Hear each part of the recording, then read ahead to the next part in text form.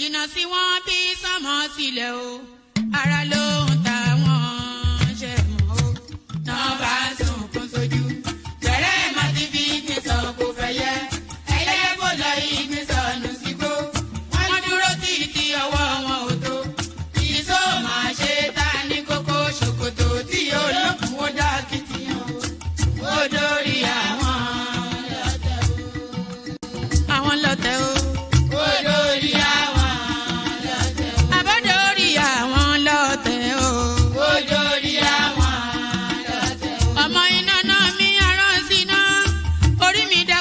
Ṣí mi lọ́nà o, mo tẹ́rí bá fàdàgbà o, àgbà ẹ̀ foríjì ni, ojoojúmọ́ ni mo ń pọ́n wọn lé, mo ń ṣèyá sí àwọn àgbà o, mi ò fojú tí rìn wọn láyé, ọmọdé ẹ má fàgbà ṣe yẹ̀yẹ́, torí oníkọ́ tó lè ọlá ní, ọmọdé ń bọ̀ wá dàgbà o, màmá ń bọ̀ wá dàgbà o. Máa ń bọ̀ wá dàgbà o. Ọmọdé ń bọ̀ wá dàgbà. Ọmọdé ń bọ̀ wá dàgbà o.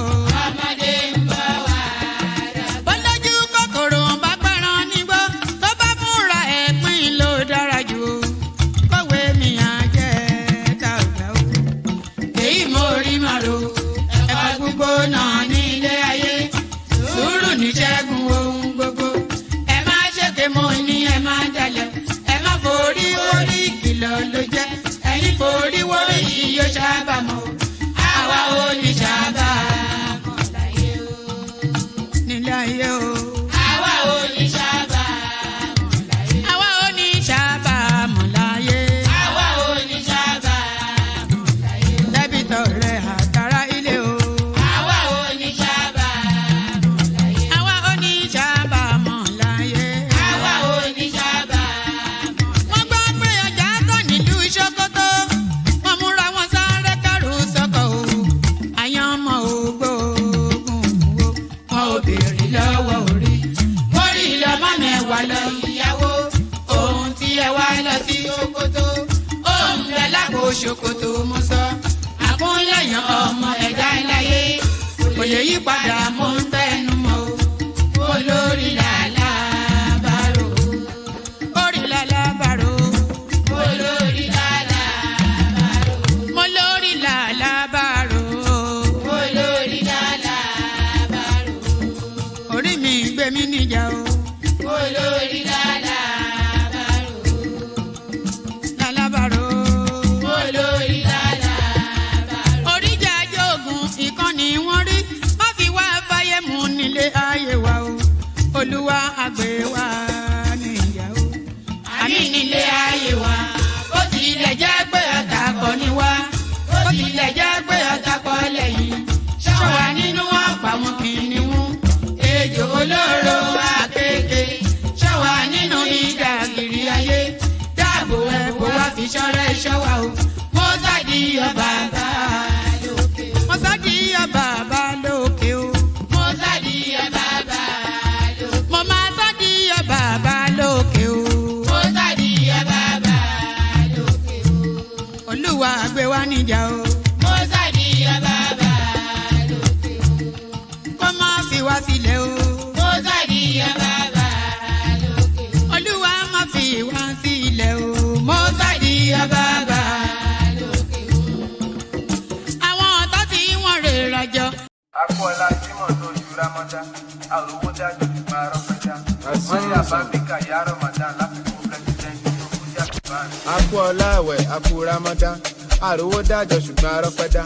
Mọ́rí àbábíkà yá Ramadan gbogbo ẹnu ló máa gbẹ bí àsìkò Harmattan. Olúwa dákun jọ gbẹ́bẹ̀ mi, benefit mo fẹ́ jẹ mi ò fẹ́ jẹ̀bi. Ẹni tó wà nǹkan àwẹ̀ kó má rí mi ní kọ́nà. Bíbẹ̀ kọ́ agba lámbà bí Olúwa bọ́nà. Báríkà yá Rasulullah, máàkì mi pàdé lọ kí Jùmọ̀. Bẹ̀rù Ọlọ́run tákùlà, láìlà ìlàlà. Báríkà yá Rasulullah, máàkì mi lọ kí Jùmọ̀. Bẹ̀rù Ọlọ́run tákùlà, láìlà ìlàlà. Àwẹ̀ tán ojú tajọ̀sán, Ọlọ́run ló mọye ládá 30 bag. Nothing should tamper with my ego, èmi mo lẹ̀sìn mi sẹ́ mo lè fi brag. Ẹgbẹ́ Ọlọ́run tóbi, Allahu Akbar. ẹ̀yọ̀ ń bá nábì sálà láwàlẹ̀ wàsálà. Olúwa ló ń ṣọ́ wa àwa ò ní ìdí ajá. Tí Fọlárìn bá mú bí ìtàyà bíi ti ajá. Torí ìdí gan lébè wọ́n fẹ́yìn bíi ìjì àwa. Fùrọ̀ tí ò bá ti tóbi tó fùrọ̀ ìfánà kò lè fíríkì àwa. Kò dẹ̀ lè fíìtì àwa. Tinúkẹ́ ń dópin tí ó ń gbé màlúmi tìwotìwo ló dìndín. Irú àyẹn níbo ló ti rí ta ló tún fẹ́ fi jọ òbí tó bí ni. Wọ́n ló ń dó yàtì bó ń dó ṣéke bó ṣe ń jó disco ló ń jó rékè. Fún anábà jẹ́ ká patronize ẹ̀ sọ̀rọ̀ owó ká mọ price jẹ́ ká ṣe lọ́wọ́ déédé. Ìwọ náà mọ̀ mi ò kéré. Mo mọ̀ pé mi ò hólì ìbọn ọmọ wòlíì ni mi béèrè lọ́wọ́ délé. Tẹ́ bá ti rí Tinúkẹ́ ẹ sọ fún pé mo dúpẹ́. Gbogbo kìsìn gbogbo missionary gbogbo. Tẹ́ bá ti rí Tinúkẹ́ ẹ sọ fún pé mo dúpẹ́. Gbogbo kìsìn gbogbo missionary gbogbo délé. Tẹ́ bá ti rí Tinúkẹ́ ẹ sọ fún pé mo dúpẹ́. Gbogbo kìsìn gbogbo missionary gbogbo. Tẹ́ bá ti rí Tinúkẹ́ ẹ sọ fún pé mo dúpẹ́. Tí ò bá sí àwa èmi tí ń dúró wájú yìí tí ń lérí ogun tí ní òkè Buhari nìṣó ká máa bá lọ.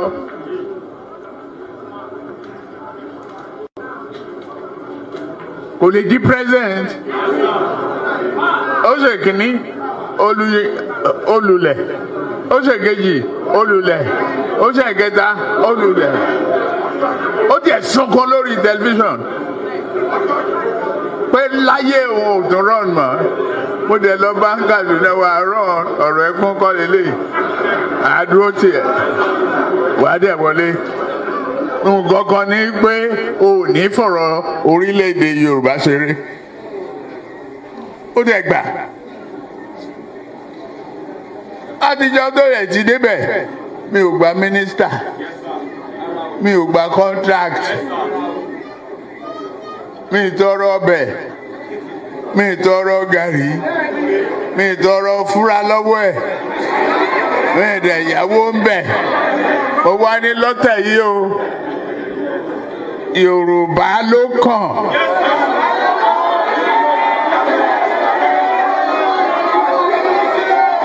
Tá a bá dẹ̀ sa Yorùbá náà, èmi ló kàn.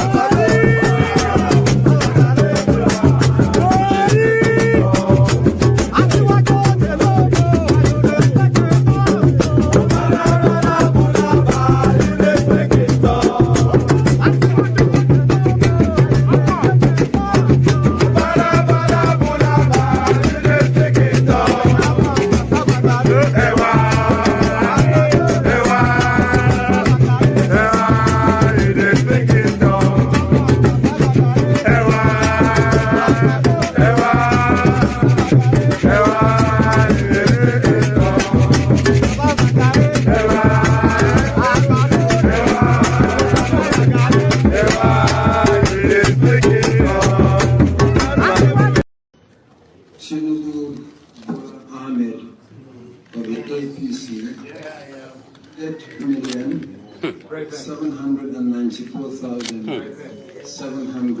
8,794,726. Miadi Peter Nana Chukudi of Abga, 61,066. Thank you. Tinubu Ahmed of the APC.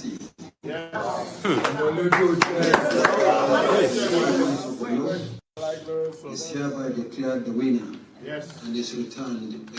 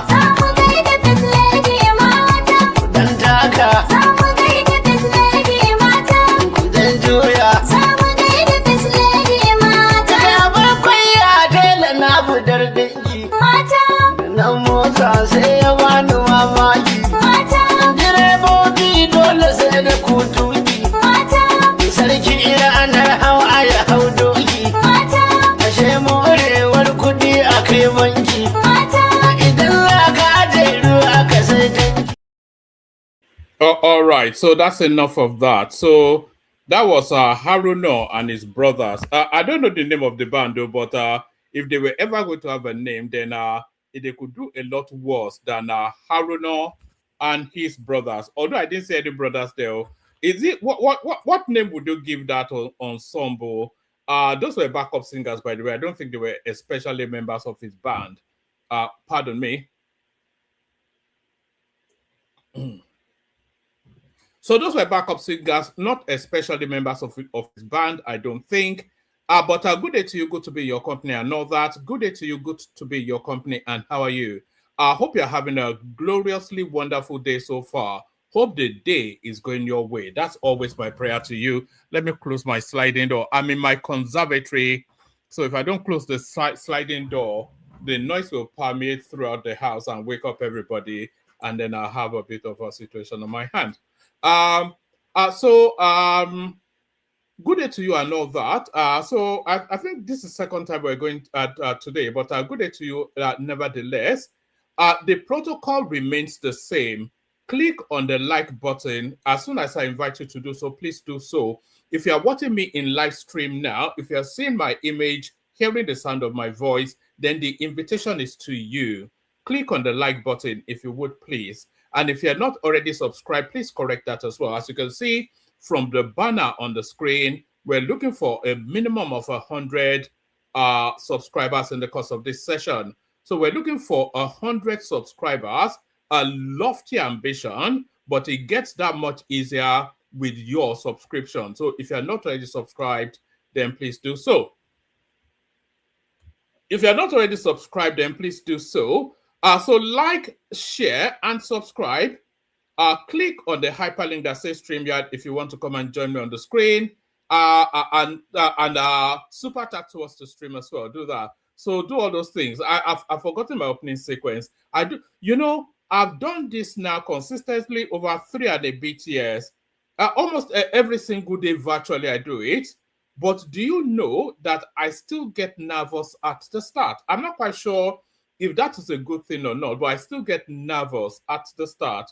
So when you hear me oohing and erring, I'm going, it's me trying to get into gear, to gear myself up and get into some sort of a rhythm. So still the nerves kicking, and I'm not quite sure how good the thing that is, but that's the way it is. So like, share, subscribe, click on the hyperlink that says StreamYard to come and join me on the screen. Super chat. I'm not quite sure when we last had a super chat. We should be having 100 super chats in the course of this session to compensate for all of the super chats that we've not had over a period of time. So like, share, subscribe, click on the hyperlink that says StreamYard if you want to come and join me on the screen. super chat towards the stream, and more importantly, say hello to me in the comment section. Do that. You know I have no friends, so be my friend for however long this session lasts. So like, share, subscribe. How am I coming across? You know, I'm streaming to a multitude of platforms, so I'm constantly looking at so many images just to see that I'm at least aligned. You know. So like, share, subscribe, click on the hyperlink that says StreamYard, share the links as widely as you can, super chat towards the stream, say hello to me in the comment section. I'm not yet seeing anybody say hello. Usually somebody would have said hello by now. Maybe you don't love me anymore. Maybe that's just the thing. Maybe what's that love song? Another sad love song. Was that Sisters with Voices, SWV? Another sad love song. No love for one man. But no. There's so many things going on within the news cycle that it is almost impossible. I think that's probably why we're doing 2 sessions a day now. There's so much going on within the new. Thank you, Tony. At least Tony loves me. So there's so much going on within the news cycle that it's almost impossible to keep up sometimes.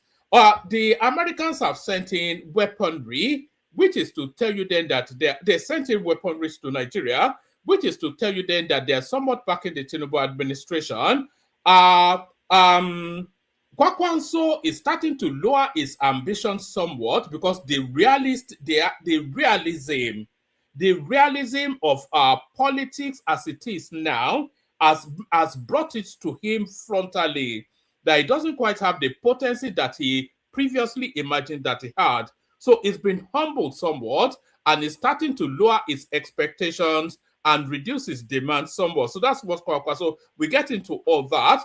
And then, you know, these are the bombings. All right, thank you, Tony. So that's Tony saying hello there. You know, the American bombing that took place in Nigeria recently, when they bombed Sokoto, you know, that was at the orchestration of a particular lobby group that kept on pressuring the American government and highlighting negative news about Nigeria to the point that it got to Donald Trump and he felt the need to act. So that was a lobby group, and the people propelling that lobby group, by the way, they are called American Veterans of Igbo Descent. So those were the ones that are buying up lobbyists in America to pressure the American government to take actions against Nigeria. So now the Nigerian government has now mirrored that. They've gone into America and they have now bought a more expensive lobby group to advocate on behalf of the government. So there's a counterweighting of lobbyists. There's the lobbyist of the obedient, Ipobian, Biafran sort of narrative, who are the ones propelling this aggressive language towards Nigeria by the Americans. But then there's the counterweighting now of the Nigerian government commissioning lobbyists to counterweight what the lobbyists is convoluted and complex, but we'll dissect it in the course of the session. So there's a lot of that going on as well.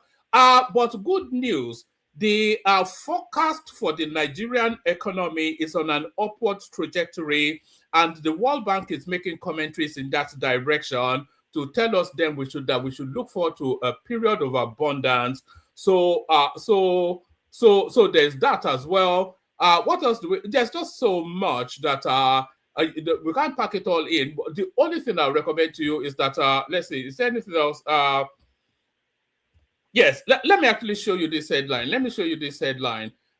So this is one of the things that I am talking about. Let me show you this headline.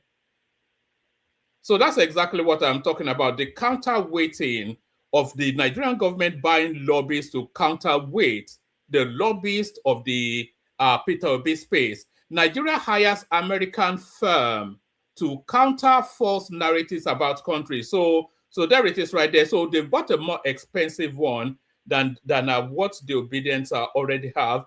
Let's take a few paragraphs. So it says the Nigerian government has hired an American lobbying firm for $750,000 per month over 6 months to defend its international reputation in Washington, spending a total of $4.5 million. I think I've actually got it. Let me bring it to you from here. Actually, the session has started, I suspect now. So let's just get into it. So the session has started. Let's get into it. This piece actually speaks to that narrative. So let's pick it up from here. It's now time to take a look at news making headlines across the globe. Of course, we begin with Nigeria's foreign policy news today, as Nigeria's battle to shape Washington's view of its internal security crisis has spilled into a lobbying war, with the federal government dramatically outspending Biafran secessionist groups as both sides seek President Donald Trump's ear over claims of a Christian genocide. According to the noted UK publication African Confidential, alarmed by Trump's threat last November to go into Nigeria guns a-blazing, President Bola Tinubu's administration and its allies have moved swiftly to counter separatist narratives in the US capital, signing a $750,000 a month deal for 6 months renewable contract with the Republican-linked DCI group to press Abuja's case on visa policy, military cooperation, trade and tariffs, and to emphasize government efforts to protect Christians and Muslims and combat jihadist violence. Well, the scale of the contract dwarfs that of the shadowy and unknown Biafran Republic government in exile, which is paying up $66,000 a month to the smaller Madison and Washington lobbying firm to push for sanctions against Nigerian officials, greater U.S. engagement with a I was speaking, not realizing I was muted. If you did not know who was propelling the Americans to act against Nigeria, it is the Biafra space. I think that's in common parlance, but not in popular understanding. So it's in common parlance, but not in popular understanding. The people pushing the Americans to come and attack Nigeria, to sanction Nigeria, to bomb Nigeria, is the Biafran space. And they do it openly and publicly as well. I'm not even guessing at it. It's an organization called, it has the acronym AVID, AVID. And what does AVID stand for? It stands for American Veterans of Igbo Descent. So those are the organizations, that's the organization that buys the lobbyists, that lobbies then the Americans to take an aggressive stance against Nigeria, to the point that we saw the bombing in Sokoto. So that's the place that is pressuring the Americans. But what we are now, what is now coming through is that and by the way, Nigeria should have had lobbyist group in America as a matter of part of their foreign policy arsenal. So I'm not quite sure. Nigeria must stand alone as the only country that doesn't have somebody advocating their interest in the United States. But later to it, but better late than never, Nigeria has now commissioned a high-level, very expensive lobby group to advocate the narrative of the Nigerian space. So we'll take that story from the beginning again, because it segues into the next one that I'm about to show you now. So just stay with me. It will all tie together as we carry on. To go into Nigeria guns a-blazing. President Bola Tinubu's administration and its allies have moved swiftly to counter separatist narratives in the U.S. capital, signing a $750,000 a month deal for 6 months renewable contract with the Republican-linked DCI group to press Abuja's case on visa policy, military cooperation, trade and tariffs, and to emphasize government efforts to protect Christians and Muslims and combat jihadist violence. Well, the scale of the contract dwarfs that of the shadowy and unknown Biafran Republic government in exile, which is paying up $66,000 a month to the smaller Madison and Washington lobbying firm to push for sanctions against Nigerian officials, greater U.S. engagement with a putative Biafran administration, and even support for military strikes and favorable oil deals with Washington in an unidentified future Biafra. Well, the lobbying scramble has unfolded alongside intensified U.S.-Nigeria security contacts, including joint intelligence coordination and U.S. airstrikes on suspected jihadist targets in northern Nigeria over Christmas, underscoring how claims made in Washington are now intersecting directly with military, diplomatic, and commercial decisions affecting Africa's most populous country. Well, in a related development, the United States has delivered critical military supplies to Nigeria. All right. So I'll let her say that piece in a moment. But let's just go through the journey. So the Biafra movement commissioned a lobby group to advocate on their interest, but they couched that interest, quoting it under concerns about the plight of Christians in Nigeria. We all know that. So that was how we started. And then that Biafran group, it propelled the lobby group that they lobbied to pressure the American government to weigh heavily against Nigeria. So we saw the language when Donald Trump first tweeted that he has concerns about I'm just careful with the wordings so that I don't trigger YouTube. But Donald Trump tweeted then that he was concerned about what was happening to the Christians in Nigeria. He tweeted that, and he told the Nigerian government then to sort it out, or he will come in guns are blazing. So that was how it started. And then subsequently, he did come in guns are blazing. But in between Donald Trump making that tweet and coming in guns are blazing, the Nigerian government moved very swiftly, and they deployed a very, very high-powered delegation to Washington in order then to navigate that narrative. So they've managed to then get Donald Trump on board. So what the Biafran movement was hoping was a leverage on their part has now turned into an advantage for the country. So the bombing of Sokoto, of course, was a concerted effort between the Nigerian intelligence services and the American muscle. We all know that. And then consequently, the Americans now deepen their military cooperation with the Nigerian state by supplying us now with weapons. Do you remember when the Americans placed an embargo on us that they would never give us weapons? Do you remember under the Buhari administration, or they just gave him a flat no until Trump came in? Actually, it was Trump that sold us those Tucano aircrafts. But so this is the pivoting of it now to the point now that the Americans are supplying us weapons. So this is a tweet from the U.S. African Command, AFRICOM. It says United States forces delivered critical military supplies to our Nigerian partners in Abuja. This delivery supports Nigeria's ongoing operations and emphasizes our shared security partnership, #US in Nigeria. So there it is right there. So this is how that narrative has now pivoted. So we go back to this and pick it up from here. As part of ongoing efforts to strengthen bilateral security cooperation between the two countries, the delivery was confirmed by United States Africa Command, better known as AFRICOM, which oversees U.S. military operations across the continent. In a post on X, AFRICOM said the critical military supplies handed over to Nigerian partners in Abuja are in support of Nigeria's ongoing operations in tackling terrorism and banditry. It comes amid a broader security partnership between Nigeria and the United States.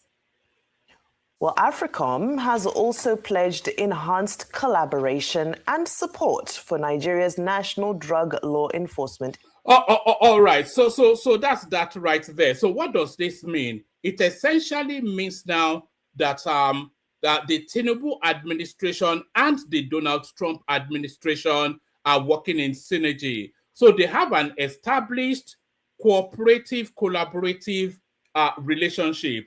The Americans and the Nigerian government, they have an established cooperative, collaborative relationship. So we already know that they're saying it, and the Nigerian government is echoing that as well. So they're saying they're sending weapons to their Nigerian partners. Their Nigerian partners are acknowledging the support that the Americans are offering them. So what does that tell you? The Tinubu administration and the Trump administration, they've established a close working relationship.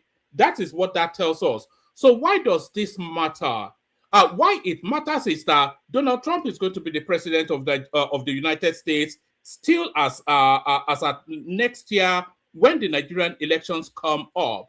So we know that, but we also know that the American government, especially the Donald Trump government, is an interventionist sort of a government. We also know that. We also know that their focus is firmly on Nigeria at the moment, not anything to do with Christians, of course, but really because of our resources, we also know that. And what else do we also know? We also know that the Tinubu administration is synergizing quite synchronizedly, if there's such a word, with the Trump administration. We also know that. So what does all of this condense into? All of this condense into who will Donald Trump back in the 2027 elections, because the obedience space, one of their biggest muscles is if Donald Trump leans towards their narrative. But the ongoing and firming up relationship between the Tinubu administration and the Trump government makes it more likely then that Donald Trump will go with already established relationships and already agreed deals. So it's essentially what I am suggesting is Donald Trump actually Tinubu's man? This is what I am actually trying to suggest in that rather convoluted, if you line it up properly and apply logic straight down the middle, it leans towards a possibility that Donald Trump might well be a Tinubu man. So hold on to that as a thought. Hold on to that as a thought. As we go on to the next one. We don't have an abundance in the news, by the way. So if people want to come in. It's a conversational something. So you have to come in and agree, disagree with me, engage me in conversation, etc., etc. So let me send the link so that people can start coming in. You may want to start coming in now if you are interested in taking on the conversation. So let's go on from that to the next one. Let's go on from that to the next one. So let's go to this one actually. Kwakwanso gives fresh conditions to dump NMPP for APC. So there's a somewhat of a certain type of naivety to the way that Kwakwanso has been playing his politics. Somewhat a bit of a naivety. Yes, let me actually read. Actually, before I get to that, yes, there's somewhat of a bit of a naivety to the way Kwakwanso has been playing his politics. It took a firm position that for him to align or work with any other political party, they either have to offer him their presidential ticket or their vice presidential ticket. So that was his stance about 2 weeks ago, that look, for me to pack these 1-point-something million votes that I command, for me to pack it into your project, you either have to offer me your presidential ticket or your vice presidential ticket. So that was a mistake on behalf on Kwakwanso's part, because of all of the possibilities that could propel him or retain him in political relevance. There is no window that opens for him to either be the flag bearer or the vice. It cannot be the presidential candidate in the APC now, because they are already in government. They have a president, so they're not going to tell Tinubu to step aside so that Kwakwanso can get the ticket, so that he can bring his 1 million votes to them. So there's no room at the top of the ticket in the APC, and there is also no room as the vice in the APC either. So Kashim Shettima already occupies that post. But even if they decide to jettison Kashim Shettima, there are too many heavyweights. There are too many northern heavyweights in the APC for Kwakwanso to leapfrog them. Because if they want to bring in Kwakwanso to run deputy with Tinubu, then that means they have to bypass Nuhu Ribadu, they have to bypass Abdullahi Ganduje, and a whole raft of all manners of other characters within that space. So there is no room at the APC space, either for the presidential ticket or for the vice presidential slot. So now with the ADC also, there is no room also for the presidential ticket or the vice. Atiku is not going to say Kwakwanso come in and take the ticket. He's not going to do that. And Peter Obi is not going to do that. You have Rotimi Amechi. So there is no room to satiate what his demands are. So now, having now realized that is overplaying his hand somewhat, Kwakwanso now reverses and condenses down to reality, and then he lists then a new raft of conditions. Kwakwanso gives fresh conditions to dump NMPP for APC. Former Kano State Governor and national leader of the New Nigeria People's Party (NNPP), Senator Rabiu Musa Kwakwanso, has said any consideration to join the All Progressive Congress (APC) must come with clear assurances on the future of the Kano State government and the welfare of its supporters. So this is now negotiating down somewhat. So it's no longer sticking with, I must be vice president or president. So it's coming to the reality of it, because if he wants to retain a political relevance post the elections in 2027, then he has to come off his high horses a little bit. And this is Kwakwanso coming off his high horses. Our former Kano State Governor and national leader of the New Nigeria People's Party (NNPP), Senator Rabiu Musa Kwakwanso, has said any consideration to give the All Progressive Congress to join the All Progressive Congress (APC) must come with clear assurances on the future of the Kano State government and the welfare of its supporters.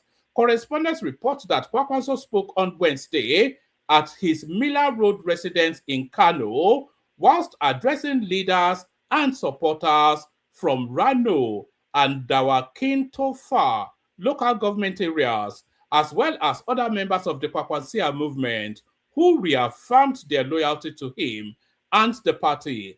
I didn't say I won't join. I didn't say I would not join the APC. So that is to then indicate then that he has now narrowed his choice to the APC, is now negotiating then what they will offer him for him to bring his support in. So that is what that tells us.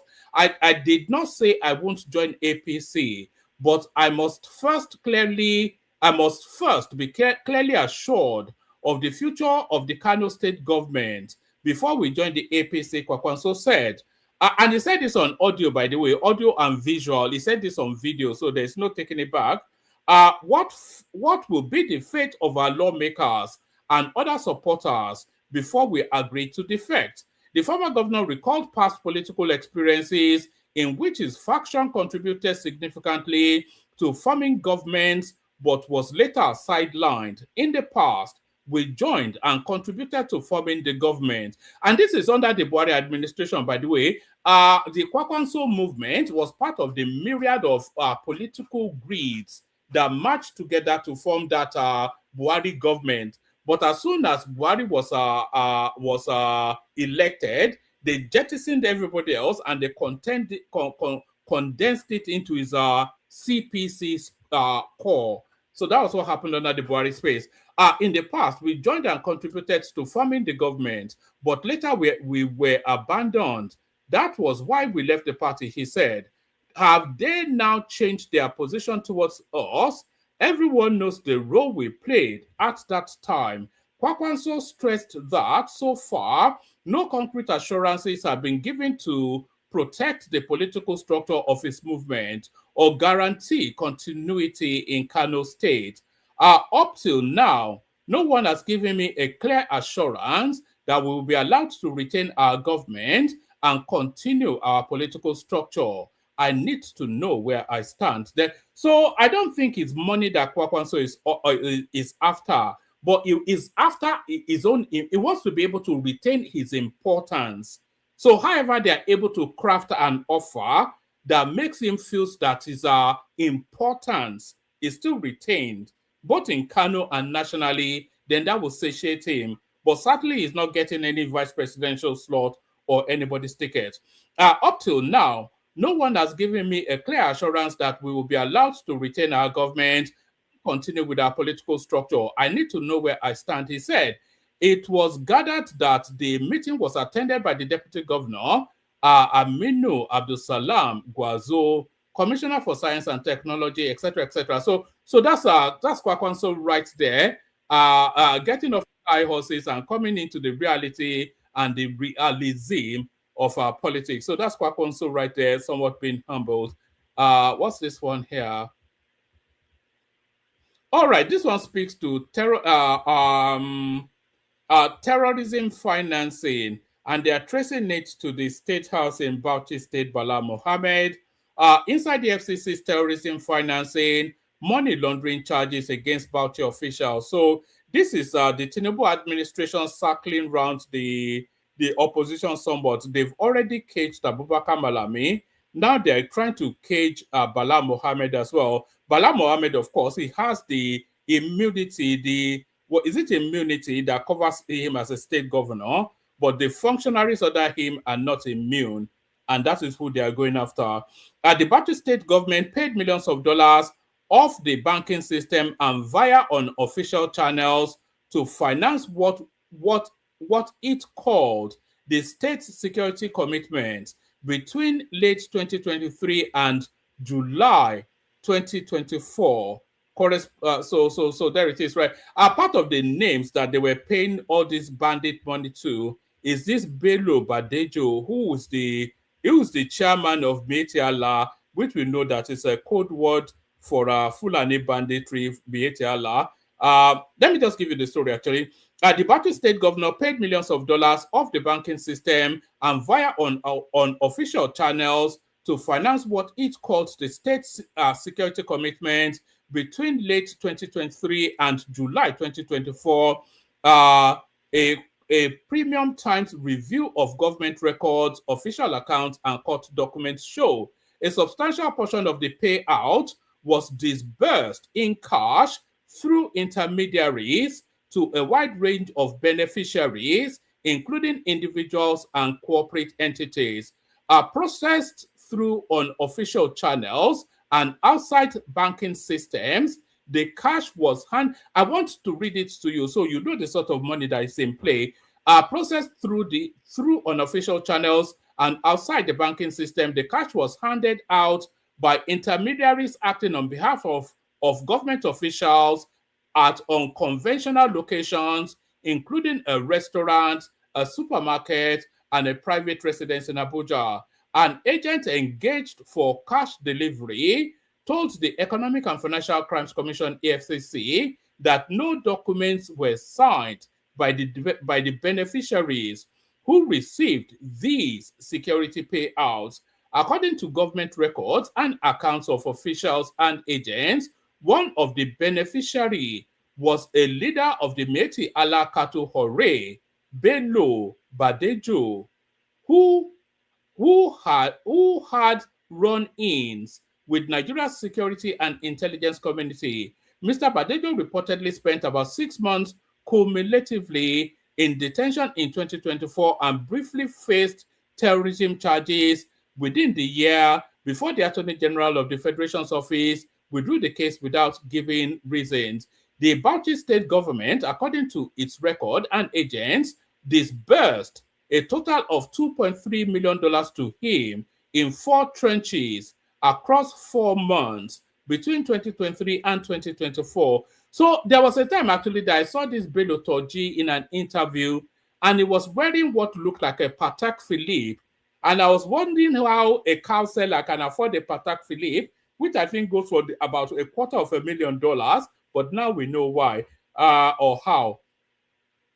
In July 2024, the Attorney General, the Accountant General of Bauchi State, Saidu Abubakar, issued a memo to Governor Bala Mohammed through the Secretary to the government for the regularization of the disbursement already carried out from January to July 2024. The amount captured in the memo totaled nearly $17 million. Do you know why the Naira is actually high against the dollar? It's because when these state governors get their monthly allocations, they just give it to Baba Sule or Malam Abubakar, the currency dealer, and he will just convert it to dollars. So that a lot of what makes our currency so expensive against the dollar is this dollarization of the Naira by all these state houses. The amount captured in the memo totaled nearly $17 million and 75 million Naira released to individuals, including Mr. Badejo, between January and July 2024. On the 30th of December 2025, the EFCC charged the State Commissioner for Finance, Yakubu Adamu, and 3 civil servants in the state with terrorism financing and sundry money laundering offenses. for the funds released to Mr. Badejo and others. Mr. Adamu's co-defendants, whom the prosecutor described as Bauchi state civil servants and signatories to the state government's account, Balarabe. So they go on to give us the names of the rogue list. So the charges accuse them of releasing funds to Mr. Badejo and others who allegedly used part or all of the money to finance a terrorist organization. The charge also includes allegations that Mr. Adamu received nearly $7 million from the disbursement in a money laundering scheme. The funds allegedly released to Mr. Adamu and Mr. Badejo was also said to have violated the money laundering law for taking place outside a financial institution. The EFCC arraigned them before the Federal High Court in Abuja on terrorism financing charges on the 31st of December 2025. Governor Mohammed, whose aides have been charged by the EFCC in various cases across the past year, has fumed over the trial. Mr. Mohammed, who enjoys immunity from prosecution as a sitting governor, said the EFCC was targeting his officials at the behest of the Minister of the FCT, Yemse Wike, a political rival within the PDP. In response, the EFCC described Mr. Mohammed's claim as wild. I really hate the way they do it in Nigeria. When you are caught stealing, look at Abubakar Malami, for instance, who was stealing under the Buhari administration in open glare. Everybody could see him stealing, and he even didn't hide the fact that he was stealing. So now they have caught him now. He's now claiming that it's because he's with Atiku, that's why they are targeting him. It's politically motivated. Was it political motivation that made you go and steal in the first instance? Mr. Governor Mohammed, whose aides have been charged by the EFCC in various cases over the past year, has fumed over the trial. Mr. Mohammed, who enjoys immunity from prosecution as a sitting governor, said the EFCC was targeting his officials at the behest of the Minister of the Federal Capital Territory FCT, Yemse Wike, a political rival within the People's Democratic Party, PDP. In response, the EFCC described Mr. Mohammed's claims as wild. The anti-corruption agency stated that it is an independent body established to combat economic and financial crimes. The attempt to portray it as a pliable agency that panders to the demand of certain political interests is therefore mischievous and condemnable, and on it goes. Sorry, I'm not saying this. Can we please get the likes up and the subscription? So like and subscribe, at least do that. If you cannot labor to super chat, at least labor to like and subscribe. I think that's the barest minimum. I don't think that's an unreasonable ask to ask you to like and subscribe. So like and subscribe is what I am requesting. Like and subscribe. We go on from that to this one. They are going to tell you that the next election, it was rigged, though. Especially if the APC wins, that's what they are going to tell you.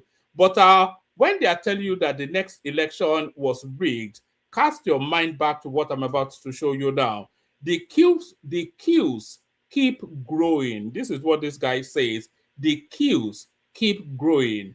Young Nigerians are embracing APC e-registration, showing rising interest in digital and organized political participation. So this multitude are all Northerners registering to be members of the APC. So when they are telling you that the next election was rigged, though, well, certainly these people are not being rigged now. So these are people registering now to be members of the APC. So we're going from that to the next one.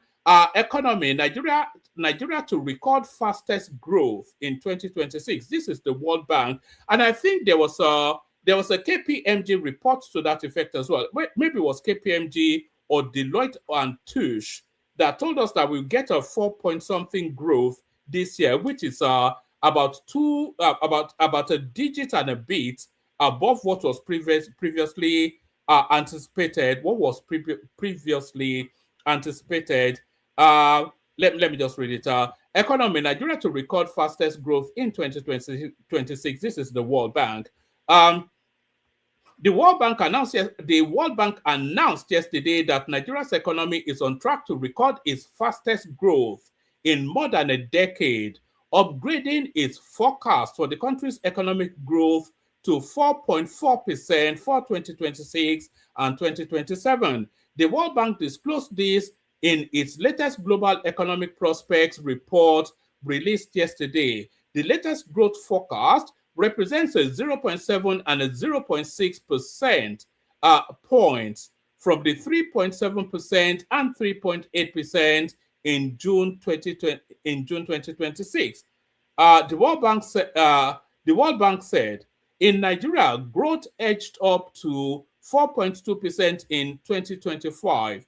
The increase was driven by expansion in the service sector, especially the finance and information and communication technology sectors. So I'm glad that the driver of the economic growth is not actually oil, which is to tell you then that the economy is diversifying somewhat.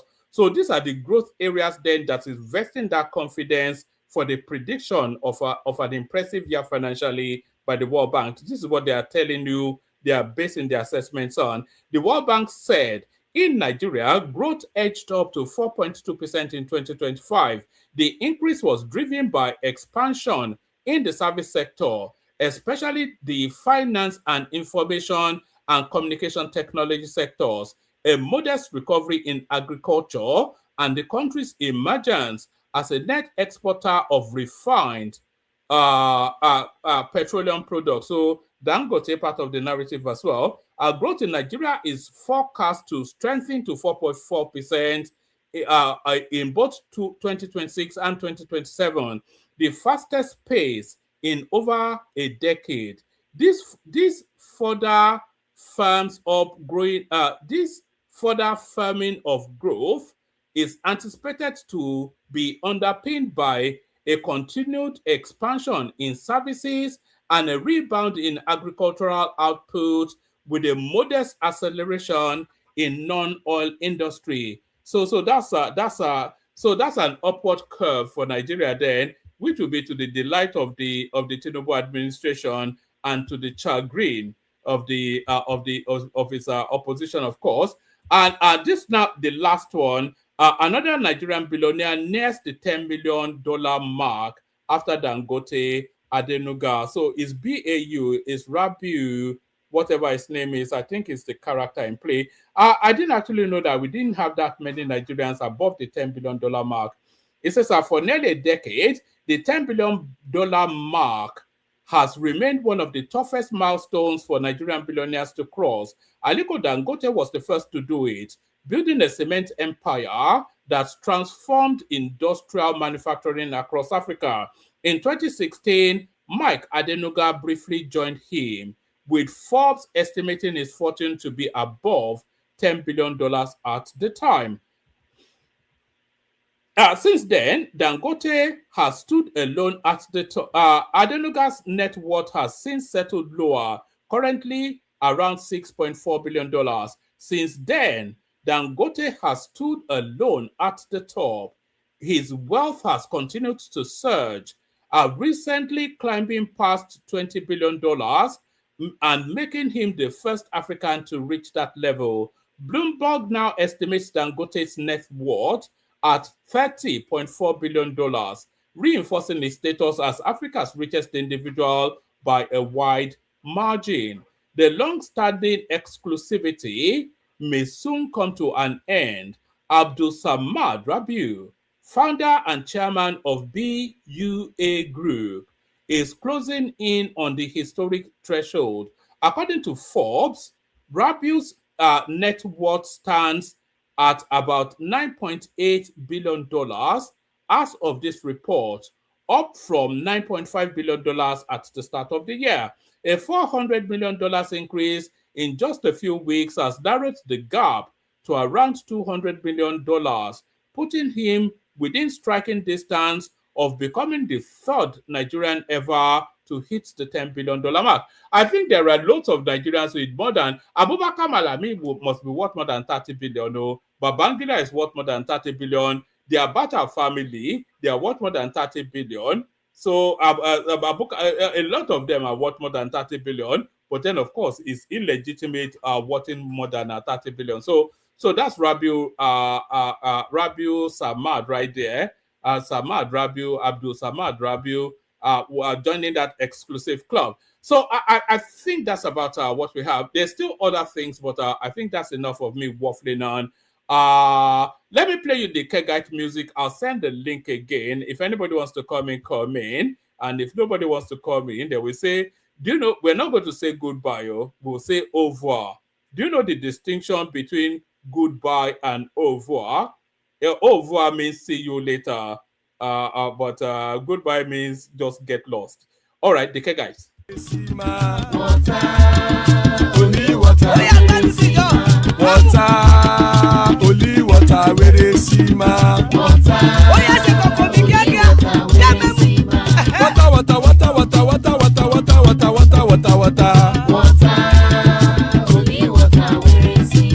Hapa o naido. Hapa o naido. Hapa you don't come o. Hapa o naido. Hapa o naido.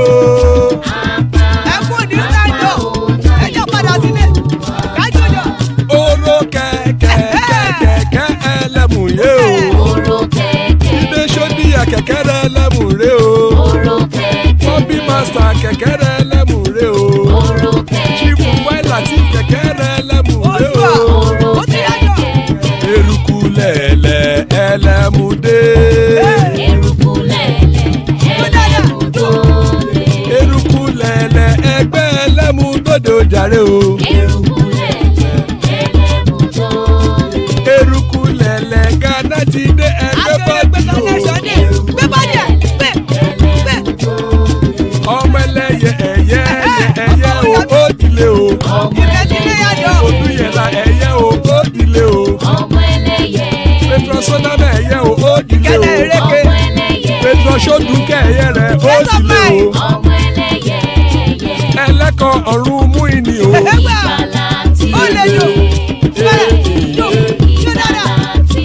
Àkùkọ ọ̀run mẹ́kọ̀.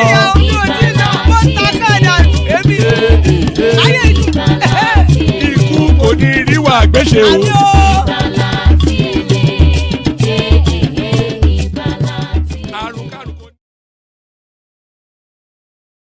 This right there, Àkùkọ ọ̀run mẹ́kọ̀, the cockroach of the heavens don't crow yet. Iku kò ní rí wa gbéṣe, may death have nothing to do with us. So amen to that on behalf of myself and you, my friends. Amen to that on behalf of myself and you, my friends. Joining us, some of our friends, Larry, who is always a very nuanced and elegant narratives relating to financing. Hassan, who always comes in with a different funky name, he's going to have to explain what that means. Tony Africa, of course, who brings the psychedelic perspective, and father of the bride, Ola right there. So thank you, gentlemen. Anybody that wants to join, please join, just to expand the conversation. We need us, especially if you've never joined us before, we especially would like to hear from you. We're always a relentless search for new voices, just for just to freshen up the narrative. So if you've never joined us before, break your duck today and come in. If you come in for the first time, we go to you immediately just to document what your politics is or are. So thank you, gentlemen. So let's kick it off with let's kick it off with Larry, who came in first. Larry, good to have you. Hello, man. Alajaba. Salam alaikum. Super Eagles don't show me shege. Who show you shege? Super Eagles. Oh, me too. No, please don't put it. I can't bear it. You know, on balance, you want to say the Moroccans, they deserve to win because they showed a lot more. It's just heartbreaking to lose on penalties. It's so painful. I couldn't bear it. I tried to hide from it. That's the thing that just killed me. Penalties, those guys actually broke a lot of Nigerian people's hearts, right? Because when you can't do the same mistake two times, right? The same thing happened to us with Morocco, right? With Congo, and we are having the same problem now. You know, this is the first time, ever since I've been watching ball, right? This lackadaisical attitude. You want to play penalty, you were chewing gum, and it just went in, as if nothing. To be honest, they didn't have any energy all throughout that game. They seemed somewhat jaded, somewhat faded out. Yeah. Yeah, or did those Arabs put something in our drink? Is the question. No, not like that. I think we're really missing in Ndidi. That captain, we're really missing that captain touch. And giving captain to Osimhen, I really don't think Osimhen has, if he has the captain, he has more responsibility. I really don't see him like that. Right. But when he doesn't have the cap, you see the zeal, you see the energy and everything. But today, I think Osimhen is actually out of the game. It's a whole lot. Fine. They were able to good ball, Bassi, right? Calvin Bassi. God bless you. He did a lot. The keeper did a lot. But unfortunately, right? Oh God, and it's quite painful actually. But in the games building up, they look so good. I was so sure that they'll just go on and win it. Yeah, in fact, I was predicting 3-0 against these people. I thought they would just beat them. I think the major thing is that we lost our midfield, right? Ndidi was a key guy in the midfield because we Ndidi were to be there, right? This other guy will have more time to play. But unfortunately, and I think the coach needs to learn more, right? Because you lost the midfield. What happened with the wings? Because the Alhaji Larry, let's give them the flower because a lot of things happen to you. Understand? A person like me could be wrong. I will tell you that I think the referee didn't do a very good job because there was a time I was expecting the minimum, Mr. Lance, the red a yellow card to. No, I don't even see. Let us not deceive ourselves. Every host. The referee was from Ghana. Now, why would they put a Ghanaian referee? No, that doesn't let's just tell referee a Nigerian match? We should have controlled and scored we didn't do our job. We didn't do the fundamental. We didn't do our job because the bottom line is no matter what, even if you're a referee, because if you are playing with if the host country is playing, you want to at least try as much as possible, FIFA, CAF too, right? CAF doesn't, there's a lot of politics in all those things. So for me, you should always know that if you are going to that kind of competition, the referee will always be against you. If the referee, but they really tried. What could they have done better? You understand? No. I think what they could have done better. Probably now, this is me looking at the coach, right? I think the coach will have used. I don't think we had a shot on target throughout the 90 minutes. It was so boring, God damn it. So it was just us basically defending because we already lost. Immediately, I saw that we lost the midfield. I was looking for magic by the wings, right? Bring people, that could do something within the wings. Because if we had used the wings, probably something would have been different. But unfortunately, those guys really fall my hand, as in. But meanwhile, it's a win-win situation because Morocco is a very friendly, it's only the Islamic country out of North Africa that regard us as human beings, they are very helpful. They are very, hold on, please. They're very good people, Hold on, sir. Let me speak. We are not in the, so we are not the terror here. So Morocco is a very friendly nation. You know what I say? I will took my. Hold on. No, hold on. Yeah, but let me speak. Tony, you will speak. But yes. It's too early to be making those sort of. Just leave us. No, but I'm telling you reality. What is happening to the black people? No, hold on. Everything we're looking at how it favors us. Look. Hold on. I'm a conservative. Hold on, Hassan, hold on. This Morocco army police, they are very friendly with the black people. You know what I said? You know how many? Hold on. You know how many people that are big by the by the Algeria and the Tunisia and other Arab countries that as black people try to cross to Europe, but Morocco will give them home. They will help them. They are very good people. So they're the only North Africa that claim to be Africans. Well, Tony, You know what I'm saying? enter this one now. No, but let me finish that. Okay, let me just say why I said that it's a win-win is that they also use the money, wisely. Look at their infrastructure. Look at the country. Current is there. Hold on. Nigeria don't deserve to win this thing. Nigeria don't deserve, because when we win it, what are we going to do? No, it's too early. It's too early. Sorry, Tony, it's too early in the session for all that. Maybe when we get into the deep hours, we can do that. But we just started now, and you're already woofing. Gosh. Yeah, that was a century over. I feel overwhelmed already. I mean, I'm sorry for being loud. Just that let us cut with the spade. They play very well, as I had it. So, but at the end of the day, Morocco will use that money better than Nigeria. No, what money? The money that they are going to get from this, if they are able to win it, they will also invest it in their infrastructure, roads, electricity. You don't get this. They are not making any money. They will do it at a loss. So do you know how much they invested to host this thing? It's just for the prestige now. They are. No, they argue with them. Just leave them. We are not a country. We are not a country. So just let them win it and then let them be of help to us. We were talking about football now, and we were expressing disappointment that our country lost. We don't have to be disappointed because at the end of the day we are still going to benefit from them. Hold on now. Yes, sir. Guy, just settle. My guy, man, just stop it, please. Back to you, Larry, man. Just back to you, Larry. Okay, that's just that. So Nigerians, everybody should just at least relax. It has happened. Hopefully, probably those.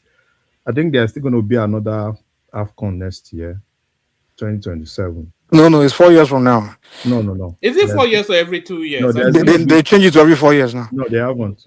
There's going to be maybe after the next one. I'm sure. I don't know if this one's the last one, but they change it to every 4 years. Maybe after the next one, I don't know. But I know they've changed it. Start in 2028. Now so what we are going to see now, I just got to know that there's going to be AFCON in 2027 because this current AFCON is the 2025 AFCON, right? So there's going to be another one in 2027. Okay, and do you know they've changed it to every 4 years now? That's going to start in 2028. Okay, maybe that. I don't know when they will start it, but I know they've changed. We still have two AFCON back to back. Yeah. Well, Nigerians, man, I'm sorry. You guys, man, the way you guys analyze football, you always annoy me. I don't know why, man. Like, you guys don't know how to handle defeats. Like, I mean, come on. Whenever you lose, it's almost like you're not supposed to lose. Morocco is a way. No, Morocco, we are not on their level, first of all. The way our boys perform against them, just the reason why we played to that level with them is because we have a better coach. Our coach was he also a coach. But those guys are not they are above us. I'm sorry, this team is above us. We are talking about Real Madrid players, PSG players. That Morocco squad is they are just above us. They are above the Nigerian squad. But the fact that Nigeria played them to that, it was our coach strategy that helped us play them to the last. So it's not really all this disappointment or the boys didn't do well. Come on, let's stop it now. The only thing anybody can say that I agree is that Chico is a chewing gum to go and take penalty. I'm like, come on now. God give you get that far. You're lucky to get that far. No. I think he may be doing that to. Sorry, Hassan. I think he may have been doing that to control his nerves. If you're not ready to play penalty, don't play. Just say you're nervous. Don't take it. That's why coaches always ask who wants to take it. Who wants to take if you know you're not confident? Just say I'm not going. They deliberately brought him in to come and take penalty. Yes. Imagine. But now Mike be that. Now Mike over that. Mike, my brother. Now Mike. You do too much for you. They destroyed. Okay, let's talk about my brother. But kudos to those guys. I'm sorry, guys. Let's not criticize them. They perform well. They perform they are beyond their expectation. These AFCON. I'm sorry. They perform freaking well. They were very impressive in all of the matches building. All of the matches, including today. I didn't think I thought they were a bit low energy today. Oh man, this is a game strategy. You can't rush against Morocco. They will finish you. We had to keep the ball away from them. That's why we're holding that ball. That's why I got to give to Brazil. We never had the ball. Now they had. No. When we get it, we try to possess it as much as we can. Because if they hold that ball too long, they will finish you. Those guys are too good, man. their counter. I don't think we completed 3 passes in their half. No, we did. Yeah, maybe in the first half we cannot get it, but then they kept it. By the time they kept their momentum, they got their momentum because they were scared.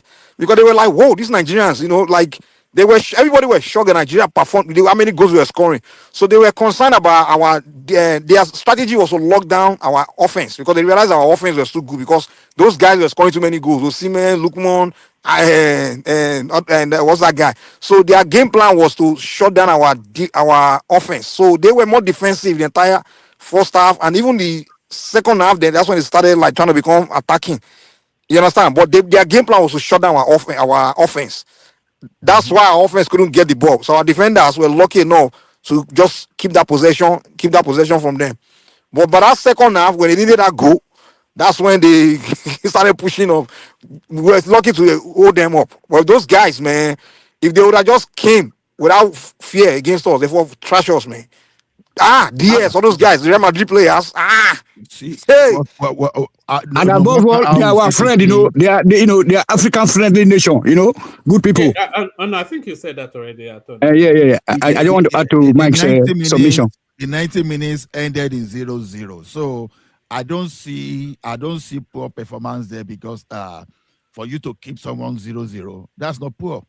And if they had better finishing, they wouldn't have. They had guilt. No, don't let us exaggerate now. Yeah. We are talking of a country that even failed to qualify for World Cup, and we went out. I don't think we had three shots on target. Did we even have three another shots? thing is I think I only saw their keeper make one save. No. Except one man. I think that's how we play. I think we don't make too many shots on target, but anytime we try, we're beating everybody 3-0, 4-0 now. Yes, our conversion rate. I used to be very high. So not necessarily numerous shot on target like others. So we can't judge by that. Because things, for example, let's assume we had a situation of like maybe 4 shot on target and we converted 2. That's Super Eagles. That's what the Super Eagles look like. So to me, I think we should. That Bashiru, is it Bashiru? That guy. Larry, don't feed down. Don't feed down, Larry. At least that's the thing about Nigeria. Once we lose, they'll start bashing the players. Don't feed down. But when the boys are winning, they will hail them. No, it's good. I even want them to come. I want them to come to the US, but unfortunately, they didn't come because they were supposed to come to my city. NFL that screw us now. NFL corruption. I think we might still be able to come. They're looking no, for I don't even want that. No, I don't want us to come. Congo. After this performance, I think FIFA want to favor us because they will see that these guys were because everybody was surprised Nigeria played that good. I'm telling you, because everybody, the whole Africa, because they look at us that we didn't qualify for World Cup, so they thought we become a useless team. If you want to come, let's come. See, if must come, it has to be on merit. We can't just be looking for backdoor. So when are we going to host it? When are we going to host it? Hold on. What does it matter? Backdoor or merit? We'll be at the World Cup. So who will we cheer at the World Cup if we don't have matters a lot because that's going to rev some of our people's emotion. You understand?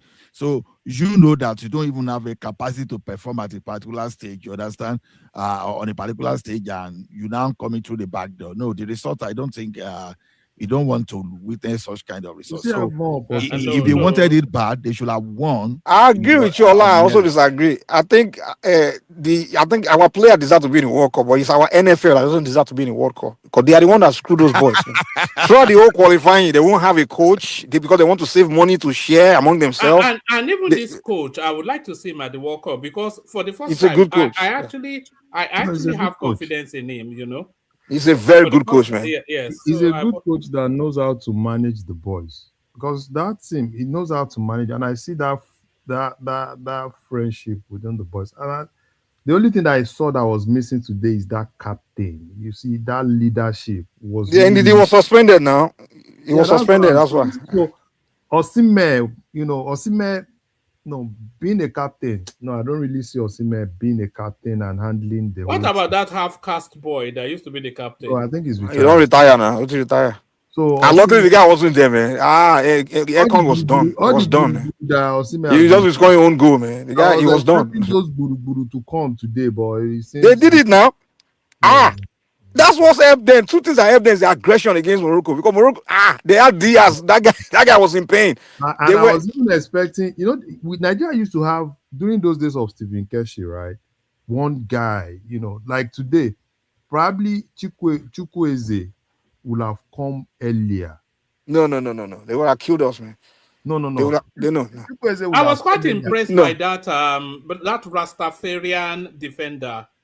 Basi. Basi is our best player now. Jambodi. In the Premiership, The guy's in Premier. He played for Fulani. Mike, you know why I said Chukwueze? That guy now Amo Tanko. Mike. No, if Chukwueze would have played, no, Chukwueze is not defensive. If you need the reason why they're playing Akko is because he's a very defensive player. Akko, Osimhen, look more. They are defensive. Chukwueze is more of an attacking guy. He can't stand there. You know why I said you can't play against Morocco and only be an attacker. They will finish you, man. Akko was playing. You have to be very aggressive. That's why the aggressive players is who the coach is using. So the aggression that we use, that's how we destroy Algeria. Because we're destroying them with physicality. But Chukwueze is not a physical player, it's more of attacking. So Chukwueze use him against a weaker team, but not his team as very. Chukwueze would have probably hold on the ball. Because what we needed was just somebody to come, because the thing was just direct. We needed somebody that could hold on ball. We felt this other guy could do it, but he couldn't. This other guy that he brought, what's his name? That my guy. Simon. But Simon couldn't do that thing. Yes, Simon was holding the ball. So, the reason why they use Samuel and Chukwueze, they are both the wingers. They are not defensive players. Yes, you understand? But they are more attackers. So if you're going to play against a team like Morocco like that they will attack you from back, you need a defensive. You need all your players to be defensive minded. It's good. At least Morocco they've invested a lot. At least they won't lose everything. At least it's still good. Because if Morocco had lost today, I don't know. Maybe we'll bring police to come and take Super Eagles out of that place. Yeah. So I had the anticipation that the Nigerians they will backlash against the Nigerians there. Because that's why the referee was favoring Morocco a lot during that game because the guy was afraid for his life now. Against Nigeria because of that Algeria situation, he didn't want them to accuse him. So. It's from Ghana now. He has a natural instinct against Nigerians. The guy was just favoring. See that yellow guy gave Basi. I'm like, are you kidding me? The guy didn't even find the guy. And there's so many. He was afraid. He wanted to just call him because they were calling the other races, the other coach, ref against Algeria. They say because he's black, he favor Nigeria, So he didn't want them to accuse him. So he wanted to appease them. So he started blowing rubbish. I just hope Nigeria is able to maintain the momentum and keep the coach because all these NFF, I don't even trust them. NFF are corrupt now. They will fire coach now because they want to save money. They will fire coach for a whole 6 months. We won't have a coach. So because that salary, they don't want to pay it. This one they want to share it. Us now. Charlie is cheaper for us. They'll go and look for one stupid one or Iboma and bring now because Charlie is the first thing they will do, they fire Shell. They can't hire one home base man that will be willing to collect peanuts. Shell has even opened the yansh of all those home base guys. We don't even want any home base because they know now. What NFF do is a very corrupt place, very massively corrupt. What they do is that budget they want to share the money.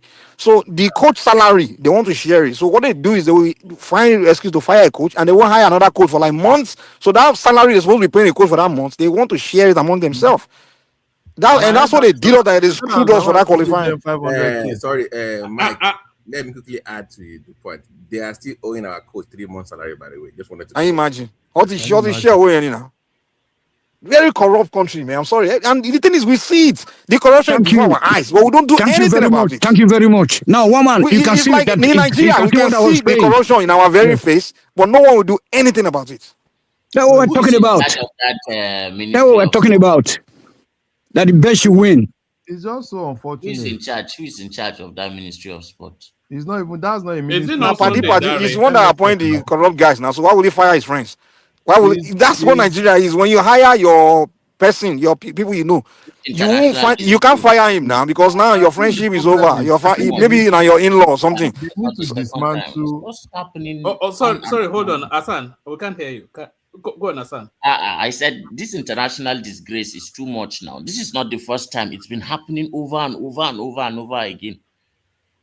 For how It long wasn't now? a bad loss now, Hassan. No, not the loss. No, it's not talking about the loss. It's talking about the corruption in NFL. Not paying do you remember when we go to international competitions and then I've not yet heard of an international competition that the headline in America, in Europe, everywhere in the Middle East, the Nigerian players are on strike because of allowances. It's every single competition. Olympics, you know, the minister will just steal all of the money and the player they will walk away. Now you see exactly what I was talking about. Now you see what I was talking about, one man. Hold on. You see what I was talking about? I don't see what you're talking about. No, I'm happy that Mike has mentioned the corruption, almost about 12 times now. That's exactly what I was talking about. So, our country is just unbelievable. You know what I'm saying? Look at our students that are stranded right now, that were on scholarship in Morocco. No, hold on. Let's just stay on the topic we're on. Then yeah. I sent that picture to you the first that video, about some. So all those kind of things, everywhere in all spheres of life, Nigeria is corrupt. It's very bad, and we are so unpatriotic, in nature. All the ministers or whatever you call them, they only think about their pockets. They don't think about the country. That's why we say that we should share that country so that we see how we can be able to restart. Thank you, sir. All right, brilliant. All right, back to you, Larry. So I just want to say something. To be fair, right? It's not really the problem of Nigerian football. It's not really the ministry. It's NFF. And the moment FIFA said, "Oh, government should take their hands off NFF," that's where the problem is coming from.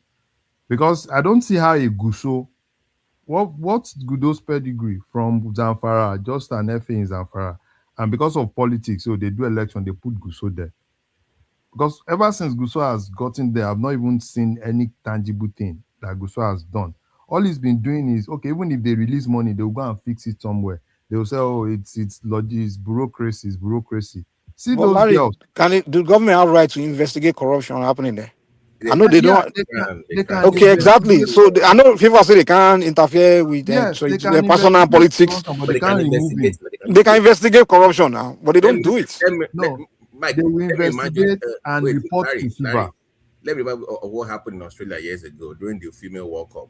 It was so bad. FIFA had to send the players their money directly. If you guys remember, they bypassed the NFF. They sent those girls their money directly because they couldn't trust them. Because somebody stole the money and the government don't investigate. Do you remember when the female team won the African Cup and they promised them $100,000 each? From what I've heard, it's still not been paid now. It's still not been paid. Those guys will just go and freeze the money. They will say it's bureaucracy. It's a whole lot.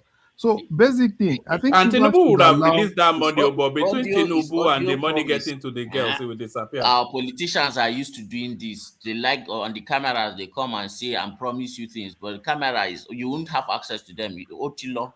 No. I think the money was released. The problem was that. So what happened to it? NFF got the money. I think the money was fixed. They fixed the money. They fix. What do you mean? Fix? What they do is when they get the money, because they will put it in. I think they first started with. Sorry, Larry. I don't think Mike got what. When the government releases money, it happens a lot in Nigeria, by the way. When the government releases the money to whichever agency, then the head of that agency then takes it to a high net worth financial space, and it would deposit it there for like a high interest for about 6 months, 3 months thereabout.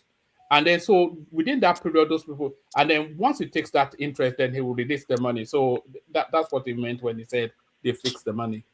Okay, that's what I meant. So is the president not aware that the players didn't get the money? Mike, hold on. The quota system also. Look at Guso.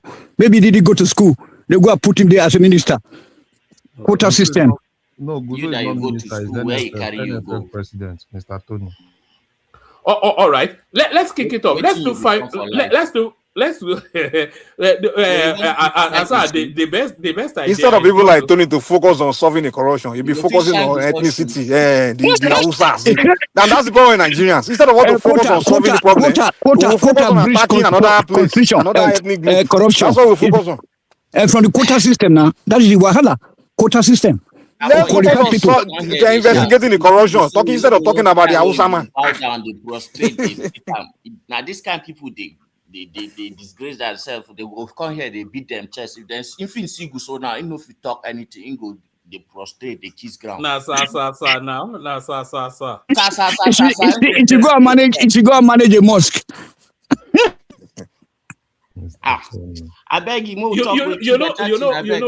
Hassan, let me just say this and then we'll do 5 minutes monologues just so everybody gets to speak quickly. You see with Tony Hassan, he knows that if he prods at you, you will react to him. That's why he prods at you. But if you don't give him the satisfaction of a reaction, he'll stop doing it. That's just, he's done it to several people on this platform. As soon as you don't give him what he wants, then he has no incentive anymore. But let's go, Larry. Then you are son.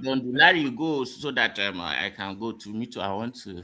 Yes, I have to speak with you. By the way, I thought we spoke about something, but you're back to work now. So, we'll speak off camera.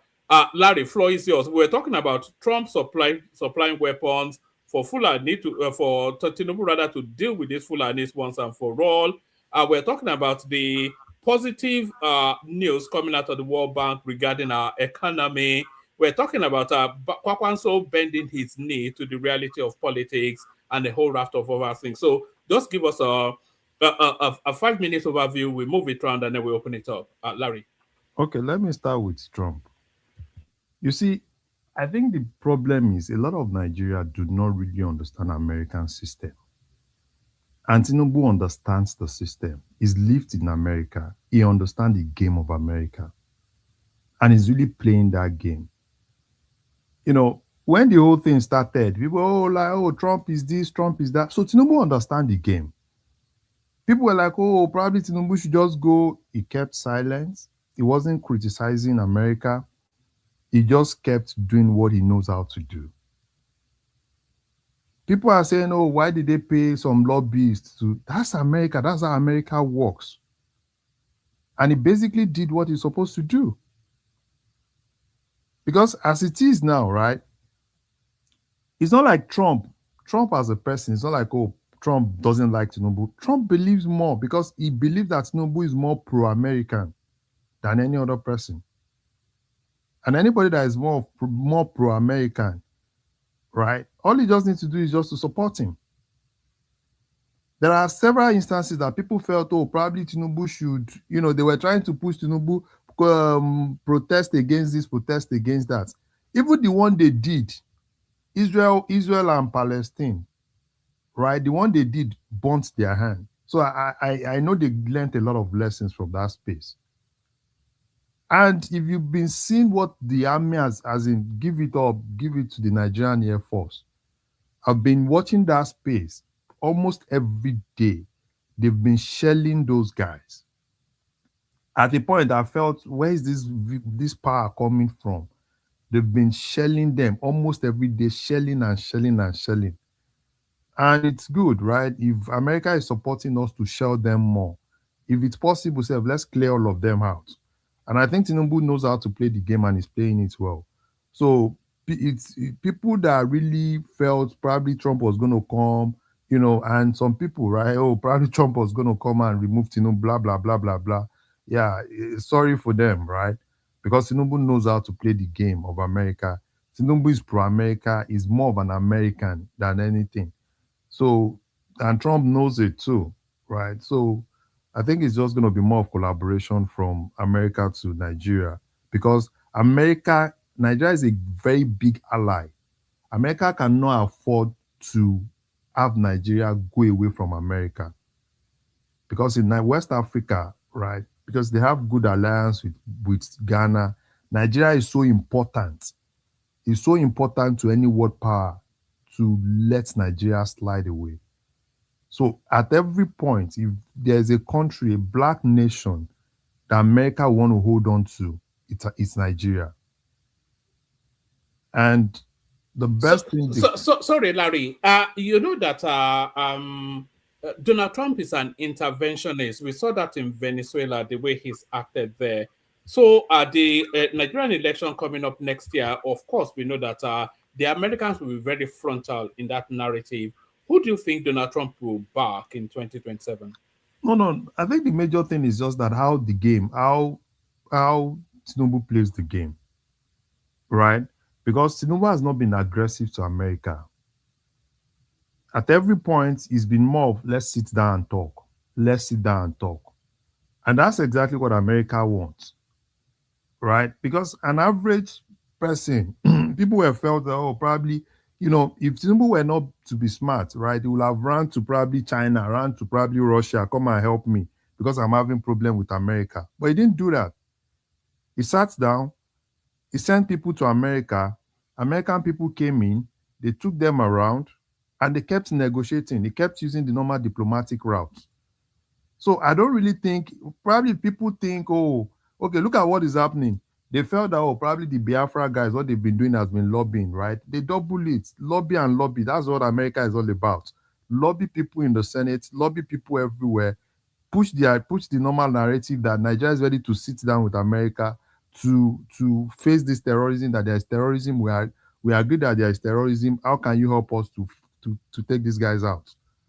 And that's exactly what's going to happen. So if anybody thinks, oh, probably Trump is going to come and probably support anybody, no, I don't think so.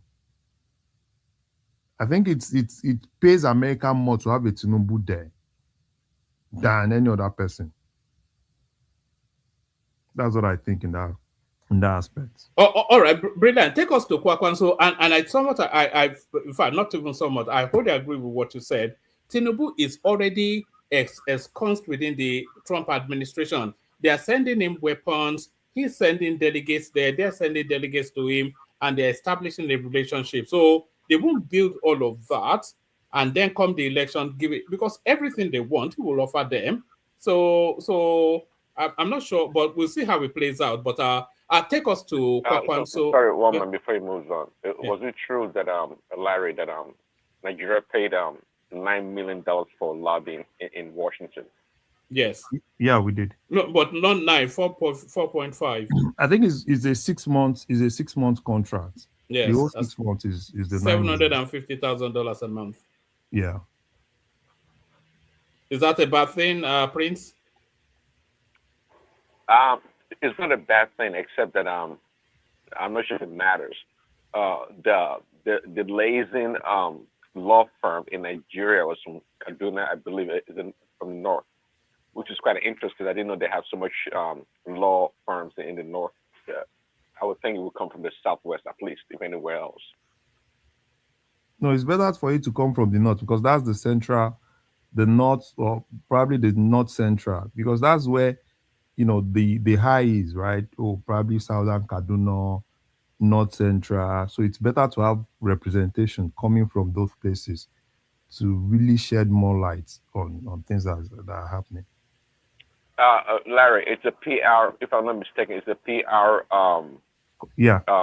lobbying. So what does that have to do with where it comes from? I mean, no, because because look at what this guy has been saying. Now, is it more? What's this guy? Everything has always been Christian, and most focus has always been around the North Central, right? So if you are talking about the North, right, you are talking about Southern Kaduna, you are talking about Plateau, you are talking about Benue. So those are spaces where there's a lot of noise, because you wouldn't even have heard of all those things if not for all those, see all those pastors in Plateau, in Benue. That's what if you've seen what has been happening within the American space, if they want to talk about anything, it's those space.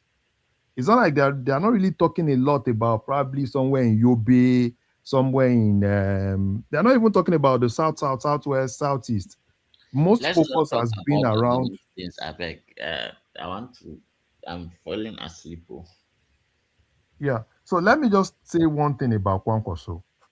So I don't know why this is okay. I think the last time I was here, right, I told you that Kwankwaso boxed himself in a corner and there's nowhere to go than for him to renegotiate for APC. I know Hassan was like, oh no, it's not, no. The basic thing is just that I think Kwankwaso basically look at the whole game, right? What he wanted, he can't get it in ADC. I've said that day that the guy is a Maradona. Wait, forget about but he played himself. Now he has not Maradona anything. Now he's climbed down very quickly now. Leave Maradona or no Maradona. This is exactly what I told you then. And this is exactly what is happening. Forget about he's a Maradona. Because the bottom line is, Kwankwaso, nothing is going to happen for Do you Kwankwaso think in he has lost leverage? I'm not telling you that he has lost leverage. Sorry, do you think? more. Sorry, Larry. Do you think he has not? I don't think he has lost leverage necessarily. He's grappling wildly. He's grappling wildly. It was all. It doesn't look good. He's been humbled now.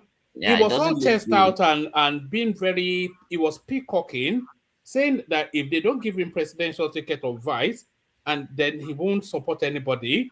And then when the landscape opened up to him more, and he saw the reality of it, and his party members are moving to the APC, his one golden chalice, which is the governor, is moving to the.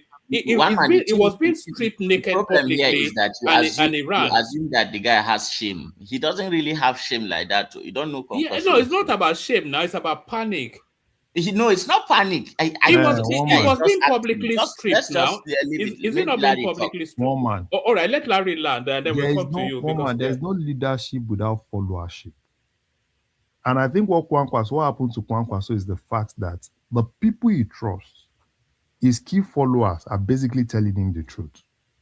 And they are basically pointing him up to what actually happened in Zamfara. Because what's the essence of doing everything at the end of the day, losing everything? Because that was exactly what happened to APC in Zamfara. They did everything, they won the whole thing. At the end of the day, they lost everything. And the way it is now, Kwankwaso does not have a hold of NNPP. There's a whole lot of issues with NNPP, that same party. So, and Kwankwaso does not like Kwankwaso is that bright, right? Probably, if we're talking about probably a year ago, Kwankwaso was a bright. But as at now, Kwankwaso is not that bright. Because if you go to ADC, right, there are a lot of brights in ADC. That Kwankwaso will now be the person that they said, oh yeah, we are expecting you. If Kwankwaso join ADC today, it's gonna queue. And no, he can't go to PDP, and NNPP is almost, is almost out of his hand. And APC, because the fact that Tinubu has up to 2031, and obviously in 2031, it's going to come back to the north. And that's why for me, I think he will have, if I were Kwankwaso, I would have joined APC earlier than this. He needs to join APC, push his guys everywhere, and see what he can actually get out of it. And negotiate better with Tinubu, probably negotiate ministers, probably give some of his key guys, probably ministers, some agencies and stuff like that. And look for a way to take over. Because Kwankwaso, last 6 months, if Kwankwaso have moved to APC, taking control of the whole structure of APC structure in Kano would have been easier. But now, the problem is, it's not really easy for Kwankwaso to take the structure of Kano APC. So he basically, he kept dragging, not until the governor left his clique and realigned with his enemies. And even some of the guys that Kwankwaso himself, because Kwankwaso cannot even afford to fight the governor. Because most of these key guys are basically telling him, we can't even fight this guy, because at the end of the day, this guy will take us out. And if these guys take us out, everything they've worked for, at the end of this, it's going to be more like probably they've lost everything. So they do not have, that's why he's saying, oh, probably they are forcing his guys. And because what's the essence? Because Kwankwaso basically got almost all the commissioners for the governor. So, and I'm very sure if the governor leaves, the governor would definitely want to take some people out, bring some of his own guys in, because there will be issue of trust. In the sense that in the people, because Kwankwaso, even the deputy governor, Guazo, was a Kwankwaso guy. At the point, the secretary, everything was Kwankwaso. So the governor was just basically, you are just the governor, we give you all the commissioner, we give you all the appointment and everything. So Kwankwaso leave. If the governor leaves now, I expect the governor to let some of the Kwankwaso guys go, build his own guys around him for 2027. So Kwankwaso, he doesn't have a choice. I probably in the coming days, he's suspended. He started talking. They just want to ensure that they assure his guys that they'll take care of them. Blah blah blah blah blah. Yeah, which is so easy for Tinubu to do. Next thing, probably Tinubu just say, okay, Kwankwaso, get Kwankwaso into Villa, sit down with him and assure him that no, don't I worry. think those are the next set of images that we'll be seeing. Kwakwanso meeting Tinubu. Yeah, that's the it, normal politics because the guy is kind of like a soft pedal. So now Kwankwaso would not want to negotiate in Kano. You want to go negotiate in Villa. That's what I'm expecting now, right? If the governor leaves.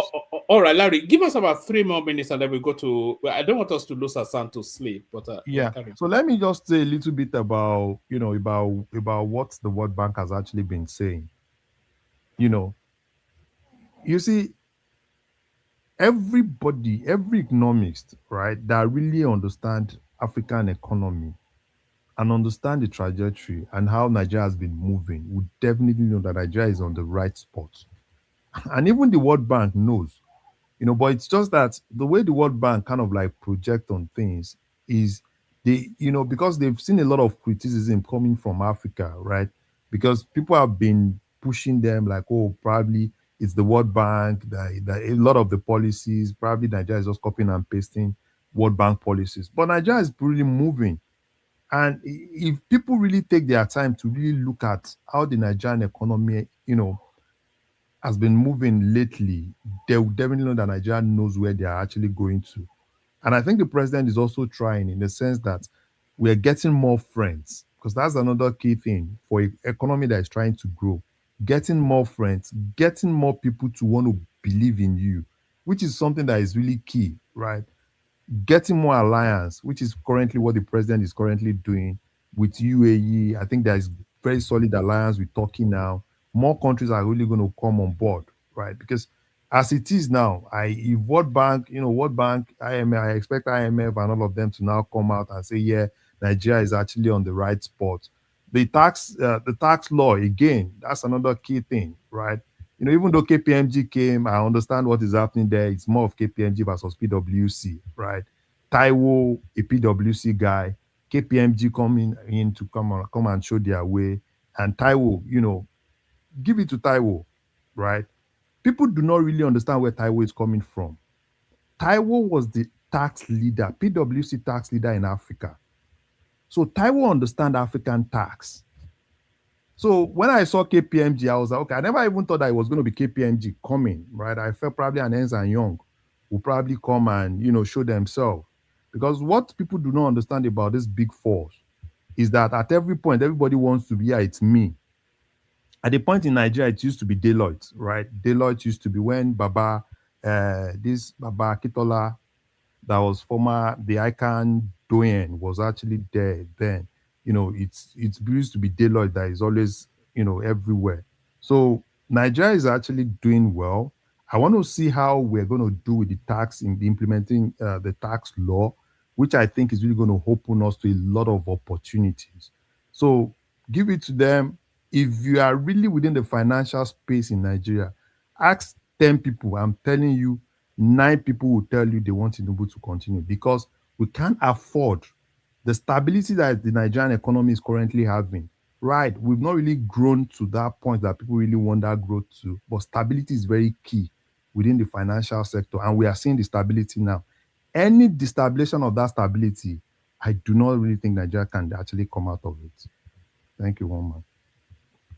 All right, brilliant, excellent as always with Larry. But Larry, stay with us. I still want you to speak about Nigerians not being able to break through the threshold of $10 billion outside of Dangote. But before all that, let's go to Hassan, who hopefully we've not lost to sleep. So Hassan, you know what the topics are. The floor is yours. Give us 5-7 minutes, and then we go to Tony. We move it round. Mike has left. Tony Ola, etc., etc. One man, $10 billion, no be person made, bro. People go, they hear money, they go, they hear, and they don't know what it means, like to reach that kind of money. $10 billion. Yeah, but for Africa, for third world Africa, man, that's some huge balls. That's not a lot of money. That is not a lot of $10 billion. One man, you dey here, we dey on like online. Me and you, they talk for night. They also for super chats. Everywhere they also for super chats. If I get that money, me and you will not go. They talk now. But anyway, you know, we all know when you say there are people who have more than that. You may mean people who steal, who help themselves with treasury, or who are benefiting in one way or the other, who have put Nigeria as a rent-seeking entity. We know a lot of them, the Farouks, and people who represent their interest. Yeah, it's possible, but even at that, man, $10 billion is a lot of money, And because of our currency now, naturally our currency is up down. So we don't determine the value of our wealth. So you may be worth 10 billion today, tomorrow something may happen, and then Trump may get angry, and then you wake up and then you'll be worth maybe 800 million. It's possible. Yeah, nothing is out of the ordinary. And let me just quickly pivot to, so that is why I say kudos to the business and industrialists and who put their money where their mouth is and really invest in and do that. And as far as you want to celebrate Mbua, yeah, he is worthy of celebration. It's just that he is like somebody who literally follows, the footsteps of Dangote in his investment decisions. They made all their monies in the same industry space. Cement, exactly. Food production, he wouldn't oil get and the gas. same credit, because if you are not the first to take the risk, like Dangote takes the first risk, the bigger one, the trailblazer, and this one just comes in. Then he doesn't even really has as much leverage and money to invest as Dangote, but he's doing well. The indomitable Kano business spirit that has been there for centuries, maybe millennia, it's still in them. That's why I believe when the economy gets better and there is a lot of more stability and security, there's a lot of money to be made. You see, especially in that Kano, and Kano is a gold mine their now. whole approach to business. They are 3 centuries into being a hub of business now. Kano. Their whole Kano approach is a very important. It's a mentality thing. People will not understand from the outside, but if you go to Kano, just stay for a week and observe them, you will see that, oh man, damn, these guys are serious about money and being astute and being let me just leave those Kano people alone. Maybe one day we'll see it, all of us. Anyway, let's pivot to Tinubu and the election that is coming. Well, already, me, I'm already an interested party, so I may be biased, but then whatever. Tinubu is already 85% there already. The remaining 15%, and one will not always say 100% because nobody knows what will happen tomorrow or what will change, and it's not really humble to just predict the future with certainty as if you have a crystal ball and you can see the future. However, now that he is in good terms with Trump, at what cost? What did he have to surrender? Because we know this what do they call a Viking barbarian? This barbarian where they will carry hair like dog baby. Wait happen. As our president be that though, we dey here. Come on. Now they leaking yansh. Now I make no they leaking yansh. Our president. Where they at every opportunity in get in and his minions, they degrade una race, they degrade una grandparents, your ancestors, the heritage, and you are still leaking his yansh. Now our president is still be. Huh? Now they cherish him. I no go cherish him. Now my president now. Yeah. to each his own. If you say you go drink poison, I will warn you. But if you decide to drink it, man, I will just you know, the MAGA people are having internal regrets, but the pride will not let them. They gather because of pride. Ice will turn on them now. They already have the forthright. They go enter civil war very soon. The trajectory where that country they go, and so they are almost going to the gutters.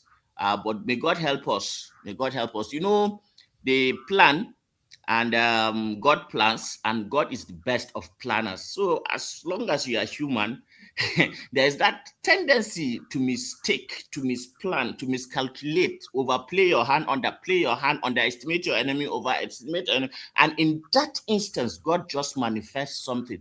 And then from death comes life. And from life, there could be death.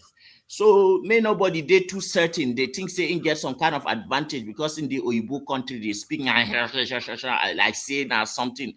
At the end of the day, when the chips are down, when the when the chickens are home to roost, I believe if it is good, it is good. If it is bad, everybody go share out. So me waiting just the concern me is the kind of travel where Tinubu travel. First to France, then to UAE. One man. You know, waiting been they happen to us with the suspect UAE Tete, say then be one of the powers where they behind our problems. And UAE in a vassal state for the Zayos and this baboon, this Japanese baboon.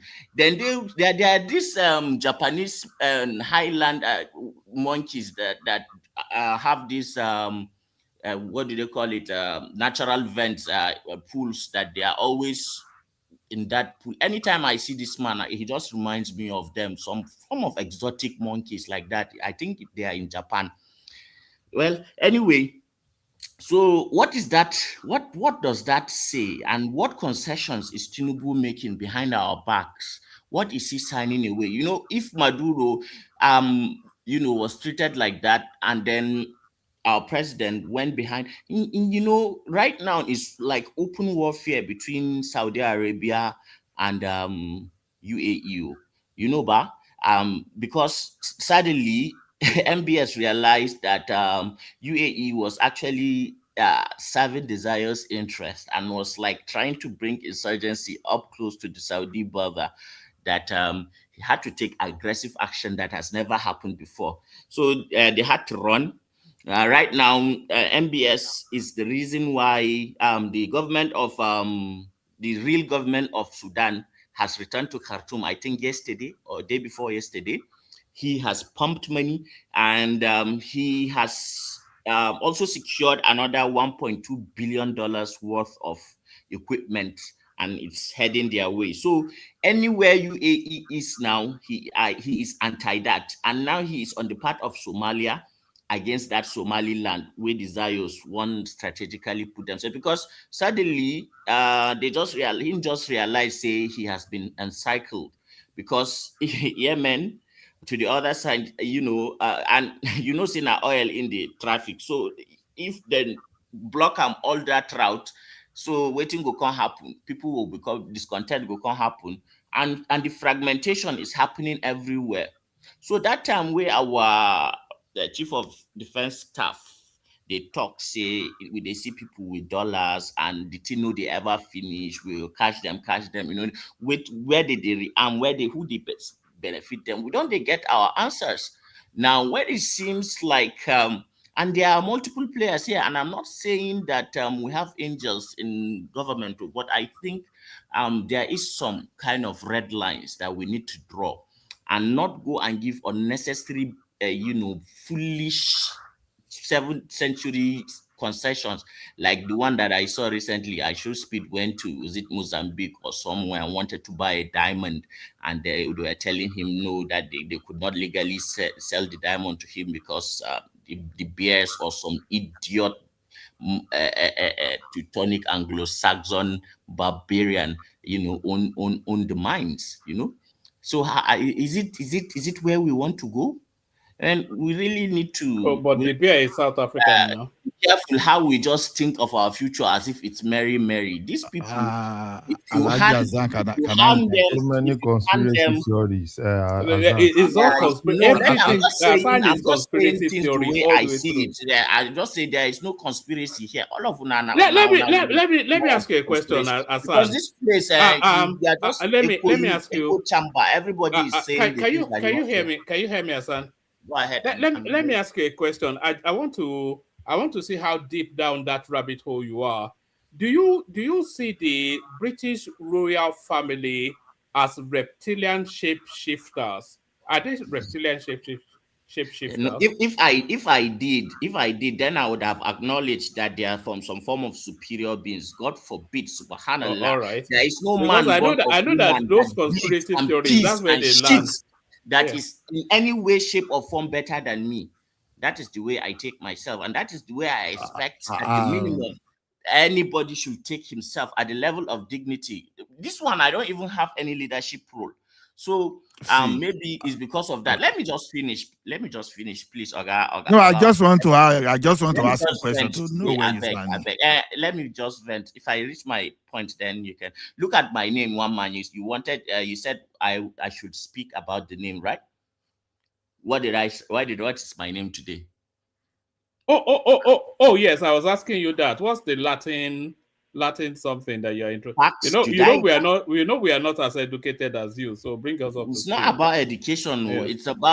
It's about seeing patterns repeating themselves. They say history does not repeat itself, but it rhymes. So if you look at this, they said Pax Americana, Pax Britannica, and now what? Pax Judaica. So this fragmentation and the demonization of Islam, and especially now this is something that is pregnant, that wants. So essentially the whole Western world, even the Chinese, they are just hanging on the ropes. They are going to have a demographic decline very soon. So a new Berlin like conference, we have been like shared on tables that we are not in. So I'm not really like now jiving about this future too much because I don't know where this goes. I just believe that God will not allow our enemies to succeed over us, and then I'll also not fold my hands anyway because I want to survive. If there is that tonic that Putin and Xi Jinping were talking about living 150 years to 200 years. I need to make some money, and I need to survive to see that that period. So man, I ain't got no time. I need to defend myself, find an exit plan. Azan, let me target you. Go ahead. I don't want you to run away. Now, you said something now. Although I was going to ask you a question about the conspiracy theory, the one you are linking to UAE. No matter what, anyway, I would say everybody is fighting for survival, whether UAE, whether America, or whosoever. But the question is this: when you say the demonization of Islam, the people that you think are trying to demonize Islam, they know how to use religion as a weapon. They've been there before. They know. It's just like you have them both competing for the same thing, and they have to use whatever they know will capture people's mind to do. Okay, for example, you won't think that America will not know, for example, that Egypt was a Christian country, Morocco was a Christian country, Turkey was a Christian country, and a lot of countries like that. Now, when you beginning to see patterns, and no. Hold on. I know you will talk now. Let me just run. Yeah, you can see Constantinople, not Turkey, was a Christian country, and Egypt was never a Christian country. Morocco was never. Egypt was atheist, though. Egypt was atheist, though. It wasn't an Islamic country. Yeah. And it had a strong Christian presence. It's not even atheist. It's more like spiritual Nubian, Kemetic. Yeah, but it's atheism now. It's atheism. Kushites, all those they are Osiris. Whether you disagree or you do not agree, you No, understand. it's not about that. I'm checking its history. All those countries were not Lebanon, Iran, all are in the Bible. They were all Christian countries. So all those countries, you understand, they were having their religion at a particular point in time, but they were either Islamized. Even Nigeria was never a Christian country, for example. It was Christianized, and some part were Islamized. So they understand the patterns. But you see, the dangerous pattern that is coming now in this modern world is the way the people are unaliving people, and they want to have access. Those people that are sponsoring want to have access to resources just for their own selfish interest, for them to perpetrate terrorism. So are you saying America will stand by and be watching to the extent that someone will overrun Nigeria? You now have access to maybe resources in excess of $30 trillion now to now be facing the world. So what are you expecting? You expect them not to talk, not to react? Okay, I want your reaction to that. Sorry, let me just add to that a bit of nuance as well. I think we've mentioned this before. What Ola may be speaking to, there's a clash of religions going on. And religion is just a cover story for that's stupid. No. That's what I'm saying. It's just a cover story for a wider agenda.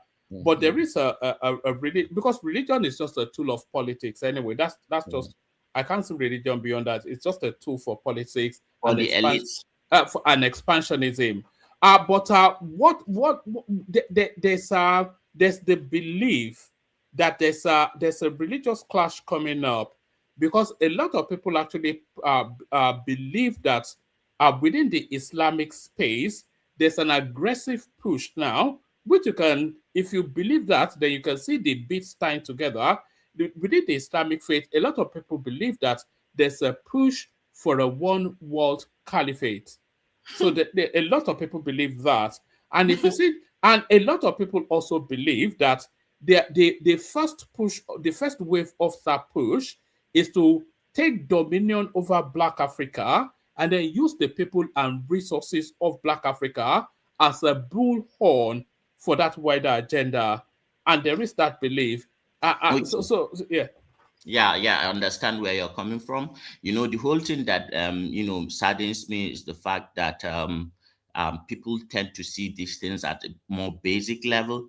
Now, if I begin to talk the way I talk, like especially this perspective, and people just see it as if I'm just speaking just to because I'm Muslim on that. No, I'm trying to see the bigger picture. In fact, those who are actually behind these things are not Christians, are not Muslims in their real sense. Yeah, they wear that shell as leaders so that they can control their populations to do certain things to serve an agenda.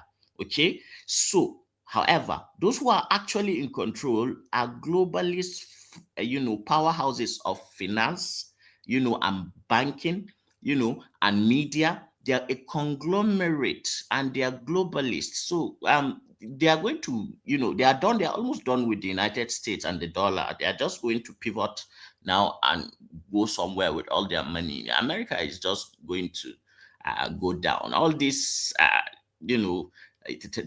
catching this one there, throwing tomahawks there, is the last kicks of a dying horse. Hardly empires, when they're about to, collapse, will they not be doing all this things that you wouldn't associate naturally with them. This whole madness is just like when somebody is dying, that spasm before death. So that's just it at the end of the day. Well, the truth is that the juice we drink, I mean the orange ones, especially the ones from the Caucasus, who are now genuine people in the, they have positioned themselves as the only, Caucasoid, race and country and community and society that is having enough children to maintain their population. And what are they doing to the rest of the world? They are putting it in chaos because nobody is going to attack them. They have a nuclear. Well, in fact, their option is the Samson option. Like if they feel threatened enough, they are just going to, like suicide, like just throw it everywhere, and then everybody goes. So they have willing tools. From the Christian with Trump. Did you see what was this guy's name? This horrible McLevin did to Donald Trump with all this posturing that Donald Trump liked to do. Levin actually went to him on his podium and hugged him the way you hug a small child, like a little dog. And Trump was like, he was pushing his head down, the way dogs do when they are afraid, when they see the big dogs. So Trump is just, we all know that he's a PDF. We all know, we have all heard the confessions. So all these things, there are some of us that cannot be lost within the chaos of our emotions and the things that are happening for us not to see what is actually happening. So, when you are, when you are, in an orchestra and the conductor holding his hands and is doing all that, and you are distracted, behind that curtain, there are people who are actually controlling things. And I choose to pay attention to what is happening behind, the curtain than actually just pay my attention on the tap dancing or the ballet or some flute blowing or some drum beating, particular single pawn in the grand scheme of things. So now the goal is to make Christians feel as if Muslims are their problem and Muslims feel as if Christians are their problem, so that, and the lemon juice people, they won't participate. You think they'll follow? They never follow America to any war. So they just carry their European mumu. Those ones are mumu. And then they will kick up things. So it's organized chaos. It's taking them somewhere. But what I believe is that they have their plan. And all of them are members of all these satanic cults where they do all these rituals, killing babies, doing all sorts of things. So they believe that this is the way that they are going to, and what they want to establish is a state where people are all controlled, using AI to control everybody, such that they will just control the world through that. So it is what it is. Let's see if they will succeed. But I think... Let me ask you one more question and start to bring it home. What do you know about the age of Aquarius? Do you know? No, I'm not into horoscopes. I think they are just a No, lie. it's not horoscope. It's astrology. It's astrology. Yeah, but it's not actually...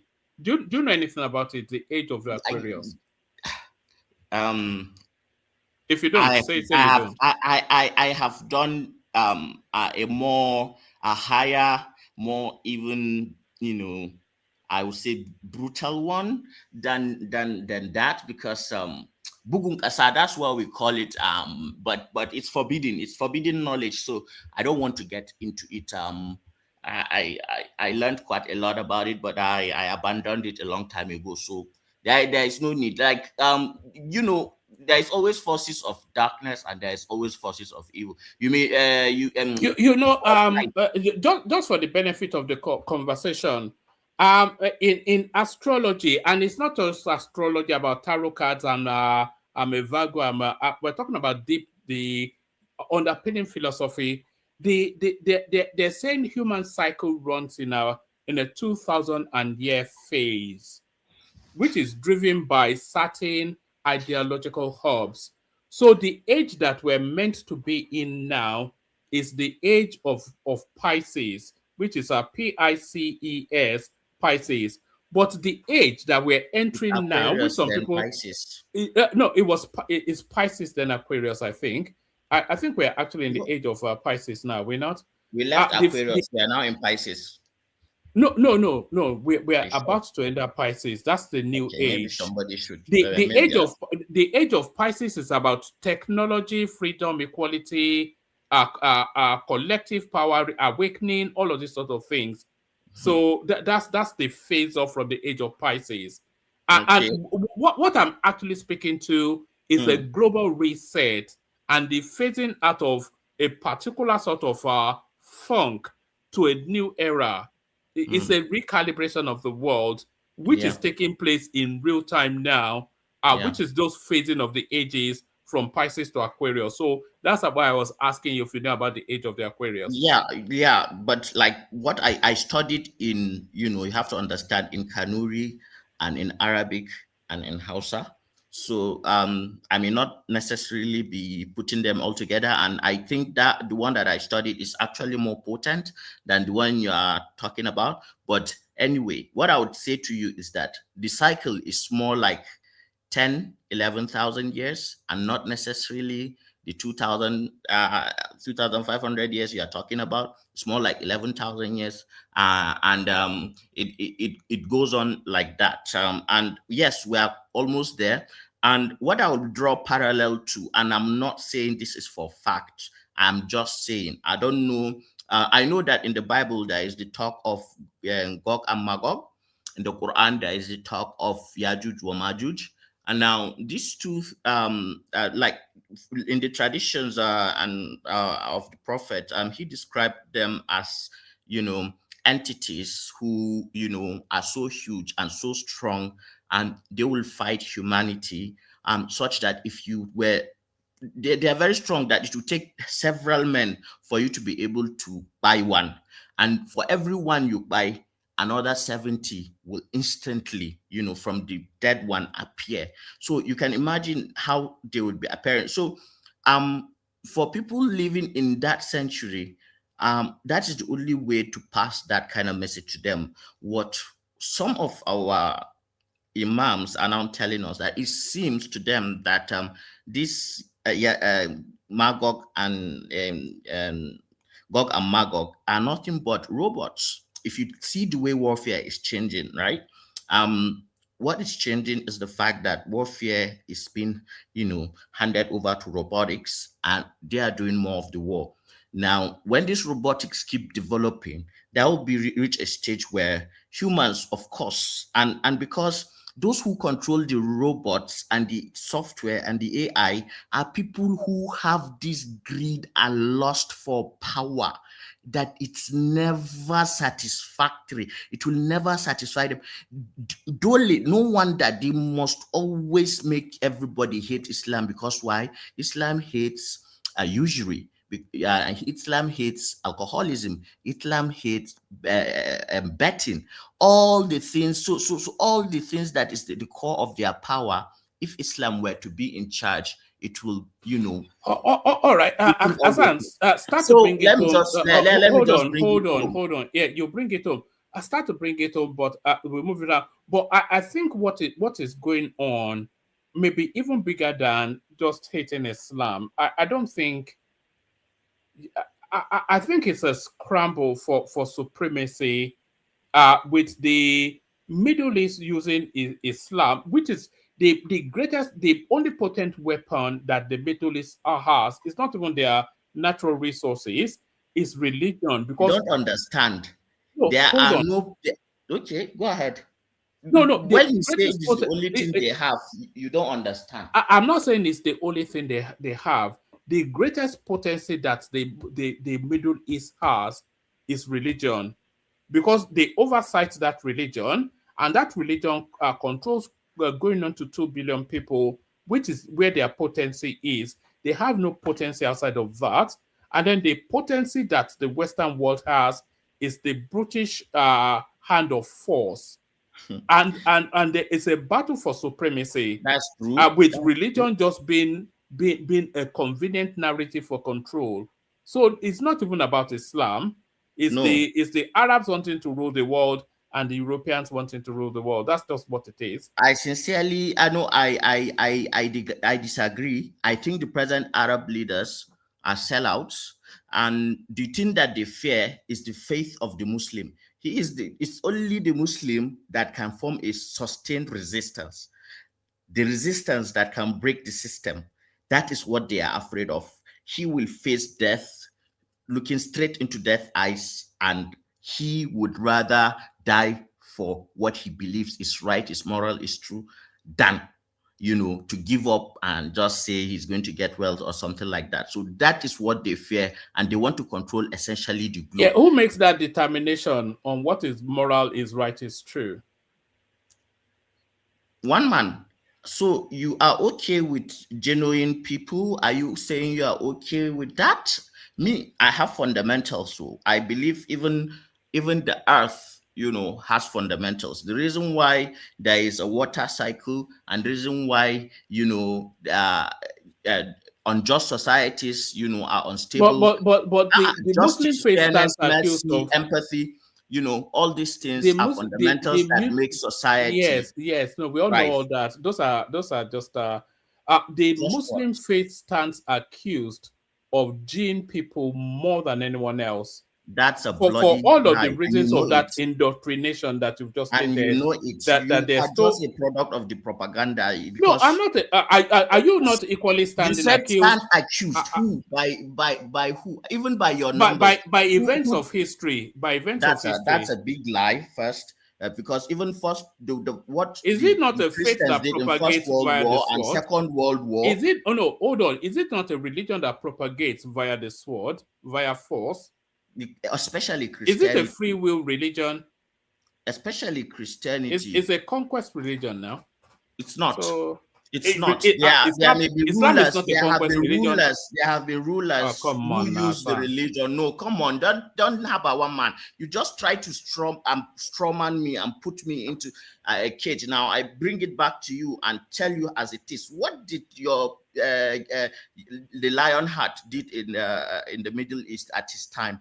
The kind of barbarity that the Christian and their popes that have done for centuries. Yeah, but that is what I'm saying, that they both stand accused. Like the Muslims had to come to enlighten them, to teach them how to bath, how to not get diseases, how to that is true. And it's these people that you are now and don't say the Muslims, by the way, say the Arab world. No, I'm telling you. It's not the Muslims, though, it's the Arabs. The Arabs first came to civilization. When did this? The Arabs were civilized before Islam came now. No, they were not. They were. They were not. One man. What kind of history? Why is it? Are you going? Is it Bannon you are following, or Hancock? Are they the source of your history? Then, man, or you some form of maybe Christian history lesson you are taking that is just one sided. Just take a normal history book that is quite libertarian and read. In the area of medicine, technology, Beirut, all those kind of cities, they were pace setters. They were pace setters. What are you saying? Persian civilization was not. Yes. Hold on, Persian civilization was not Islamic though. You can't say the civilization in the Middle East was not true Islamic. Let me tell you guys something. As far as what Persia had, it was before Islam. But one man is saying Arabic. Didn't you hear him? And Persians are not Arabic, so that is different. No, they fall within the Arabian. No, they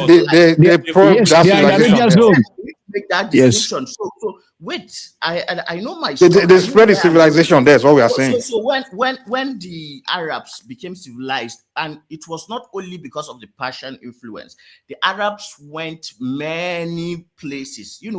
They came here in Timbuktu. This Malians that you hate to say anything you like about them, they have books, written, books that are Azan, the simple question is this: how old is not Islamic knowledge? Let me put that first. They are native. No, Azan, hold on. Just take this. How old is Islam? 1,000, almost 500 now. So are you saying people were not civilized before Islam? Is that what you're saying? Or seriously? How old is mathematics and medicine? Wait.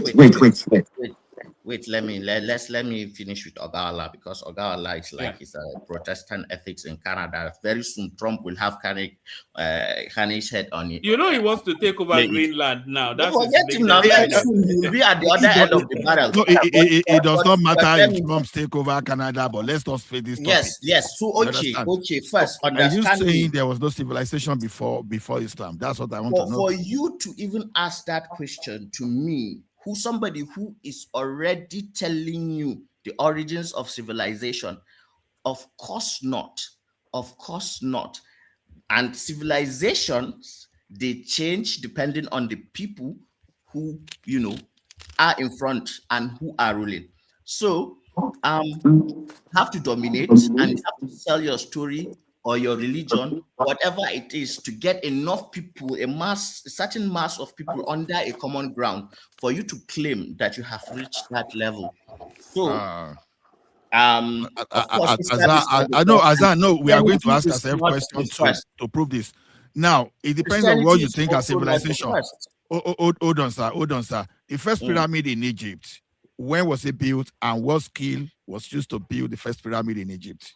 I'm sorry to break a bubble. The first pyramid of certain good sophistication was not actually built in Egypt. You'd have to come back a little bit down the Nile Valley, the lower Nile, and go to. I only ask if they could build the pyramid. I need to lay a background, because I think me and you are speaking from a quite different depth of understanding, how and what, the way civilizations look in different dynastic eras. Because even the Egyptian civilization you're talking about, it's not the first civilization as far as I'm concerned. You guys need to set the base of this argument. Are you saying Islam is what brought civilization, or no? Or are you saying that civilization came before Islam? Sorry. Just for the clarity of what's been discussed, what I was trying to say to Hassan is that, because he's saying that Islam is a sanitizer, and I'm saying sanitation actually predates Islam, even in the Middle East. Because it was saying Islam brought civilization and all that, it brought enlightenment.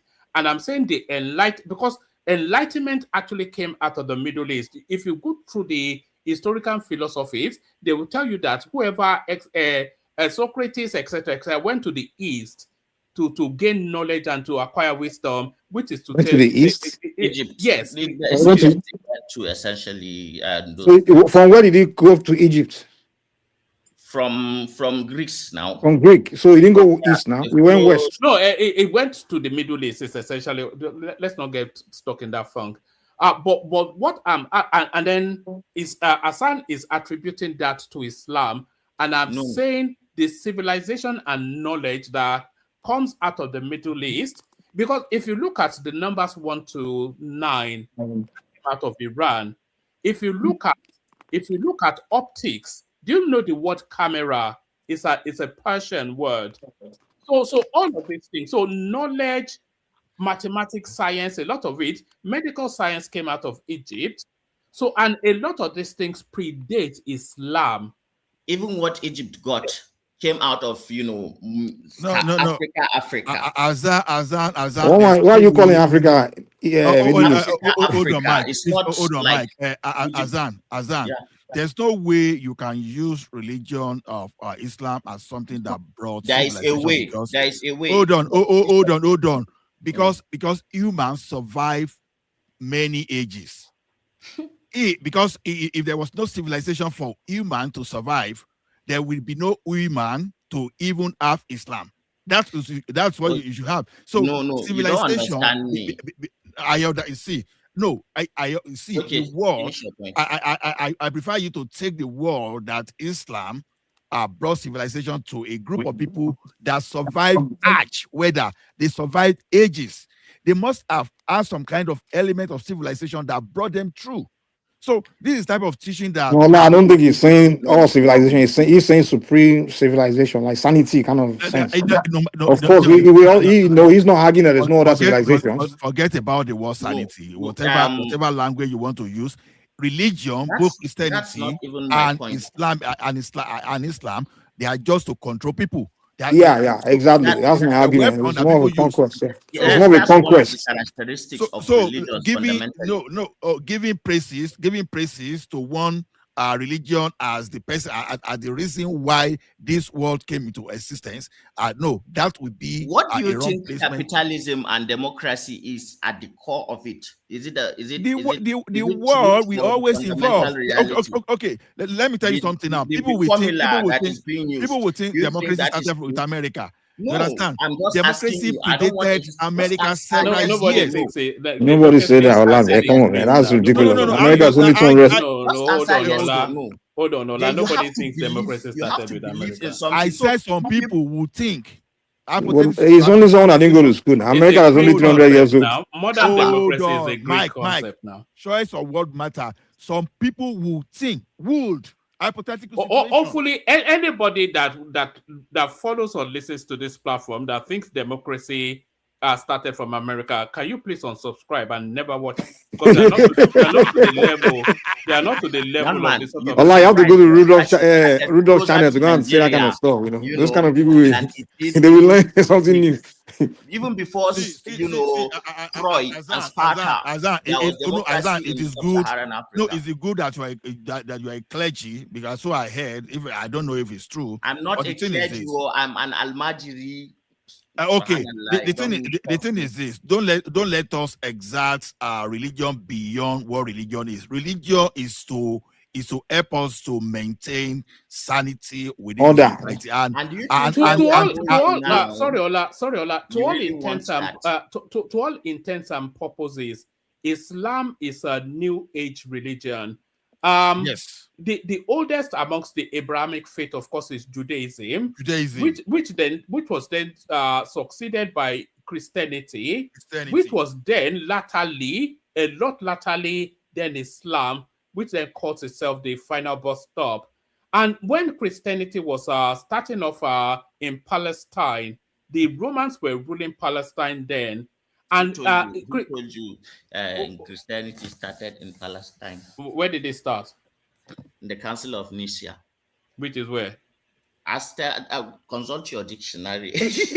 No. Where's the geographical location? Okay, look at your this one. Look back at your answer one question.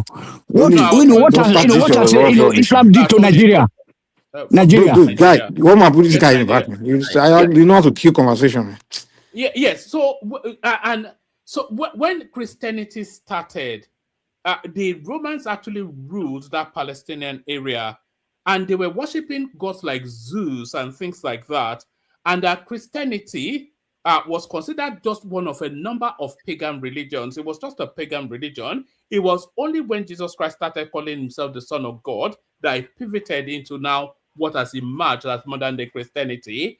And then if you look at the doctrinal lines of Islam, it borrows quite heavily from Christianity, and even Christianity, it borrows quite heavily from the Hindu-Indian narrative, that South Asian cusp, which is one. So don't worry about all of this. It's not so much like There's a lot of mixing and twisting in the origins of Christianity and in the origins of Judaism. But what I want you to take from what Islam is an abridged version of Christianity. It's just an abridged. Latest edition. That's all. Yeah. Especially for us Muslims, we still regard Jesus as somebody not to be mocked, not you guys, obviously the other way around. You think you have some more kind of moral superiority because you have some Oyubos that are now at the top of the pyramid, and somehow you look at Muslims as if they are some kind of barbarians. But fine, good, to each his own. But what I just want you to know is that you see the Jesus that you guys are actually kneeling down and putting money and doing all those things for, we Muslims don't believe that is the Jesus that was put on the cross. So a lot of Christians do not understand that about us. So there are a lot of things that you take that we think of Christianity, where obviously we do not actually believe and agree. And we know the Bible is corrupted. Everybody has his own fashion and all that, and that's how delusion and that's how nihilistic and atheistic and belief. So it's a seed that is sown. So even now, because the path that these people want us to go is a path where people will be disconnected with their spirituality, and then have people indirectly, worship the devil through mind control and digital surveillance states and all that. But then, yeah, you guys want it, so fine.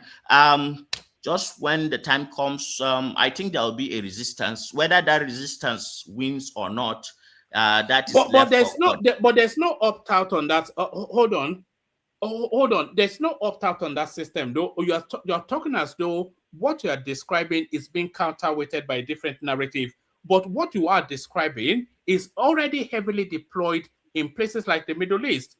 They have all these face recognition, high-end technology, control mechanisms led by inventions and all of that. So they're equally as complicit. They're using the same set of tools. The same set of tools that the West is using to try to colonize the world is the same set of tools that the Arab world via Islam is trying to colonize the world. It's just that the Western world is more heavily sophisticatedly weaponized. So it's not. It was the Ottoman Empire that even spread it. It's who's more powerful than the other. They are all fighting. They are fighting for global domination. Their minds have already been conquered, because it is them that are doing the ABCD thing. It is them that are, doing all this, suicide, whatever, drug addiction, whatever, all these problems that when a society is devoid of faith, it falls into degeneracy. It is you guys, and at the end of the day, what happens? It is it is suicidal, demographic suicide. So and when people are disconnected, go to Japan and see the way they kill themselves, and South Korea too, because those ones who they are already gone, because just like you, the Christians of Africa, Black African Christians who have joined the white man in his suicidal mission, the Jews are there looking at you. Look at average Jewish woman has a fertility rate of 6. You are having 2 children. Now, I'm going to marry 3 wives very soon. I intend to have like 19, maybe 25. But the same Christians, those same people, 100 years ago, they were, before modernized this era, this sex revolution and all this modern time, they were just as conservative as the Muslims in northern Nigeria, in the Arab world before. So I don't think it's the religion that made them start behaving the way they are behaving today. It's more of today, they're just promoting more of liberalism and things like that, more freedom. It's like origin of religion was philosophers that came together to create a religion in the first place, and the purpose was to control. The philosophers understood one thing: there are only few percentage of human beings that are really born to think. The rest are just followers. So they have to find a mechanism, something to create, to use to control the followers to really be in line. So that was the origin of them coming together to create religion. So today, hold on now. So today, the philosophers today have figured new things, way to control you. They figure technology, way to investigate, way to control people. So now they're like, okay, we don't need religion. The tool of religion we don't need it anymore. Let's use technology now. That's why the Western world, they are now abandoning religion, using different mechanisms to control people. But some society where they haven't really stay advanced, like place like God, you understand? Thank you. So that's the whole thing. Yeah. You just made my point. Thank you very much. I obviously you don't do the kind of Christianity one man does, because the way the manner. I'm not a Christian. I'm far from it. Thank God. By the way, Mike is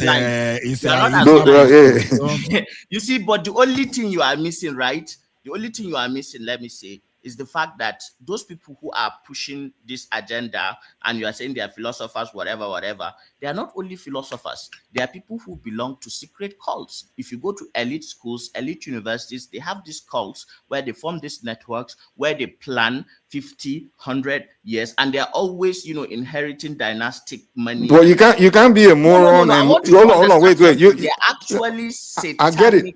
Worshippers. Hold on, let him land that point. They are not as innocent, because they present an atheist posture, does not mean that they're atheist. We have people who are chattering that people like V.I. Lenin, people like Max Weber, people like Karl Marx are not actually atheistic. They're actually, the lemon thing that you squeeze into a bottle and drink it, and then they hid it to take the world to another place. Look at what they did, in that period of time. Look at their influence in liberal arts and in humanities, and and it kind of works. But they're only having a problem not penetrate. They can penetrate the leaders of Islamic countries, don't get me wrong, but there is always a critical mass of Muslims who can rebel, and that is a threat. So therefore, what is the right thing to do? You demonize and demonize and demonize and hope that the world accepts it. Now, if the world accepts it, fine, but there will become a time when they will take ownership and they will domineer. Hold on, let me come in real quick. Sorry. Hold on. Everybody, hold on. Apologies to you, Mike. But Godwin has come in specifically for this topic. I think it's his first time here, and he's been pushing in the comment section. So just give us just a little view, and then Mike can get to push back against. Yeah, Godwin. I can hear you. Yeah. Yeah, you came in to say. Yeah, I was listening to what the guy was saying. His name is Hassan. His name is Hassan. You say what? His name is Hassan. Hassan. Oh, sorry. Yeah. Mr. Hassan. I'm sorry. Okay. That's right. Carry on. Carry on. I was listening to what Hassan was saying. He was saying that Islam is like it brings sanity to civilization. Are you getting me? When you talk about Islam is not a bad religion. Sorry, hold on, Godwin, 1 second. Zita, your device is not connecting, so go out and come back in so that you can pick it up again. Sorry, carry on, Godwin. Oh, can you hear me now? Yes, carry on. Okay, now what I'm saying is this: Islam is not a bad religion. Are you getting me? It was an ideology to bring people together to fight against people who applies this against them. Understand what I'm going to? This happened during the time of Jewish war against the Islamic State. But they're not Islamic State already then. They are just a group of people, having their own traditional religion. Their traditional religion is even far different from Islam. Are you getting me? Now Muhammad came. He brought people together. It now have to tell them, this you are worshiping idol is not good. If you read your Bible very well or read Islam very well, you know that people olden days worship idol very, very well. So the Jewish part is doing their own part, and they want to emulate. So Islam came after the Jewish. That is why when you look about that's why when people preach about jihad is different. When people preach about jihad, they preach it in a long way because it happened olden days. They use it to stop like I don't know how the jihad of today is people are coming to colonize. You know the problem. Sorry, Godwin. Hold on. I think we know where you are. You know the thing with Islam. I don't want to use the word problem, but the difficulty that people have is every religion goes through reformation. Because of course the dynamism of new times is different from when that religion came into being. Exactly. But Islam wants to stick rigidly to the text of its book. A text of 1,500 years. You want to apply it in 2026. That is the problem. They don't want to evolve. They don't want to evolve.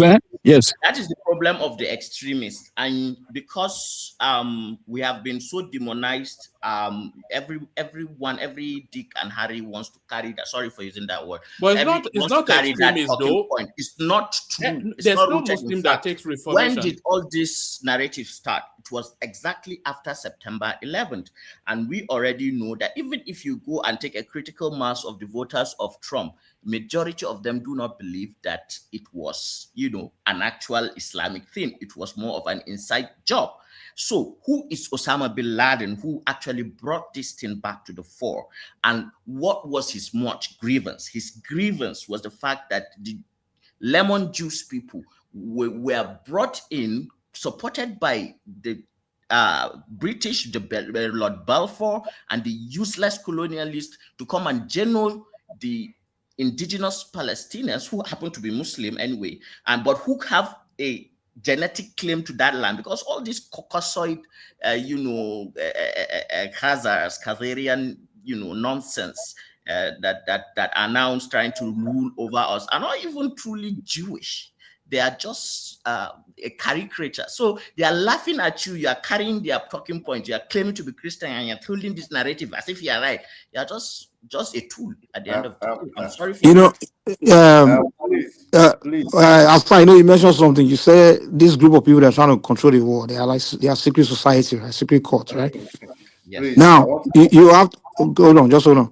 You have to agree with me that those in the past also, before they took over the world, they had to form a secret court. I'm talking about specifically those that also created religion. They had to start as a secret court for. They had to get in the room, and these people. I remember I mentioned they are philosophers. These are high thinkers, and this group will not. Anyone with a low IQ will not be welcome, because you have to be very smart for them to recruit you into the secret society, because they need your brain. So now they get together, they strategize how to take over the world.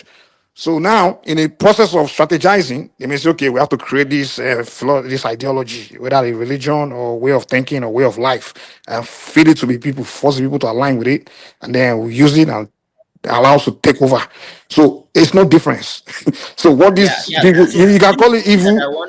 I agree. So with you can call it evil, but the outcome is to conquer. Yeah. The end goal is to conquer. Positive. So it's no difference.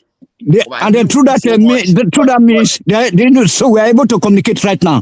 They are making it possible. They are making this making it possible for us to meet right now. Is it true that they are means of whatever you want to call it, courtesy or whatever? But what are the Islamic people doing to make a difference in our lives? Make I not forget which I want to say. I beg. Yeah, but answer that one. All right. Before you answer that one, I want to say something. Hold on. Just everybody, hold on. Everybody, hold on. Just so long that there's a structure. Let Godwin land his position, and then you take the whole thing, and then to a crescendo, and then we're going to Tony. So Godwin. Okay, good. Thank you. But make it condensed so that it's not there. I'll make it condensed now. He talked about colonization. Are you getting me? He talked about Osama bin Laden. I'm coming. When you talk about Osama bin Laden, he is trying to fight for his country. He declared what is called jihad, using that same method Mohammed used formerly. Are you getting where I'm going to? Now he's fighting a just cause, which we know that yes, he did what he did because of he was trying to take a revenge and try to make sure that he protects his own people. But when it comes to Nigeria, I'm asking one question. What is the problem of this radical Islamist in Nigeria? That's my question. All right, Hassan. So that and everything else. Bring it to the problem with Islamists in Nigeria is the fact that even America had to run away. They abandoned Iraq. They abandoned. They are so ferocious in their beliefs. That is the Islamists. So I'm not talking about the bandits, because we in Borno, it is the Islamists. We know you. All these bandits you are talking. If you enter there and you even have the possibility of giving them money and they release you, the real ones, the ones that we are fighting, those ones, if you just enter their hand, man, just say your prayers. Go away. So there is a difference, right? Okay. No, you haven't answered my question yet. No, go on. Hold on. Let him answer it as he understands it. Carry on, Hassan. Okay. There is a difference, right? The problem is that Nigeria has been outmatched by the equipment, the funding, and Nigeria has a very poor population, very ripe, for recruitment, and also very ignorant. Because what will shock you the most is that all these people that are carrying the name of Islam is because there was one time that some terrorists gathered and they wanted to do something, and then one of them asked that so it's like a common thing if you want to slaughter an animal, like the halal way, when you see halal printed on meats, especially beef or mutton or anything like that. So there is a process to do it. So these terrorists, they caught people's goat or something, so they wanted to kill it. So and one was asking one, like they do not know the basics of religion. Like they don't know how to do ablution, they don't know how to pray, they cannot even recite the Quran very well. These are just empty heads, like very ripe and ripe for brainwashing. So if you have an enemy who wants to destabilize you, he uses that. And let me remind you of the activities of the CIA and the Mossad in reviving this worldview. First, they armed, they trained Osama bin Laden, Al-Qaeda. They even admitted that they have, Boko Haram has gotten, their support. Who knows how deep this goes? And we are seeing UAE. Why do you think that your president, when threatened, straight went to France, a known enemy who has been fighting us for years? And we know from the fact that bordering Cameroon, Niger, and Chad, that there was a lot of French resistance and quest to have some form of control in the areas that you call Nigeria. Do you know that? Let me not go too far into this, but then just understand that he went to France. Then after France, he went to UAE. This tells you something. Okay, good. I don't want to insinuate stuff. Just that's the thing, and I want you guys to separate. Any other person does anything, nobody associates it with his religion. But because you are feeding an echo chamber, you listen to CNN and Fox News and all this nonsense, people that don't have any integrity and they are propaganda tools. So you just carry everything hook, line, and sinker. So if you agree that Boko Haram can be brainwashed, you have to also agree by the form of media you consume and the kind of church you go and kind of places and people you keep. You also can be brainwashed to see Muslims as some form of violent people, while actually we are you mirroring that statement? Are you mirroring that? Hold on, Godwin. Hold on, Godwin. Are you I understand how that can be mirrored to me back. Yes, but at least then if at all we go, because you could be speaking from an indoctrinated right. For all of your articulation, you could be I just want at the least of it. Nobody should go home thinking that I just did talk, or at least just look at the mirror. If let's go 0-0 draw at least. Mr. Hassan, nobody's all right, Godwin, we have to move on now, but just make a final statement. We always land on this topic, don't we, Hassan? Almost every day. Mr. Hassan, Mr. Hassan, when we talk about Nigerian own case, we are talking about many group of Islam radicals. Are you getting me? Islam, I don't know how to put it. Islam radicalists, I don't know how to put them. But you are just repeating the same mistake. I'm coming. I'm not generalizing Islam in general. No. I'm talking about the radicals in this. I'm telling you, this is. I'm coming, please. In the same radicals I'm talking about now, they have their own ideology, which they are forcibly imposing on the people of Nigerians. That's a lie. That's what I'm going to. Is it? That's a lie. That's not a lie. Have you met them before? Have you met them? That are fostering an ideology. I'm coming. Go to their page. They have page. Go to you said radicals, not radicals. They have page. Like there are more than one. I am coming. My brother. Listen, please. Can you listen to me? But Hassan is only repeating what you've just said now. You yourself concede that there's an extremist. Yeah, so that's it's saying exactly. I think I can agree with him. One man is some people in Nigeria.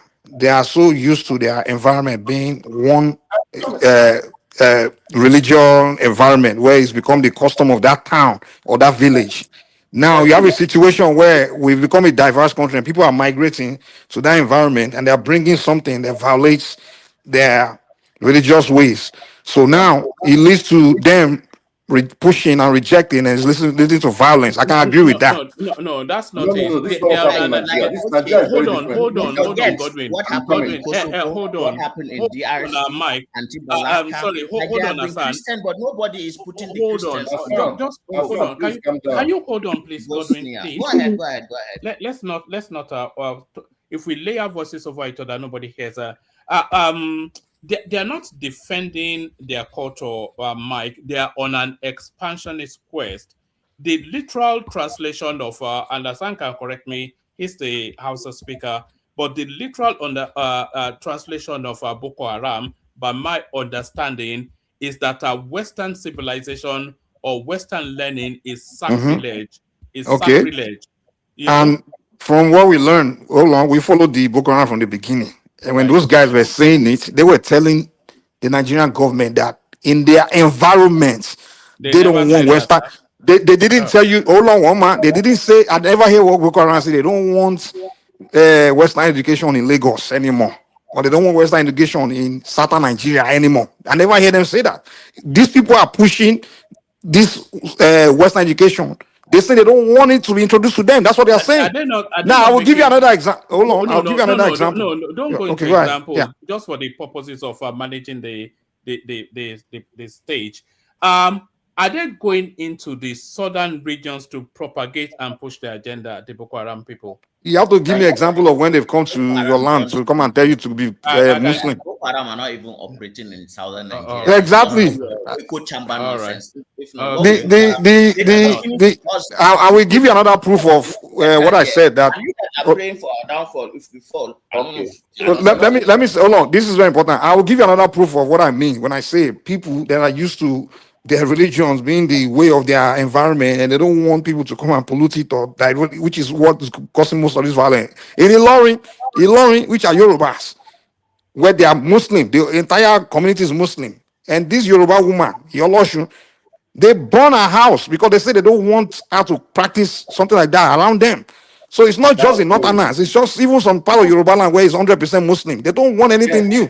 The two religions, the thing is, it's not just the Christian and Muslim. The thing about them is they not only practice religion, they want it to be just them. They have less tolerance for other religions to come into the environment because their religion is also their way of life. Particularly the Muslim, it's Sharia, their way of life. They don't want you to bring something that pollutes their doctrine, their way. That's what leads to a lot of these some of this religious violence in the north. But however, they are not coming to Yoruba land or your state or Benin Kingdom to say, look, all of you have to be Muslim here. That's what I haven't seen a proof of.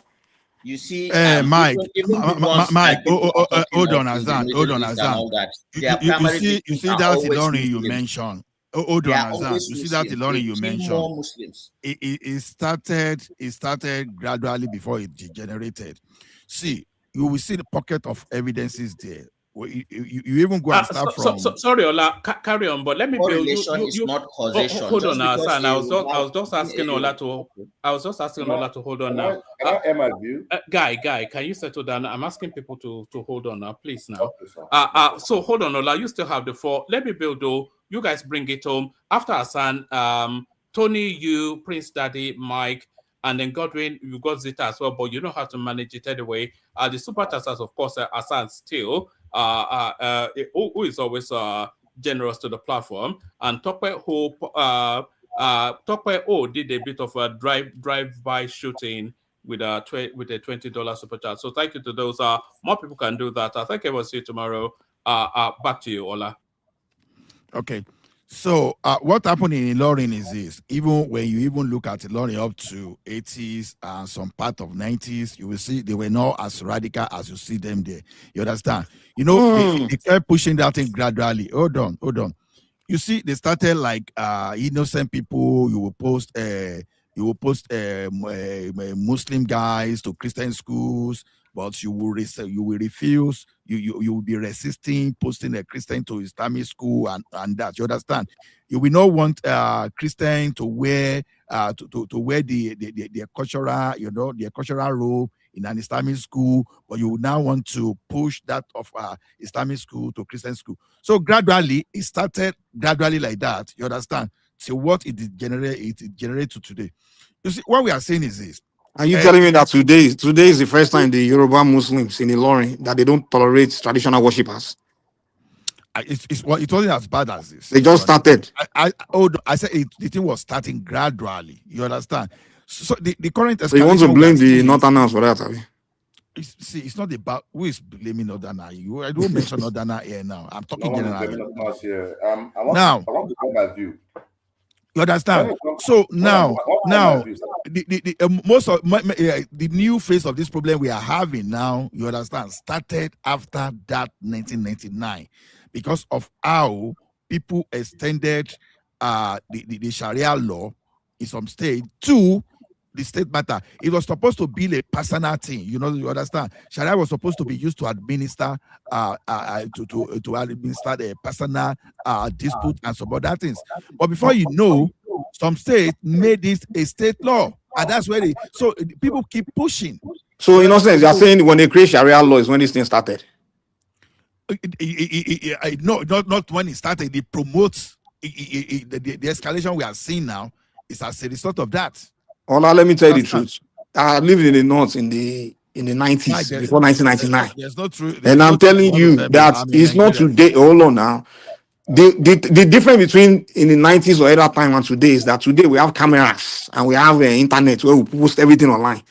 This communal and religious intolerance in Nigeria has been going on for decades. It's not new. I'm telling you. Hold on. No, I'm telling you.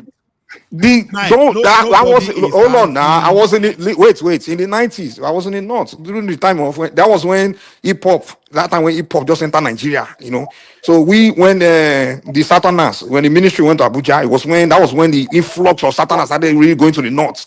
You understand? When ministries moved to Abuja, and then a lot of us from Lagos, we went to Abuja to the north that time. We started Kaduna, Abuja, all those areas. We started doing Snoop Dogg, all that stuff. And the Muslims there, the Muslim children, their fathers, they were already having that issue with us. We don't want you guys to bring this rubbish Western this thing here. That attitude was already going on. They didn't hate us. All they were telling us, like, don't bring this thing. We don't want it. Keep it in your house. It was already like that. I'm telling you. Okay. And when you cross the line, when you do too much or you desecrate the Quran, they would chop your head off. There were stories of Igbo got his head or chopped off in the 90s now for because desecrating the Quran. So it's not something new. Hold on, the story. I know story of people that were chopped off. They were chopped off in the north in the 90s. But no one knew about it in the south because there was no internet. But today, you don't enter the internet everywhere posted. Now we say, oh, Nigeria, it's not new. And even the communal class, hold on, in the middle belt, wait. In the middle belt, that one, those tribes that have been fighting endless war, it's that Benue, the TV, the Jukun, all those endless war. It's been going on. The killings. It's just now that they are posting everything online. It's been going on. When the Nigerian army will go there, I've listened to. Hold on, I've listened to your narratives. I'm talking of the current one. I'm not saying it has not always be there. It's the same thing now. Mike, let me talk now. See, I'm talking of the earliest one. Okay, let me just summarize it. You understand? The one I'm saying, okay, when you see the early 2000s, when they now escalated to when they started vandalizing church, you understand? You will have a particular report in 2001. You understand? Now, the thing looked like the thing went silent a bit. Then, suddenly, in 2021, the thing silent for a very long time. It's because nobody posted it. That's why I think it's silence. Nobody posted Mike, let someone speak now. Let someone speak. Now, see, the thing appeared to die down for a very long time because I used to go to Ilorin too. You understand? We used to go and work there to do all this. So, we were not hearing all those major crises. But the current crisis that you are seeing, the flash you are seeing, now trigger majorly in 2021. There used to be some minor conflict, all those stuff. But the current one we are talking, the escalation we are seeing, the beginning of it is 2021. The escalation. So all those pockets of crisis used to be there. So to the point that people... I think the problem of Nigeria is this. One is not... Hold on, Mike, let me speak, please. Now, the one we are now speaking now, all of a sudden, we don't want to Lorisha here. We don't want to Lorisha. The crisis, the thing triggered under just recently. All those Lorisha say we don't want to Lorisha. Tell me where they were burning Orisha house when they were attacking Onisha in the now because you were not there now. The thing about Nigeria is when they need if there's something they haven't witnessed, they believe it doesn't happen, it doesn't exist. Mike, we have newspaper now. We have TV. Who is controlling Nigeria's media? Southern Christians. How do you expect them to say anything positive? This one that just happened. It's not newspaper that brought it up. It's people that post it on the internet. This one that just happened. The Olorisha one they born. The newspaper didn't carry it. No, Mike. Hold on, please now give us a chance to talk now. Just give me a chance to say this. As I just told you. Wait, hold on. Mike, hold on. Let me just make this statement now. It's very important. Hold on. Okay, go ahead. Go ahead. Yeah. You talk for 5 minutes. You say they don't allow you to talk. I didn't say they didn't allow me to talk. Azan, please round up.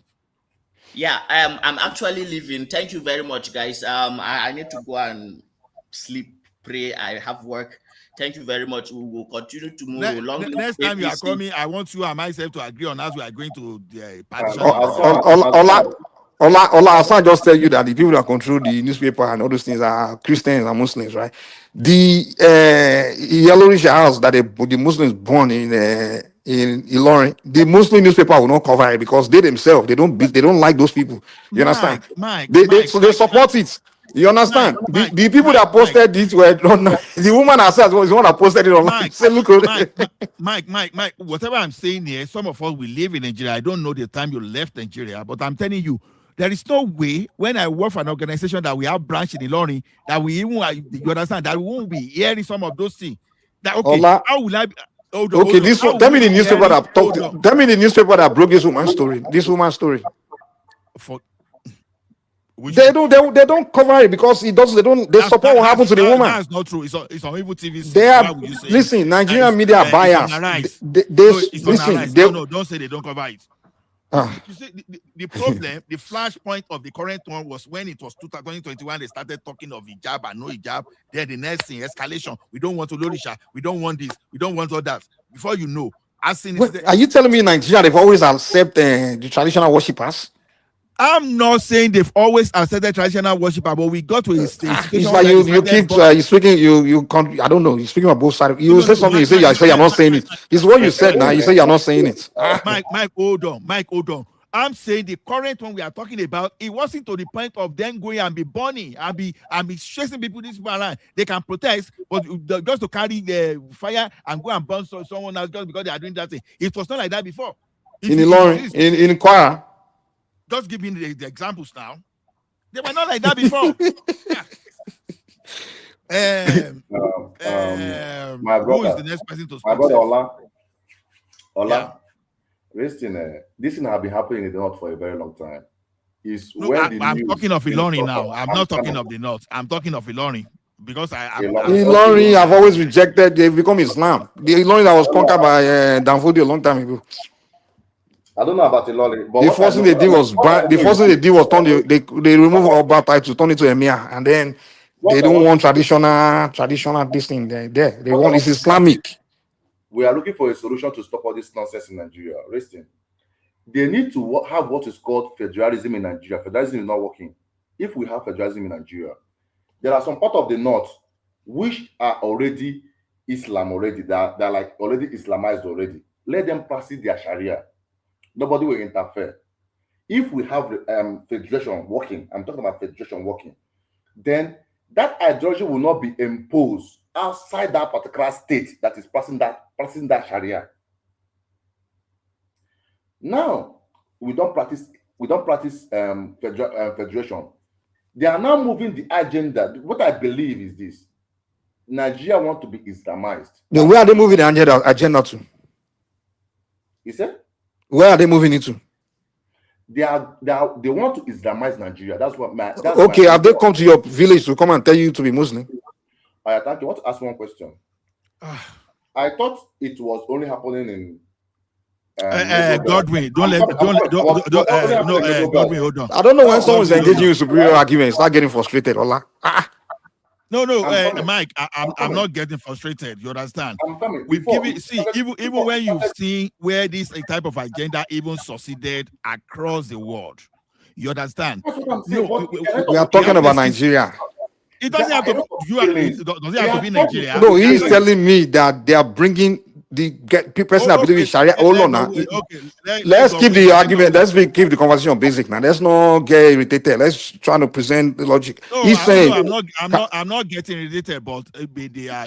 Let people land their point. That's it. That's where I'm coming. I'm not stopping you from landing his point now. You're the one. Okay, go ahead.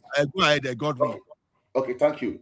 Now, what I'm trying to say is how to stop this this extremist. I'm not talking about Islam. I'm talking about extremists. I get him because they are extremists. They want to they want to do something like they want to do it without law. I get him. They don't want to. You understand?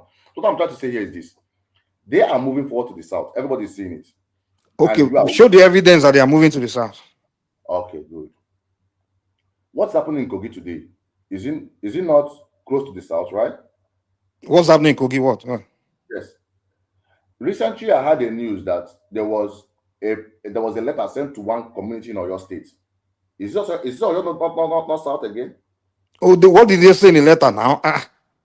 The letter was saying that they have to pay their what do you call this thing in their language? Is it taxes or whatever? They don't pay the taxes. They are going to go and leverage the village, like they're going to go and kill people in the village.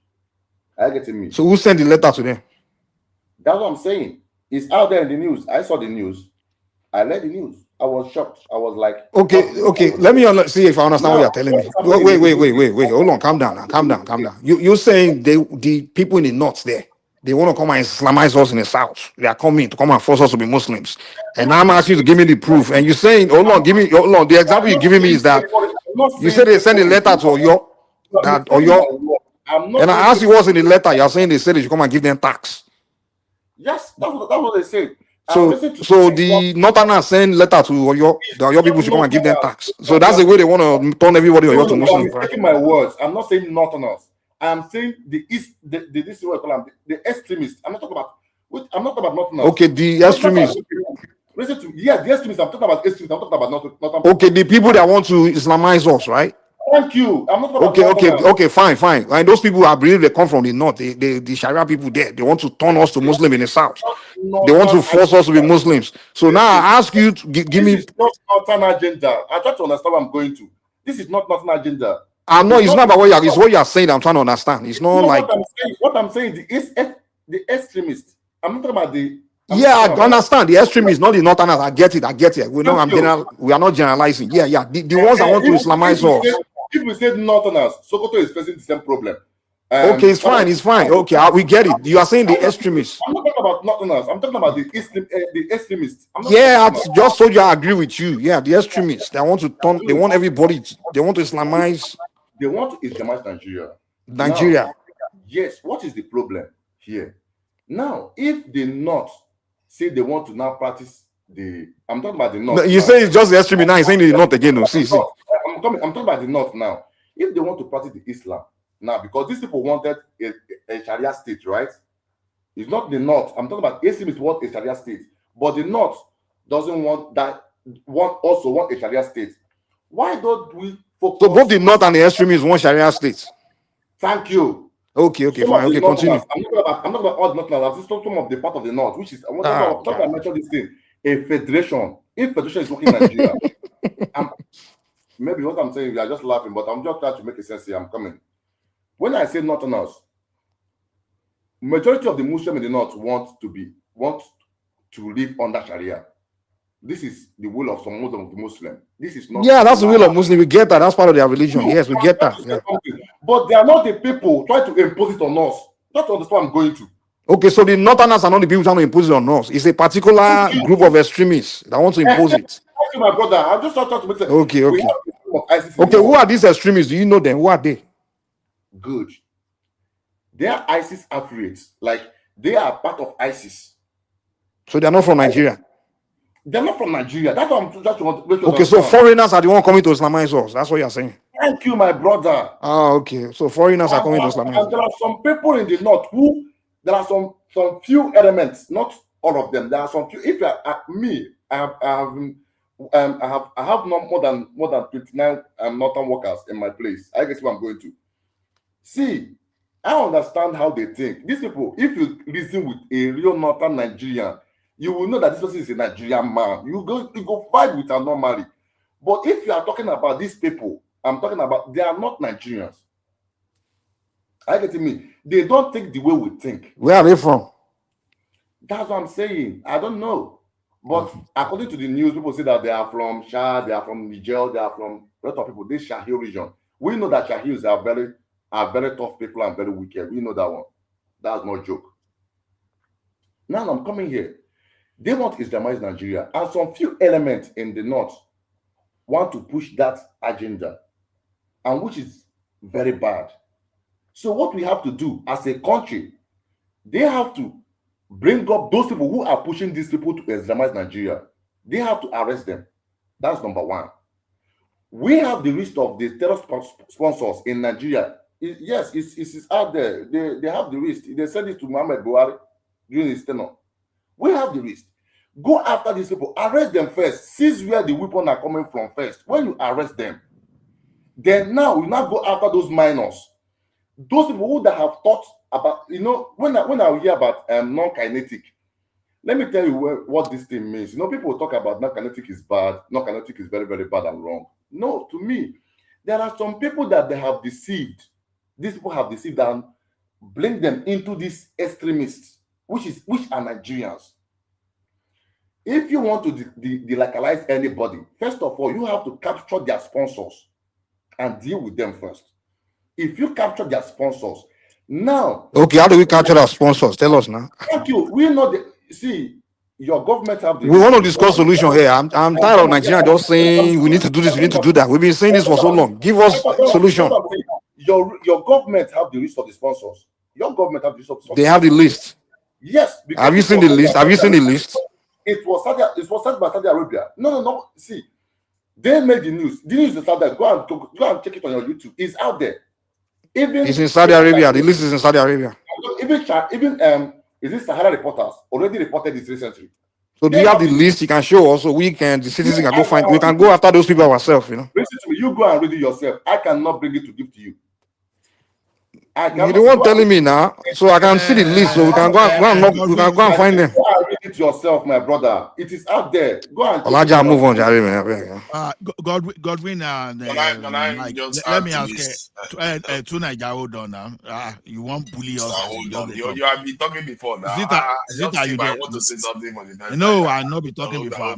I'm not even interested in talking so much. Even at that one you won't talk, I just want to interject. Zita, Madam Zita, are you there?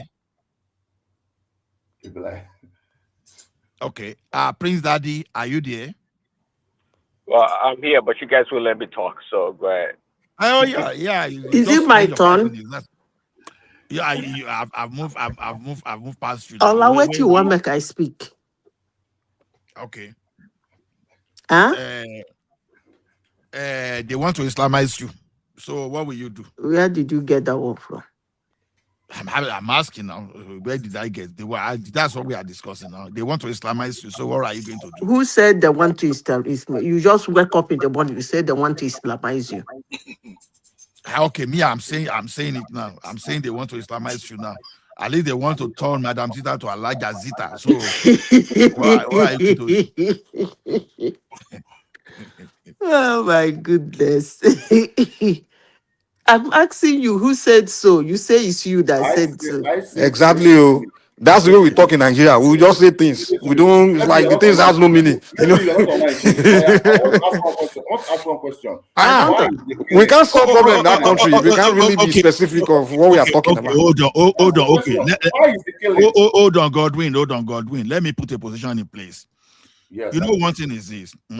If we say they want to Islamize Nigeria, just like a blank contest, I know it's going to cause confusion. That's what we do now all the time. Blank. Hold on, but we've all agreed today that some criminals, they are hiding under religion. You understand? They are hiding under religion just because they know they can use religion to capture people. It is true that some criminals, they are fighting for the resources of Nigeria. But how would they come in?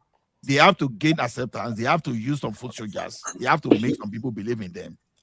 But so they are hiding under radicalize radicalize some people as some radicalized Islamic group. So they're Just trying to perpetrate. Islamize Nigeria. I'm putting in a contest now. I told you, say Nami talk say they want to Islamize Nigeria. So I and don't I want know. to See, I don't know do you if know that why argument. I want to make do my you own view. Listen, we are making God, we hold on now. Let Madam Sita come in so that we are not you coming can to argue. You you understand? see, Yeah. look, Ola, look first. When I saw Ola, it doesn't really mean you. Ola, why those things are still happening is because the environment accepts it. Nobody wants to Islamize Nigeria. The environment that those things started and the environment where those things are happening, they accept it. If they don't, nobody go and ask, not even in the civilized situation, that some ragtag, hungry-looking idiots will run into your town and be shooting people. They now have drone, no. If you don't know, they've always Listen had to drone. me. Listen to They me. now have It's sophisticated those. one now. I'm just telling you. Listen. Okay. You won't listen to me. You see, I talk a lot of rubbish. You call them When attack. That's why I militancy, just told you that they I have will like always be sophisticated saying drone now. this in this platform. Okay. When militancy was raging in the Niger Delta, I told them that those things that are holding is Nigerian government property. One of my colleagues in the office that day almost slapped me. It was the weirdest thing to say as at 2003, 2007 in Nigeria. That is the weirdest thing for you to say. But because I have information in my hands, I told them, see, you see that gun they're holding? Is okay, let me rephrase it. It's government gun. Okay, Madam If I say Nigeria, somebody will ask me, you want to tell us that is the military that they are killing, that is the one that is giving them the gun? I said government gun. Madam Sita, hold on, so that you hear this one. They now have 35 drones, including a particular drone that costs multi-millions. It's government drones. They stole multi-million drones from the government of Nigeria? Yes, that government drones. Now, let me tell you. I've said this several times.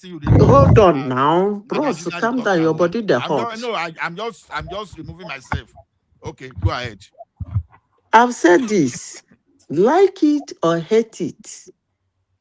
The day they hold one of those drones and look for the manufacturer, when they see the manufacturer, they will see where it is sent to. That's how it works. That's how arms and ammunition work.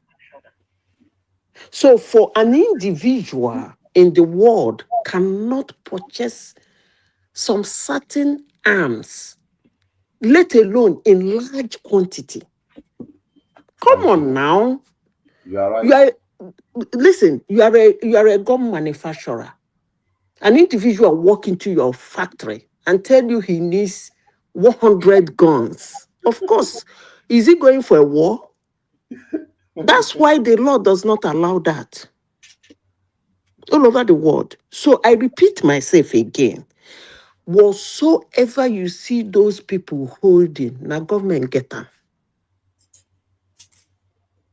There might be 1-2 side attraction, like among them who wants to have a handgun or buy their own gun in case if those ones are collected from them. Yeah, fine, that's okay. But you see all those AK-44, all those guns, they hang around them with Rambo bullet. Those things are government. I will stand anywhere in the world and say this. It's from the government. And when you get one Madam, and look at the number, when you look at the number, look at it from this point.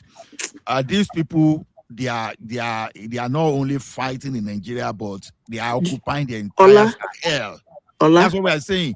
So hold on now. We have IS swap. Who is making that noise, sir? I think someone microphone is feeding back. Pause it now. So okay, so sorry. the thing is this.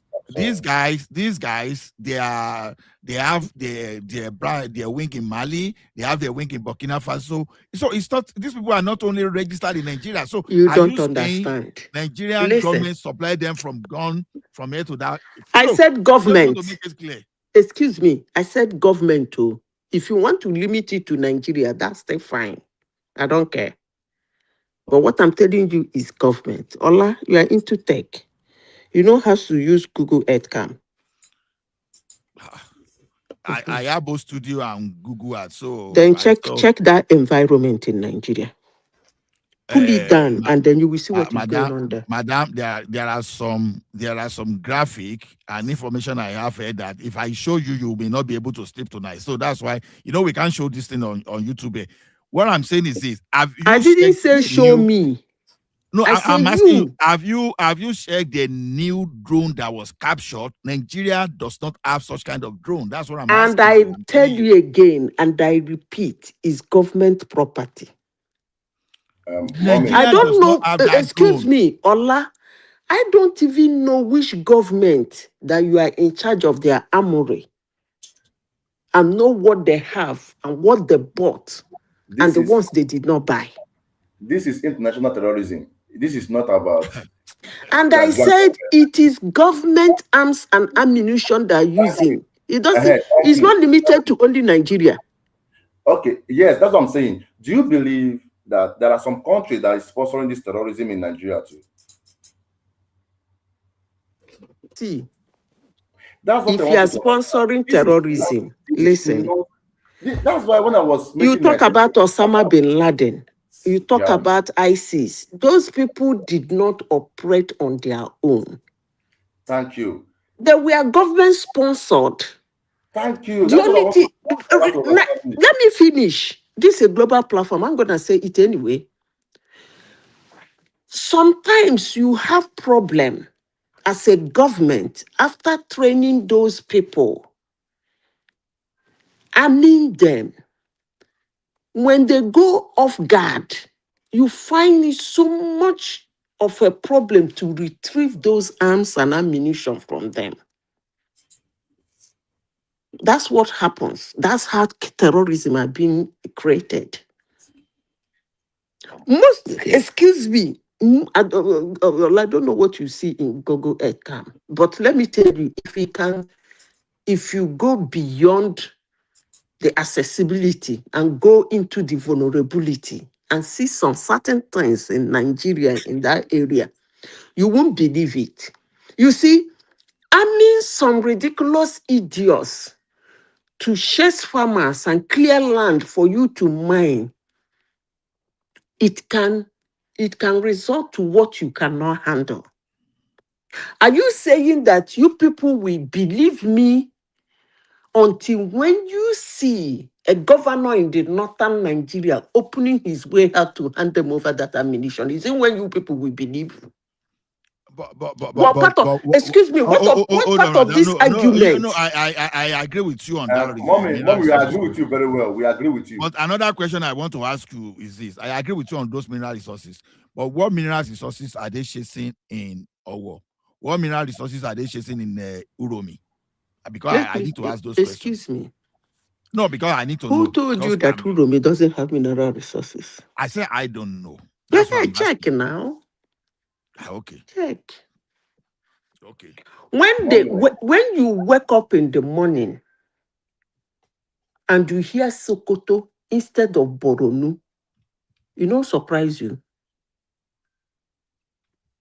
Do you know what they have in Uromi? Do you know what they're keeping in Uromi that they don't want Uromi citizens to see? Come on now. Are you saying that their military headquarters must be in Sambisa Forest or in the north? You guys don't know what is going on in Nigeria. When the government of Nigeria is talking about forest guard, you think it's forest guard is just to guard farmers? It's to see where they keep all those things. You think they keep it in a place that is accessible? You know the one they have in Benue State? That they won't let anybody get close to it. Instead, they put fear in the villagers and come from time to time to slaughter them. You people think this thing is just let's come and talk rumble. Those northerners, I've said it here, and I will continue saying it. They are getting to a point. Okay, before now, I have already approved OD on them. But I can tell you that they are getting to a point that the Nigerian government and whosoever wants to support them will not have any other option rather than to make them OD or Hiroshima. Check it now. Okay. Before this preaching of Hiroshima, you understand? You say you don't believe they want to Islamize Nigeria, right? No, I said forget that wait, Islamization. hold on now. I said something earlier here before you came. I said Egypt was a Christian country, as I was arguing. Even the fact I got my fact.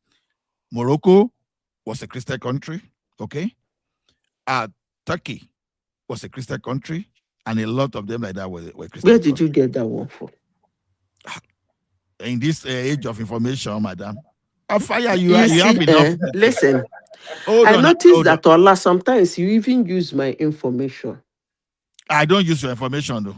You don't know who put the information there now. If you know who put the information there, I say I don't use your information. You know, sometimes when you people browse this, your cheat, and whatever it tells you people, you jump out and you be talking. Madam, I don't use your information. Look at listen to me. Look at the history of the Egyptians. I don't know where you got Christianity there. And no, when we say let me finish now. They were predominantly Christian now. See, listen to me.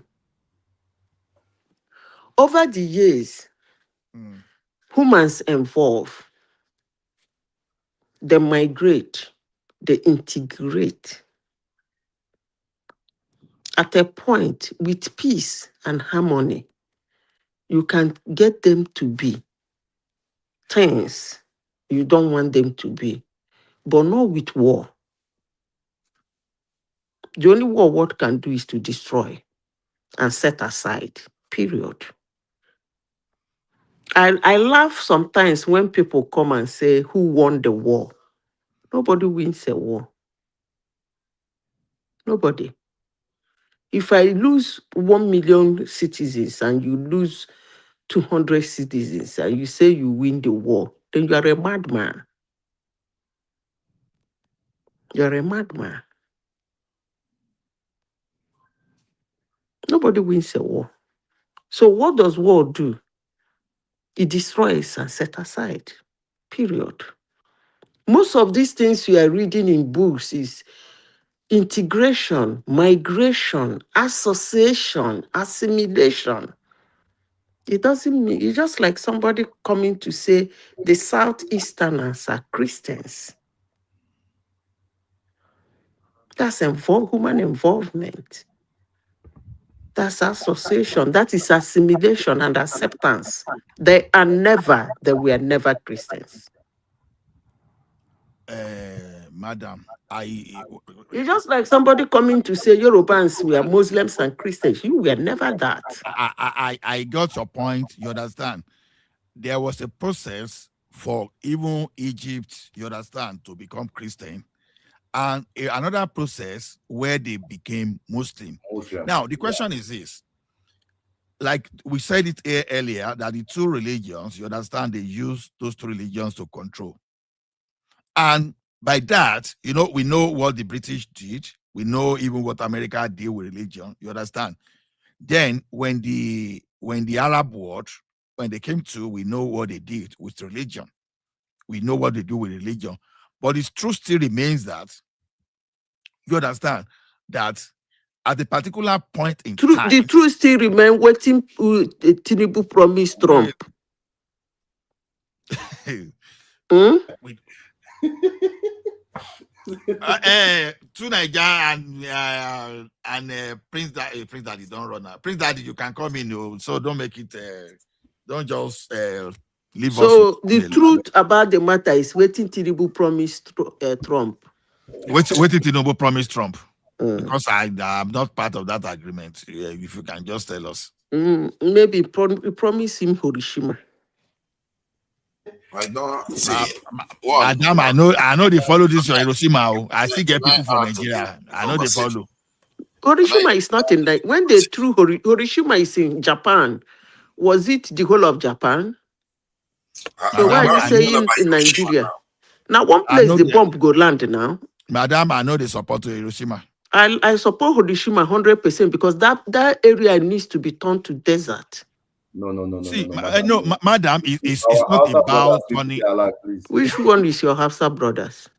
You see, one thing you people don't understand is that there is a way you push insecurity. It gets to that point. You don't actually do have a choice. I have already approved it, but in the eyes of the military, it is getting to that point. It will get to it because you cannot manage it because the land accepts it. The people in the land accepts it. I've told you people story of the Brigadier General several times, and whenever I tell it, I notice that I tell the story. I notice that it's not making sense to you guys. Okay, Madam. It doesn't make sense to any of you. If it makes sense to any of you, you will not be saying that Hiroshima is Nigeria, and you will not be saying that you have Hausa and Fulani brothers in the north. Did you watch that Kogi State Commando? This thing, you understand? You know, there was a point that even when this Udenyi was even narrating, when they were talking of a casualty, you know, Udenyi, a policeman, was even afraid to talk. He got to a stage, he could not even concede, he could not even hide his feeling that, okay, before you guys start talking of extrajudicial fine. You understand? Just to tell you how difficult this situation is. Now, instead that is Hiroshima, why, you're talking about, hold on, madam. When it is I don't know the part of it. Please, can you talk to a military person? When it is getting to this stage, you are talking about, there is no other way rather than to give them Hiroshima. And that was what that's what Obasanjo did in Odi. When you Hiroshima northeast, and these people already they are running to the south. Will you come and Hiroshima the south? You don't even know how Hiroshima work. Don't worry about that. Leave them to worry about how they do the Hiroshima. Because already Ola, you are not a military man. You are not a military personnel. I agree. Neither you are in the military intelligence. Forget about how they are going to turn that area to a desert. It's not your business. If I'm coming to this, give them their region.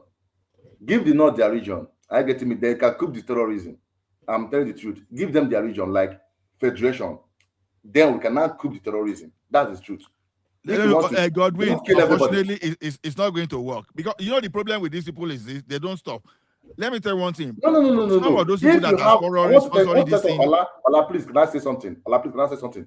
Okay. If you have a federation, the way we practice in our side, the way we practice security in our side, every community have their own security. Every town have their own security. Then the states have the security. There is no how they can penetrate. It's impossible. I'm telling you the honest truth. That's the true fact. Because when you come to the south are not radicals. I'm coming. When you come to the southern part of Nigeria, we are not radicals. Both the Yoruba, the Edo, everybody this side are not the way the north and Sokoto side. I'm coming. Then give them the true religion. The true federation. Give them the federation. We can coup it. Honestly speaking, we cannot fight those insurgents there. We cannot fight them. Without this federation, we cannot fight them. That's the honest truth I'm telling you. When you centralize power in one federation, only in the power in central Abuja, there is no how we can fight this terrorism. Impossible. That's the truth. Just give us that federation and see what will happen in Nigeria. Nigeria will transform automatically. This security we are talking about now, it will evolve. Security will not, it will just be surprised because you know how your community works. You can build security in your community and you know how it works. People from your place know how to protect their people. My brother, let me tell you something. I understand what you are talking. Let me tell you one thing. See, you want federation, a person like me, I want a total partition. You understand? Total partition is this: break what do we call it? Break southern Nigeria. No, break Nigerians that are not part of those 12 states or Sharia states. Break them away. That's my solution, right? Do you think even breaking them away will solve the problem? It won't solve, because these guys, they don't stay where they are. They want to expand. That's the problem. I want to come into this. If you break them away, it still will be the same. I'm trying to tell you something. They will try to incur into Nigeria, right? They will try to incur into the way we are breaking away, right? But let me explain this for you. If we still have the same federation, it's still the same thing. Now, if you partition them, we can now have the security architecture in each state to protect each state. You will see that all of them will now reduce them to nothing. I'm telling you the fact. But if you partition it, it's like you bring out like Middle Belt, you bring out like Northern Region, and join it together and ask them to protect themselves. Is it possible? But when you partition it, Godwin, let me give you an example. No, you are not getting my point. Now, India and Pakistan, you understand, they were partitioned. You understand, Pakistan on their own, India and on their own.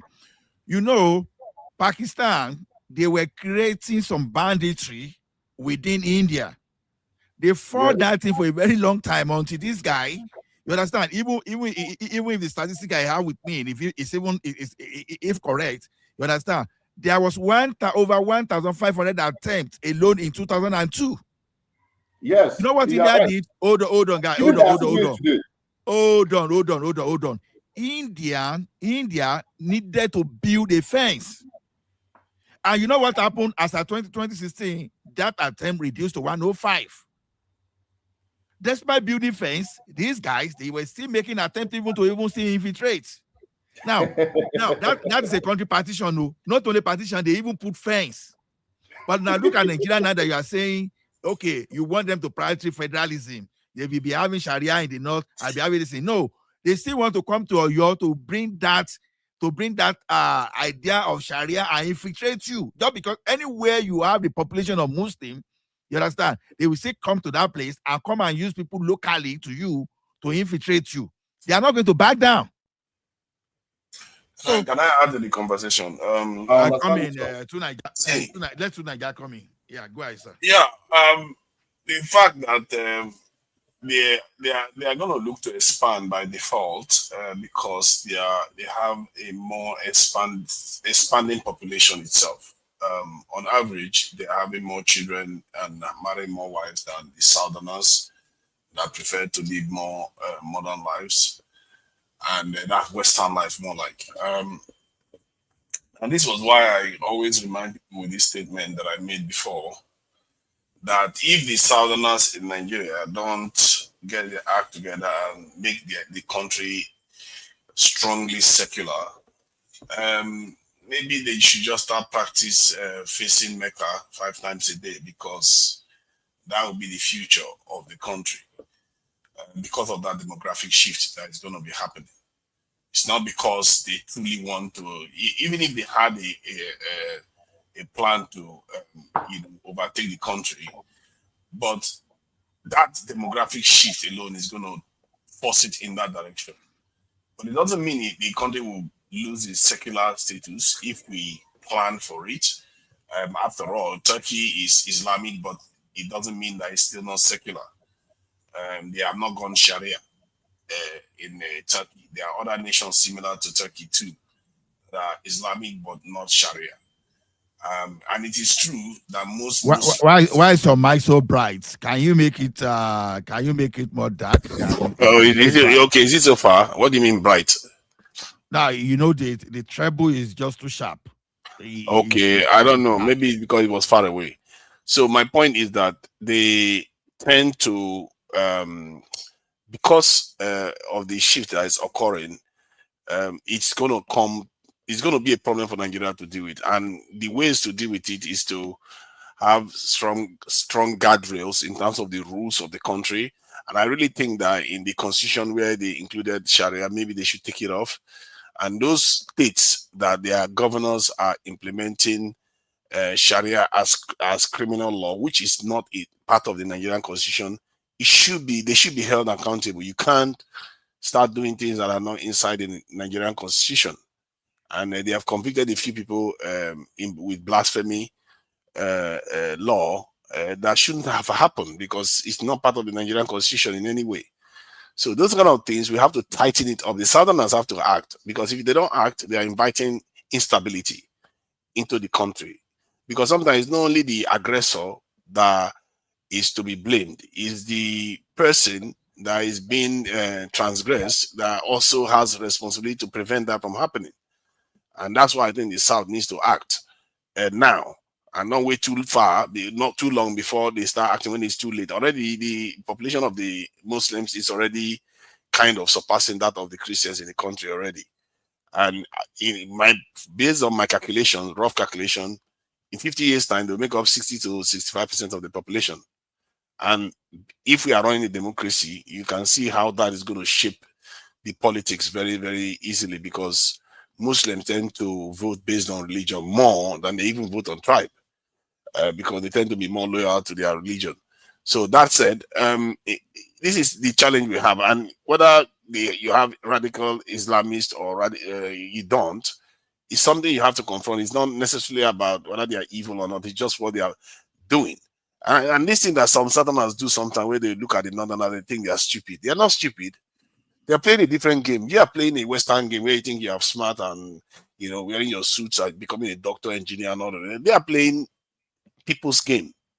And in the end, all the people that will do all their work in the South and everything, who is going to inherit it? Is their children that are going to inherit all your hard labor if you are not busy having children. So if you want to survive it, then you want to act in the sense of rules. I guess that is how I look at it. But if I wanted to comment on the American supply of weapons to the Nigerian government, which is interesting, I think somebody did some analysis this week that South African president ran to China, Russia, and Iran, while Nigeria ran to Washington. When this Niger coup occurred, one of my analysis was that this may be an opportunity for Tinubu to renegotiate our position on the continent. And I truly believe that this is that time. I don't know what he's going to do with it, because so far all these weapons they are sending to him just seems to be trinkets. They are nothing. They're not giving him anything strategic. They're not giving him anything that important. And if I was him, because that's what America is looking for. If you look at the American strategic plan, they are looking for partners in different regions that are strong, that they can rely on. So if Nigeria was a strong partner that they can rely on, they are willing to share a lot of wealth and technology with us. But who is going to share their wealth and technology with us when they feel like you are not strong enough to control that technology? Because if you look at what happened in Venezuela recently, it tells you what happens when you don't have a strong nation in terms of the quality of the people in that nation. Because from what I gather, the military in that country betrayed their leader. They sold their leader out. So in other words, all the weapons they bought for that nation to defend it, they didn't use it. It's for naught. And the people that gave them those weapons may even regret it. Because like, why would I give these morons the weapon? Because they are not men. They are willing to sell their country for this in dollars and all the rest. And Nigerians, you can't argue that Nigerians will not do the same. So this is why maybe America will not trust Nigeria until we prove ourselves. What chances did the Venezuelan military had against America when it took the president? The thing is, the policy of Singapore is the poison shrimp policy. That poison shrimp policy means that they don't have to beat you. They don't have to win. They just have to make sure you don't also win. That's all they have to do. You can be a spoiler. Venezuela has a strong military in terms of the technology they have and in terms of manpower for their population. They have way stronger than that of Nigeria. Well, and now we talk about relative term. Did you see the build up in the Caribbean and the seas around them before they took their president? Did you see the Americans' arsenal and the assets around there. I mean, are you kidding me? You think truly that just like Saddam's hold on military, what they call them the elite, the Saddam Hussein. When America came to Iraq, they all freaking surrendered. Nobody even took a shot against the American military. So they know their capacity. They know what they can do. So don't pretend that they won't. I mean, if they did, of course they can do it, but they all will be obliterated. They're going to just hide them all. They are not going to be obliterated because the Taliban was not obliterated. See, do you know they already have a structure to fight a country like America? Okay. Sorry to button again. Say that now. That's to your good point right there. Now, if you say that the Venezuelans, their military or whatnot, the paramilitary would go into guerrilla war if America put troops or their people on the ground, yes, that they can have an opportunity to make an impact, just like the Taliban or the Afghanistan people did.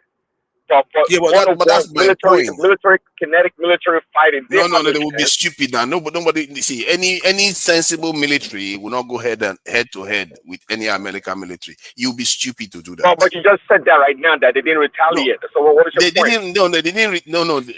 What I'm saying that they didn't defend their president. They could have ensured that their president is not captured. No.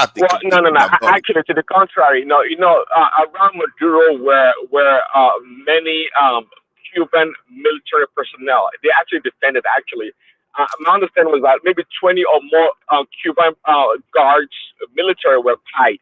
So they defended. I mean, it's core inner circle of any military analyst would tell you that yes, some people died while they went there, but they didn't defend the country. They didn't. Any military analyst will tell you this.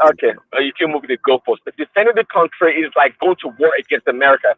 Defending their leader, Maduro, is another thing. Defending Maduro so that the president, so he's not captured. They didn't do that. If they wanted to do that, they could have done it. They didn't do that. That's any military analyst will tell you the same thing.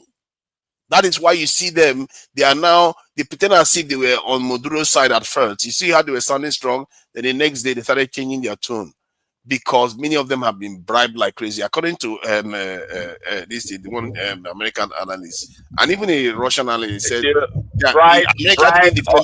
listen, bribe or not, they were not going to retaliate because they don't have that capacity. They can't stand that the American juggernaut. Who is talking about retaliating? Hold on. I never said anything about retaliating. I'm talking about preventing their president from being kidnapped. That is what I'm saying. I'm not about retaliating. I don't understand. How can you not understand? Am I not speaking English? No, you speak German. Because to stop the president from mistaking would be obvious what I'm saying. It's so obvious what I'm saying. I'm saying they could have prevented their president from being kidnapped. It's very simple. So Niger, sometimes you argue like somebody from somewhere. You don't live in United States. You don't actually know the policies, things that are going on. That guy Maduro, do you know how many people he jailed in prison? Over 200 people that oppose him. I'm not. See, hold on. Don't change the topic. Don't change the topic. We are talking about something that I don't want to start discussing Maduro's character. That is not what we are talking about. We're discussing whether they betrayed their commander-in-chief. He betrayed his own people. That's why they let him go. What are you saying? Okay, good. Let's say that's what happened. But my point is that if they had chosen to stand their ground, what ground are you talking about for a guy who has unalived his own people, killed his own people? I don't need you interrupting me left and right. I don't need you interrupting me left and right. I'm not in the mood to come on, man. This cool Niger guy. You live in London and you want to talk about America. Leave it. See, let's try to be more organized instead of just being rowdy. But I don't have the energy for no, tonight, please. I don't have the energy for today. I don't want to yell. Tonight, I approached the matter logically. You said they did not defend the leader. I don't know. Yes. How can they defend the leader when they don't have any chance against the invaders? So the way you defend your leader, you ensure that he doesn't get captured. That's how you defend your leader. Man, get out of here, man. It's like telling Cameroonians. It's like telling Cameroonians to protect this guy. Don't make me take it backstage now. Come on, you need to let me talk. Otherwise, I'll take you backstage. The guy is not Paul Biya. Take me backstage. Paul Biya wins the election with 90% of the vote. That is not Paul Biya.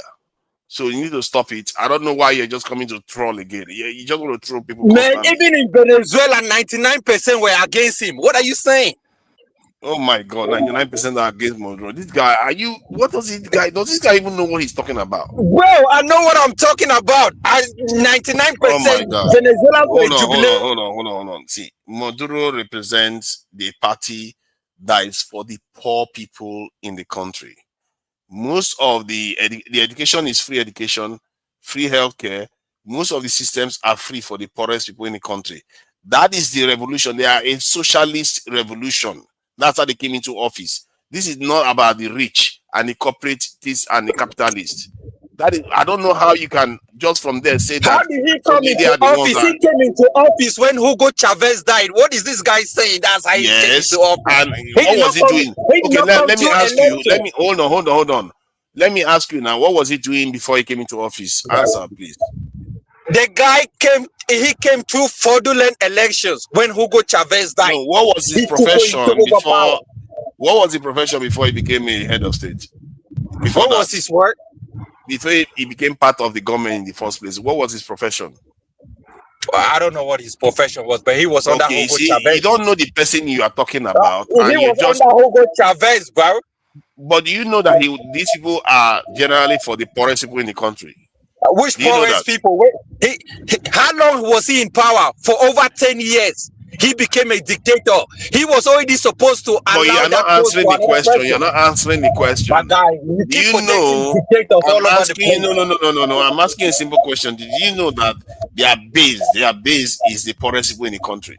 I asked him why did he change the constitution to stay in power? Oh my God! No, I'm against that. Anybody that changes the constitution to stay in power, I'm against that. Okay. I'm not defending him, but I'm asking a simple question that you are running away from. You see how I quickly condemn him in my own when you tell me about changing the constitution, I quickly condemn him. But your problem is that when he hears something, a dictator actually, is a dictator. Gaddafi was a dictator too. Are you against Gaddafi? But he was a bad guy. He was a bad guy. Are you against Gaddafi too? No, I'm not supporting Gaddafi. They did a good job taking him out.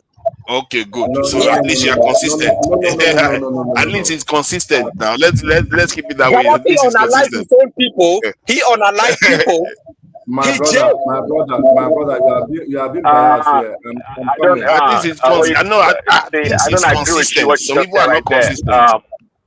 To Nigeria, you are right. Cameroon. I don't agree with what you said about Gaddafi. Okay. No, Gaddafi. Oh, sorry. Students were crying that he killed a lot of university students who stood up against him. He fought the black Chadians at the border. He was blocking every black person that looked like Chadian in prison. Go and check about it. Go and check about the Libyan Chadian war. And so what? Where did you get your narrative from? Where you get your Man, I'm telling you about. I'm a historian. Go and check about Libyan Chadian war. Then come and tell me Gaddafi was a bad guy. Did you know that? Nigeria fought Chad? Libyan Chadian war. Yeah, they're fighting war. So I mean, what do you expect? Do you expect it to be nice to the opposition or the people that trying to find? Nigeria even fought Chad too. Well, I remember that's where Buhari made his name the first time. Nigeria fought Chad too. It's not like Chad seems to be a stubborn nation that seems to fight other nations. Region. You know, Chinese are mostly stubborn people, so that's true. Yeah, but at the core of it, at the core of the analysis I was doing was that this in Nigeria position with the West is dependent on how Nigeria leverages its influence and try to become a major power in this region. If Nigeria becomes a major power, then America is willing to work with that Nigeria as a kind of conduit to having influence on the continent. That's how it works. Nigeria is the Sigma of Africa. How can Nigeria become somebody? Hold on. Hey, talking about becoming somebody. Hey. What the heck is Nigeria? Hey, you know what? We probably need to go and invade Cameroon just to put guys, this guy hold on, guys. How did we even get to all this Cameroon when we're trying to solve the problem of Nigeria? Which problem are you solving? You have been solving your problem for how long? Hold on. How long will it take you to solve your problem? Hey, guys, how long will it take you to solve problem? Hold on. Every day solving problems. Comes on and start shouting at everybody. Hold on. Now the question is this, you understand? What can we do about all these, especially the southern governor? What can we do about all these northern governors that keep frustrating everyone's efforts? Look at Niger man's cousin, that Katsina State governor. You will send the military to go and fight bandits. After successfully arresting those people, the next thing, one idiot, we sit down somewhere and we say, okay, you want to release them. So, or maybe I was wrong to call him idiot, or are you saying the man knows something we don't know? Tonight, Now, let me tell you what he knows that you don't know. He knows that when the cameras are turned off and the journalists disappear, and the Nigerian military goes back to the barracks, they are left alone. They are left alone with the bandits. You have a point. That is what they know. You have a point there. That is the problem. Okay, to Niger, the follow-up question will not be. No, okay, it looks like he has a point, right? No, he has. No, I'm saying it looks like he has a point. So I want to try. Exactly what happens all the time. Whenever they hear people leave, then the bandits will come and start slaughtering them one by one.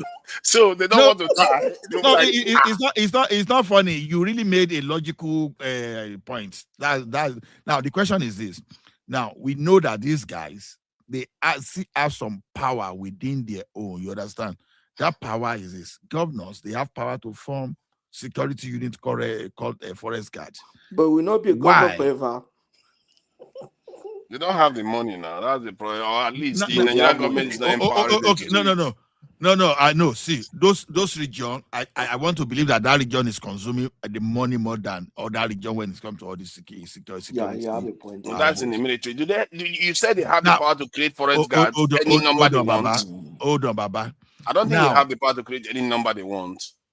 No, it can create state governors can create forest guard. Amotekun is a forest guard because they could name me Amotekun. It doesn't mean that it's not. Amotekun is a form of forest guard. Now, why are they not creating forest guard? At least show your capacity instead of raising up your hand and surrendering to bandits. So.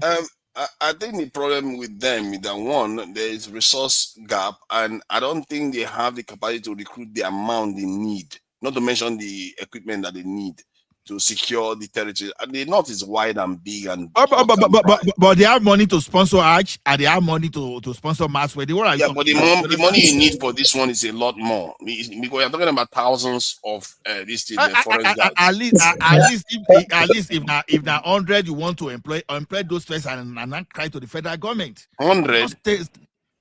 What do you mean 100? You're going to about 100,000 forest guards. You are not getting my point. First of all, do what you can do, then shout, then you cry and meet the federal government that, okay, I see me. I've been able to recruit 100. Whereas I'm supposed to recruit 5,000.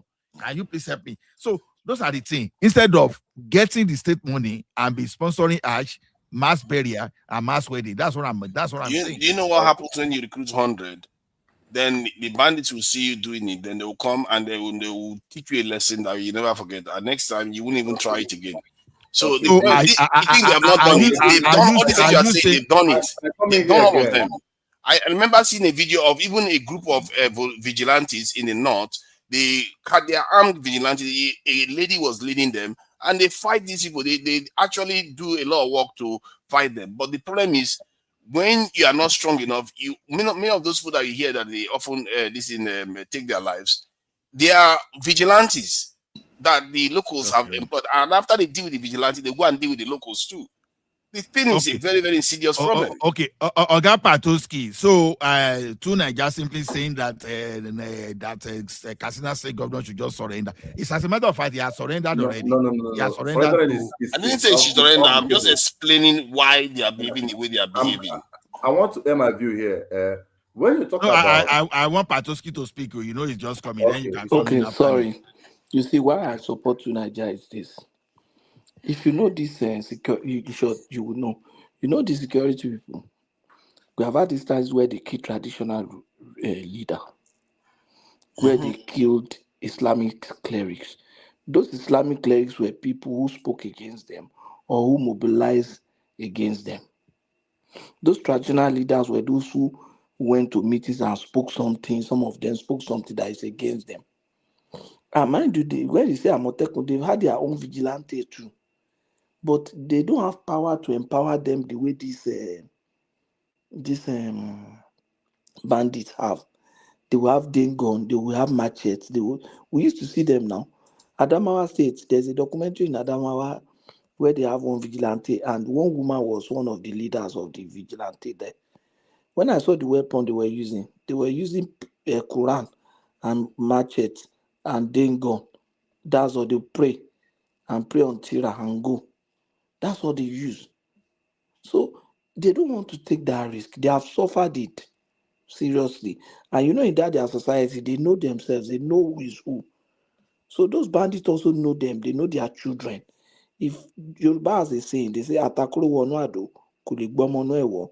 For those who don't understand Yoruba, if you say you don't have charm, I will Patoski.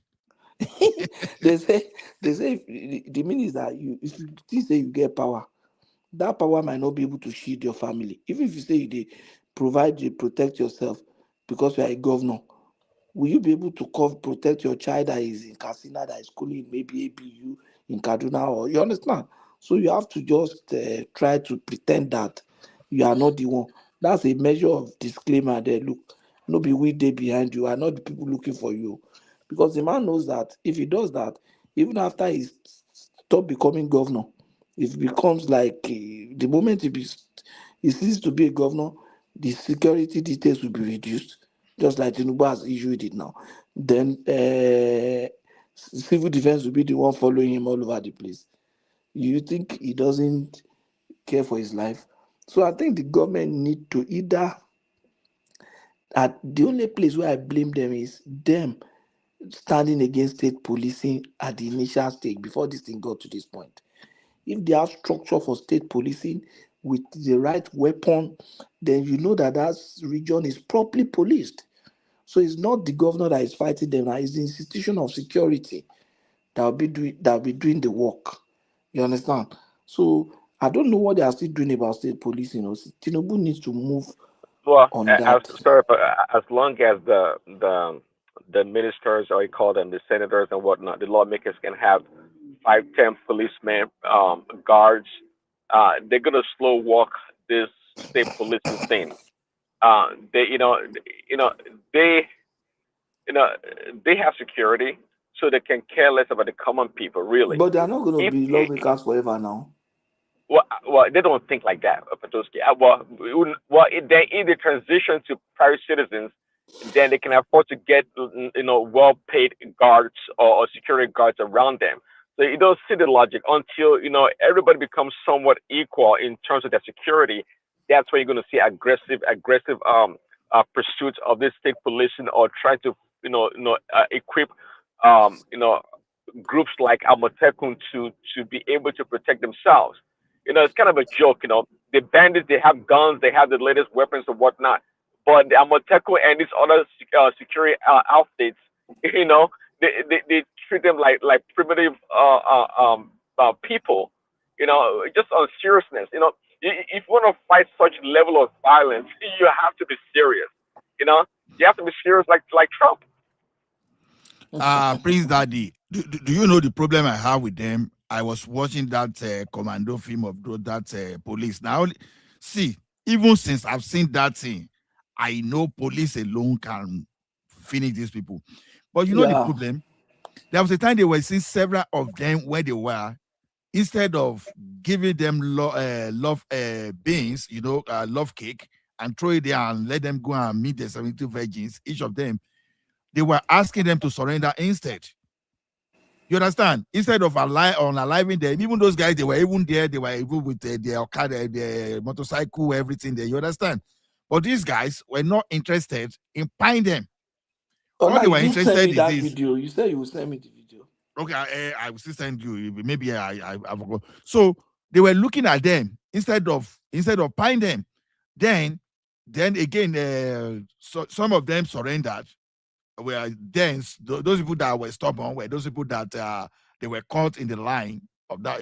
So on the line. So now the point is this: if you can pie these people there, why? Because this is where I veer to what Madam Zita was has been saying. But the only thing is this: Hiroshima in them is what I want that thing to be clarified, because if the Hiroshima as Hiroshima, No. I don't want it. That's what I disagree with Madam Zita with also. Exactly. I don't believe in that. Exactly. Because but most of the people that are going to be pied are innocent people anyways. So we're not going to do exactly. that. But as those police helicopters now, because you see them, maybe probably those people are more than 100, and they were wearing even military uniform. All these bandit terrorists. I don't want to call them bandits. You understand? It didn't take them anything to one bullet each to unalive those guys, but they decided not to. It was then he was now saying, okay, before we say, you start shouting extrajudicial, whatever, human rights, all those stuff. That means that the police guys are even afraid of what the international community will say. They would rather say, okay, hello, bandits, please surrender, all those. And you capture those people and you go and give to a person like Katsina State Governor. After that, more than 72 hours or whatever, I don't know how many specific hours they spend, for example. Now, after those efforts, you capture those people and you go and give to one governor that will release them later. So it's just like self-sabotage. You know, that's what I see. So, do you know how much the Nigerian government spent defending the currency last year? I forget about currency. Godwin. No. I'm asking you because it's tied to this. Hold on. No, we are still on security. You are taking us to currency. No.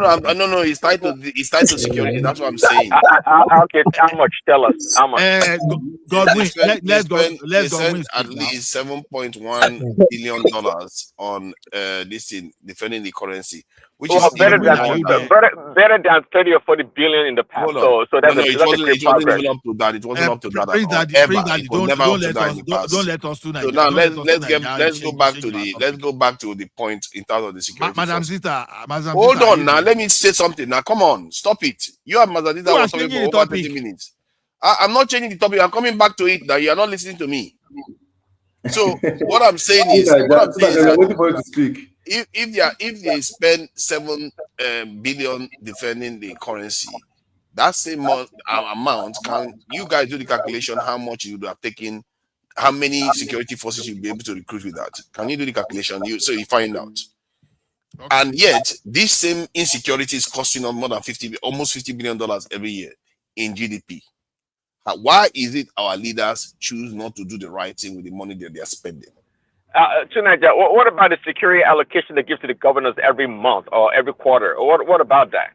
It's not enough, is it? That's the problem. You have money to do it. No, I disagree. I disagree. I believe if they give that security a bonus or whatever, if they use it judiciously over these past years, it would have made a difference. Can I come in here? You know, guys, let's go and speak. The reason why those things doesn't work is this: we don't have state police. If we have state police, then it will work. The money they give to the state government, because state government will now become they are like a commander-in-chief of the armed forces of the state. Have you understand it now? So it doesn't work. All our military, all our police, everything is centralized. We have few police. If you check your region now, you can count the number of police in your state. I'm telling you the fact. Now, if you overstretch them, you see that there will be a lot of gap. But if you do it like this, give us state policing or give us a region, like every state will become their own, like it will be like federation. Give us federation. You will see how security, see, whenever they declare federation in Nigeria now and declare state policing, I swear, all the whole region, it will send a very shock wave to the whole terrorists. I'm telling you the facts. I'm telling you the honest truth. So it will reduce insecurity automatically. The reason why we have a lot of corruption is because it's centralized. Why do you think it's going to recruit insecurity? Good. I want to ask you a question. If your community now, mobilize, like have a community vigilante where you people can participate in, people from your community, not people from the north or people from the south. People from your own community will now be the security of your own community, having a good ammunition and everything to fight any incursion. I want to ask you a question. Would your community do well to defend yourself? Okay, you think they'll do well because they are locals, eh? Yes. Okay, now, I hear you. I hear you. Let me put this proposal. Then, would you consider? Let me ask now. Let me ask. No, would you will consider? ask before you move on. No, I want you to ask question. I'm coming. Let me ask question. Ask question. Let's have a conversation. So, would you consider the federal government recruiting people from that state and them serving in that state? Then, good. I want to come in here. There will be a lot of corruption. Do you know why? Because you will still have a non-state actor trying to control the fund. You see, now that reveals your intention. That reveals your intention. I want you to have a minimal corruption. It's not that they will not. But the states have been proven. No, but the states have been proven to be even more corrupt than the federal. No, I'm coming. No, don't go there. Don't go there at all. These are people that don't even pay their staff. I'm coming. Don't go there. Don't go there at all. When you talk about security, I'm coming. When you talk about security, let me use our side as an example. In our place, we have what is called community security. I know that you guys too have it. We have what is called community security. Those community security now doesn't have arms. I get me. What they use is hunter guns. Sometimes some of them they still, they do collaboration with in Nigeria. Hunter gun. Oh, do you think that hunter gun is not used in Nigeria? Both double barrel. They are still used in Nigeria now.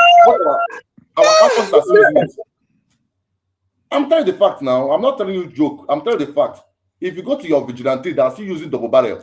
I'm not telling you. But get to the point now. You are saying the states are not corrupt, but you don't have any evidence. I'm not saying that states are not corrupt. There's got to be minimal corruption. I'm not talking about the states are not corrupt. I'm coming. Why do you think they will be minimal? Are they minimal now? It's going to be minimal. I know why. Because will be like these resources now is in the states with the state governor. I get me now. It is disposing this now to the locals. So there will be minimal corruption. But if it's coming from the hold on. Now let me remind you, the resources are not going to be within the state. If the federal government is not the one creating the security forces, the resources are not going to be. The state will have to generate the resources to recruit those people. So they have to create that security force themselves. Let me. Yes. But do you know that when you talk about federation, there are what is called like if a state can't help itself, the other regions can help them, right? I think that's the whole point of federation. You don't need help from other states. No, you need help from other states. Other states come to your help. Then why not get from the federal government if you want to get from other states? What is the point? That's what I'm saying. Listen to me. We have centralized government. Then we have regional government. That's how it works. Okay. Okay, Godwin, let me put one question, 2 or 3 questions to you at the same time. Okay. Number one, why do you think Tinubu is not doing that state police now? Because I want to be, Tinubu is the, I stand to be corrected. Tinubu is the reason that state police is not created now. That's my belief. Good. There are people opposed to. Hold on. I will ask the question. Okay. Now, again, another question is this. Don't you see a situation where the governor like Bala said Fulani are global, they say that they can come. Don't you see them misusing the state police to import Fulani into the state and use state police to protect them? You understand? So what can you say? Now, the other, okay, before you move now, why I said Tinubu is the one that is not created state police now is this. Because I think he believes they can misuse that for the next election. And this man wants to win the last day election. So that's the way I see it. Because if you put a state police now and they go and use that state police to rig election, you can see, I think the northern state will move very fast. If you create state police now, you are right. You are right in what you are saying. What you are saying, you are very right. But the truth is this. Let's protect our regions first by creating state police. Then about the north, I know that they are going to do some illegal things because these northern governors, they are very brutal. We are going to deal with them. But let's just create the state police first to guide the south first. Then we no, you are not getting it. Oh, see, the acceptance for state police now, I think about 34 states have supported state police out of 36. So if you understand, that's like almost unilateral. What I expected the thing to see is to pass the bill, and even though Tinubu doesn't want to give assent, maybe he can wait for the second term, or wait and let the election and let them conduct the election, and then put assent. Because I believe it's not moving that thing forward. Tinubu will be stupid to pass state police. They'll be stupid to pass it now. I don't know why people are just talking Tinubu about will be state police. stupid to go and pass state police, right? But because what if, let's say, except of course he knows full well that the state cannot create the manpower that they need. Otherwise, let's say the state can create 50,000 police officers each, which they need. If they do that, you're going to get 50,000 times 30 something states. Do you know how many manpower is that? That's more than the federal government, this in police force. Exactly. So you have states, then the center will become extremely weak, and that is a country that is waiting to implode. You can't do that. No, don't say that at all. But that's what is going to happen. Let me tell you something. Everybody wants to be a patriotic Nigerian. Let me tell you, the only problem we have in Nigeria is corruption. Everybody. You see, you say what you want to say, but there's always one person or two that will ruin it. And when they do, you need a strong center to be stronger than the states.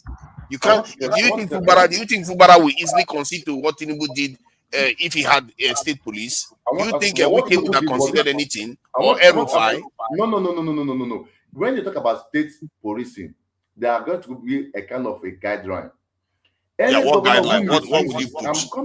I'm coming. Listen to me. This is what is called. They will not follow the guideline. I'm coming. We are going to touch on our constitutions very well to protect the citizens.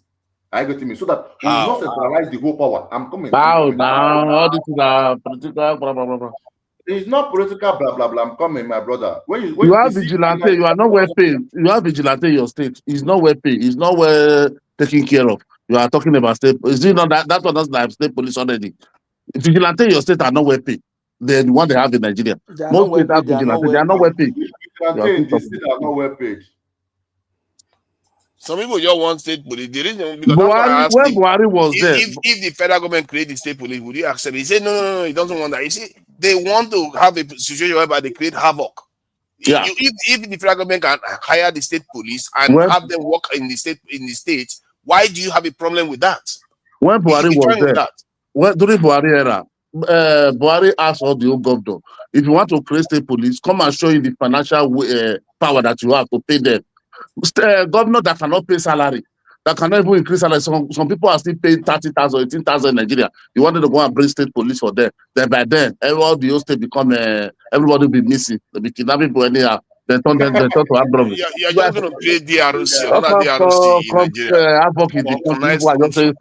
Some politician will just say something. The citizen will just join the bandwagon. State police. See what they are arguing about. Nigerian military can barely deal with 30,000 in the bandits, and you want to create potential bandits in every state.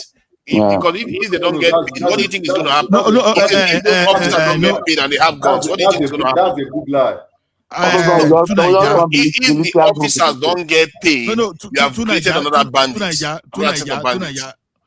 Don't get me wrong, I support state police.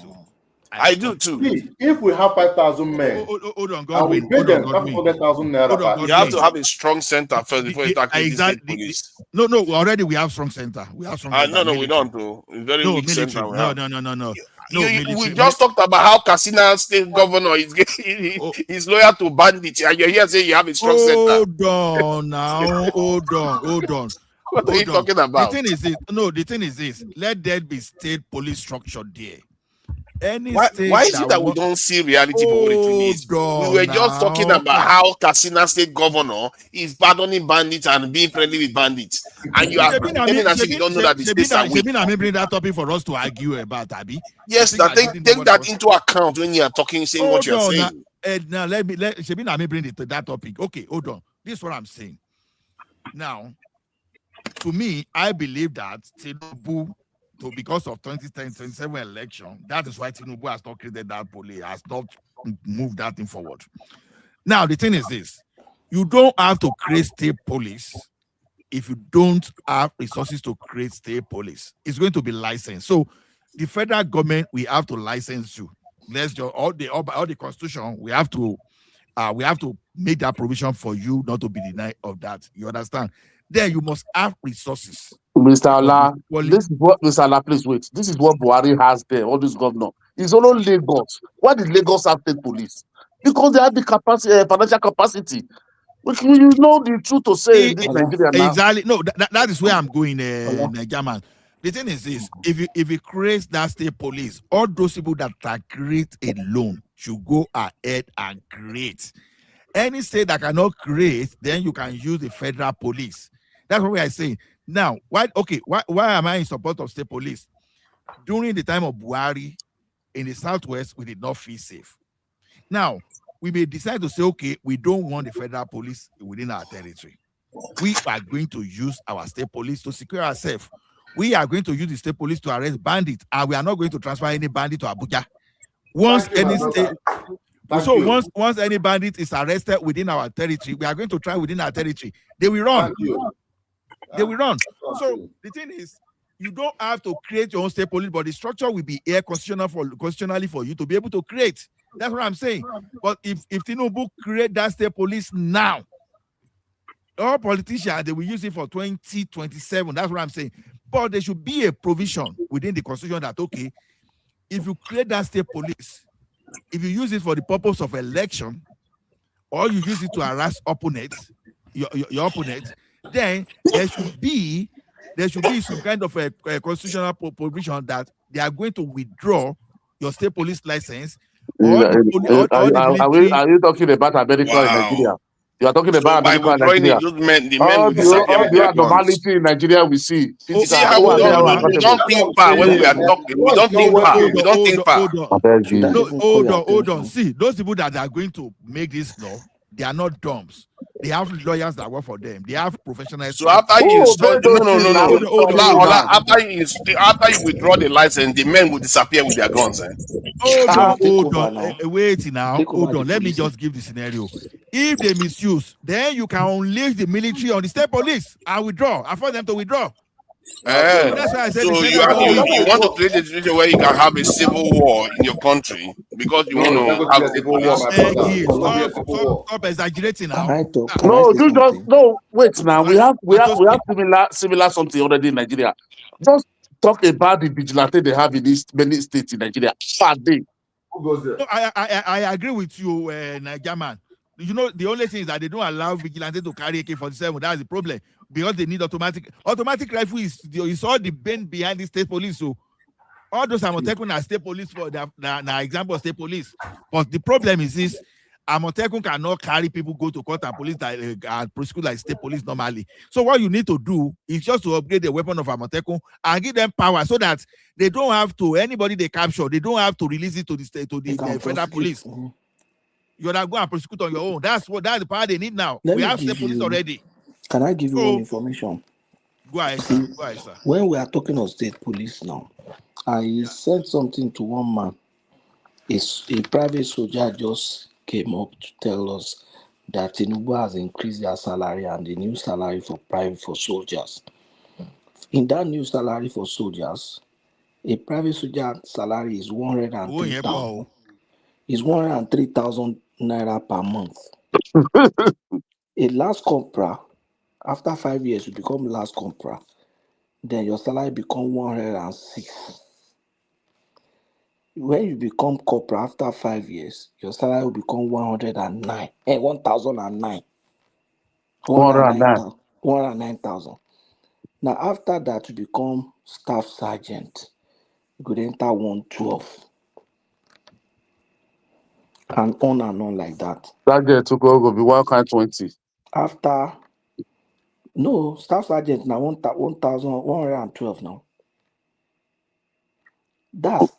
And to be a staff sergeant, we don't spend like last corporal, sergeant staff, you don't spend like almost 20 years. 20 years. Because promotion are like 4 or 5 years to promote you. Even the federal police, they are not well paid. I continue to worry.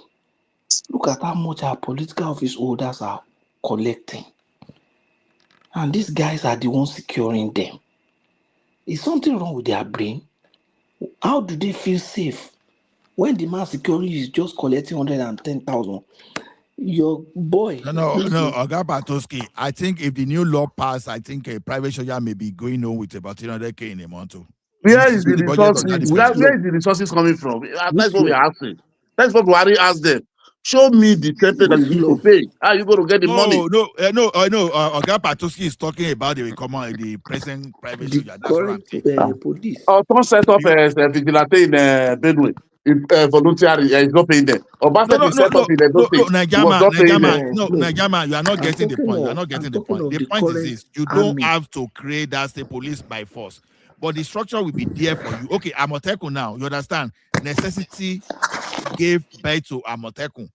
Whereas even before Amotekun, the state governor nationally they were supposed to have recruited the forest guard, which they didn't. But when it was necessary, they created Amotekun. You understand? But the problem is this: Amotekun could have been a state police by standard, but they were not giving them the right weapon. That's where the problem lies.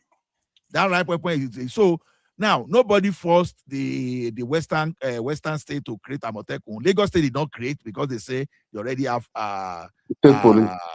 wash. I'm just reading that Amotekun is threatening a statewide strike as operative decry 5 years of slavery condition. So this is what we are dealing with. This is the kind of problem you want to create in 22 states. Or I know you'll be searching for everything negative. Let them go. It's at the top. It's at the top. It's at the top. I must say, it's at the top. I think a governor inaugurates 1,500. So, and also, let me give you this figure that I just did just now. 200,000 soldiers pay 300,000 naira a month. Do you know how much they're going to cost per annum? $600 million. $600 million. The Nigerian government spent $7-point-something billion just defending the Nigerian currency last year alone. So it tells you. I keep reminding. No, this is why I say that not to the government. I'm telling you that I'm trying to tell you that they have the money. They have the money. The money is not the problem. They have it. They are not just doing it. No. See, guy, I've told you, okay, when I was telling you to defend Nigeria that time, when I was telling you I'm trying to expose the fact that these people are deliberately not doing anything. They But have the money. but the way you are saying this is the solution is military might. It will have military might. Iraq have a military might, but did America take them off?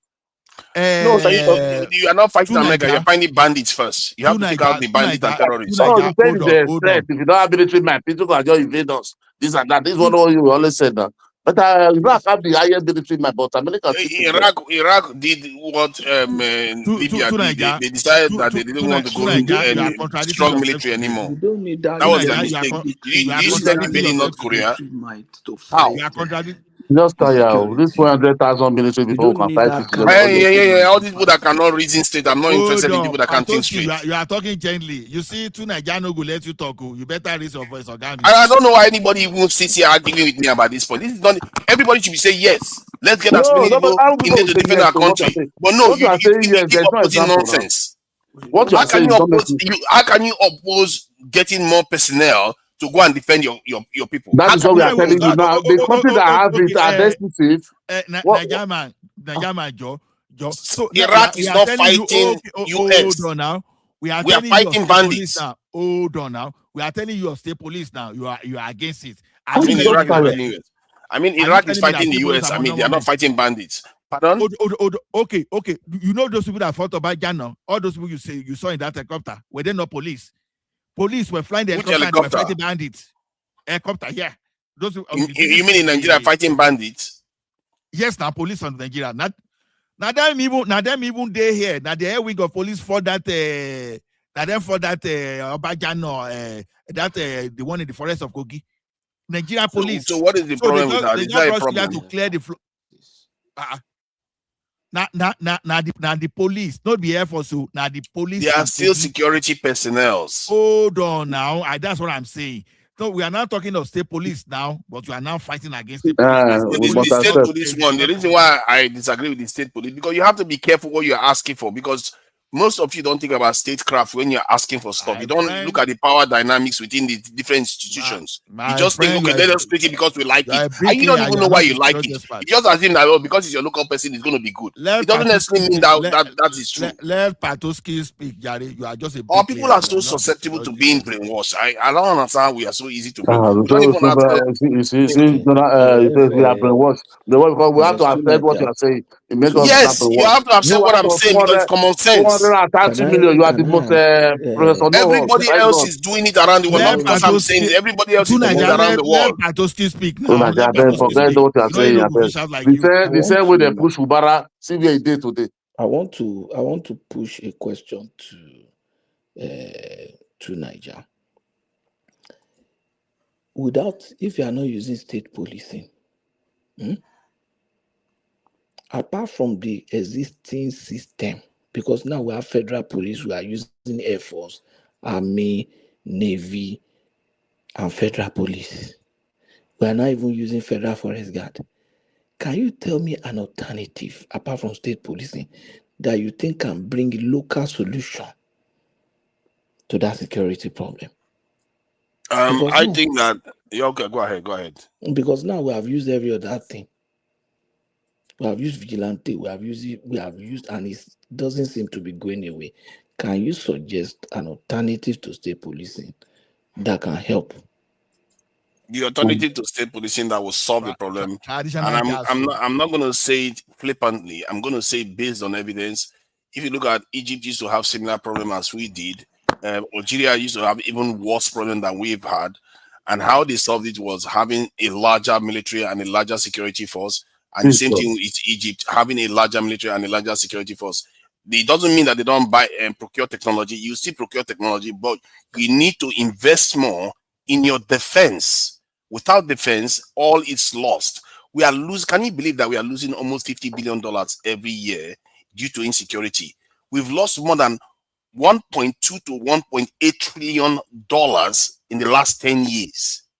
What is more economical investment than your security in that scenario? To Niger, anytime you quote my data, you quote anything that's similar to my data, always mention this guy, anytime I say now, I will take you to when I started talking about this, you just wrote a few documents last year. You just said I'm quoting everything from you. So we have we have external problem or internal problem that we now military. You now that is saying we should go and recruit military. So we should use military now to be fighting insecurity inside the state. No, I think what Tunaja is saying is that, and it's what everybody have been saying. Tinubu said it before. And with state policing, we could also have achieved that, is to have more boot on ground. I don't know why they are paying lip services to it. Exactly. We are not making, sorry, let me finish. We are not making our military attractive enough to attract people. Why would I go and lay my life on the line when I can go and do Yahoo and make money? Why would I go and leave my life on the line for 150,000 per month? That I'm not even sure that if anything happens to me, they will take care of my mother or my father or my siblings. So we need to look at what we are doing. I think they are not sincere enough. They're not sincere. That's the truth. They all know the truth. This recruitment that Tinubu gave approval for, what has been the response? I think they have enough people applying. That's for sure. Do they have enough people applying? That's true. Yeah, they have enough people applying. They've always had enough people. They are the ones that are choosing not to recruit. So after you recruit them, what will you do with them? We just send them train them and deploy them. Yeah. Oh my God. Them. Yeah. And that's the root of that's the root of the problem. See, let me tell you something. What is wrong with you people? How is that even confusing for you? No one says anything. Just listen. Is that even confusing?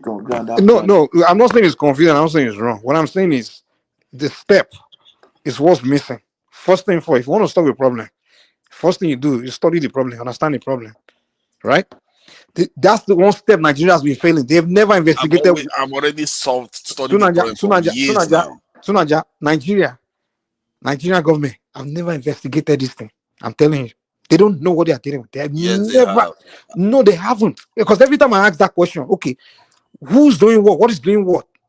They would even the same thing people who in this planet would say, the same thing Nigerian government say. Every time I listen to them, I don't get anything. They will just say, oh, Fulani or something like that. Okay, who's that Fulani? They don't know. Who? They don't know. It's like, have you done investigation? Jonathan gave interview. The federal government know it because they No, all say the same thing Sunaja, during no, their they don't. campaign. Sunaja, in America, in the West where you live, when something happen, when something happen, the government of USA, in the first day, when they come to the public, tell the public, they survive under investigation. And then a week later, or 3 days, or whatever, or a month later, they will now come and say, okay, we've done a conclusion on investigation. They'll now give you detail, phases of who's what, how, detail, step by step, everything, the whole picture of what and who's behind what and who's the mastermind. They give you everything, and you know that, okay, now we all know what we're dealing with. But in the case of Nigerian security, they have not given us anything. All we hear is just somebody come on, one guy on. We get more information from social media, from platforms than you get from government. They are not being honest. This is why they have the money. This is why they have the money and they refuse to spend it. Sunaja, what is this? You are suspecting that the government know and they are hiding from you. That's what it is. No, they know because they said it in the election. That's what all of them said. If they never had it, let's not make noise, Sunaja. Because they said it during the election period. Okay, Sunaja, since they know now, Sunaja, okay, what's the? Can you break down the investigation they've done and the outcome? Tell me, please. They know about it. No, tell me the investigation and the outcome they did. Tell me. See, I don't know the investigation. Okay, don't know. Then you calm down.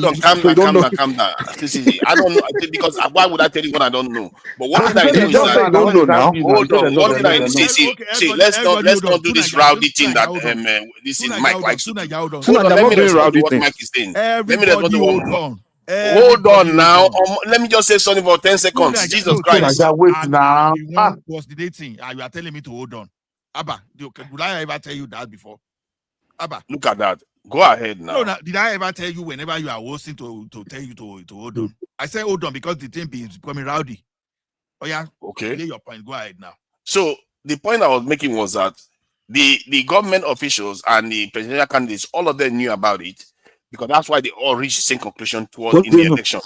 All of them, they knew that they needed hundreds of thousands of men. That's not what I asked you. I'm not asking you what they need. You said what research did they do? I say what investigation? Have they done investigation? What are the findings of the investigation? The findings of the investigation is their policy. Don't you get it? That's my point. Sunaja, do you understand what I'm telling you? Who is doing what? I've spoken to a Nigerian lecturer that said they submitted they submitted research results to the president and the presidential office, and they didn't do anything about it. Sunaja, these candidates already showed that. It's like you lack comprehension. Hold on. Let me put Mike down because Mike is just you're not putting anything down. You're not even talking to what I'm saying. You are acting as if you don't have common sense. If you can do simple deductive reasoning, how did you know that? How you are asking for a result of a research when I'm actually giving you the outcome of their research? All four of them, all the four presidential candidates, okay, Tunaja, hold on. Let me tell you something. It is not true that they didn't do research. Let me tell you one thing. Now, the question is this. You don't have to know. Investigation. You don't have to know the research to know that. Guys, let me speak now.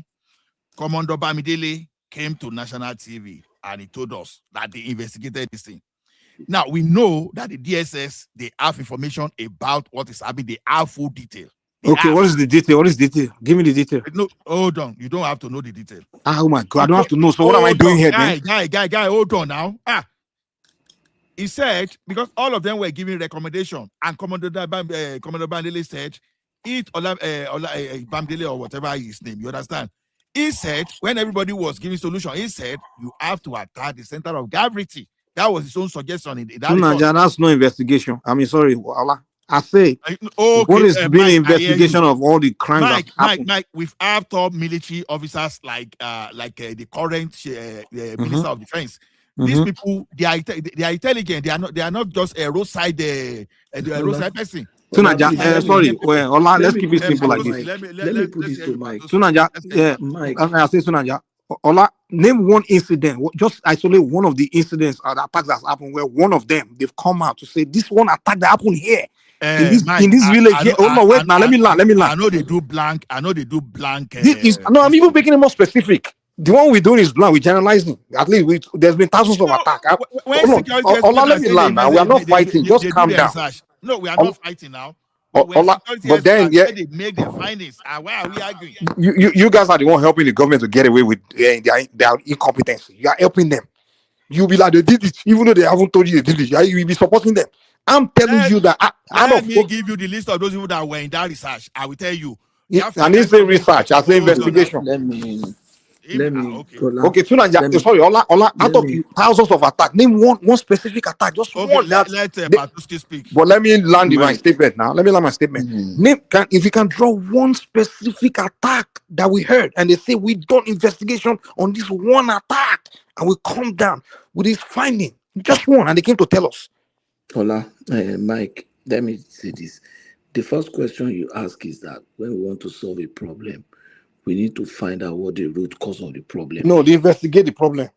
We need to investigate the problem to know what is the real issue behind the problem. That's where I understand. Is that no? If a crime happened, you have to investigate the crime. Oh, okay. And get the facts, finding of the maybe crime. I misunderstood you. Yeah. I thought what you were trying to say is that let's look at the security as a whole and say, okay, what is causing it? What is real? Not as a whole. Patosi, what I'm saying is, we can. Do you think that those people, because we have people in DMI, DIA, and they are trained and they have foreign collaborators, do you think they wouldn't be doing all these things? If you know this thing, you think they don't know? Patoski, I'm not into all this hypothetical crap. What I'm telling you is this: crime happen in Nigeria. All these bandit or attacks or attacks that were happening every day. Hold on, wait. Let me just land. I see them as individual crimes, right? It could be from the same source. It could be from different sources.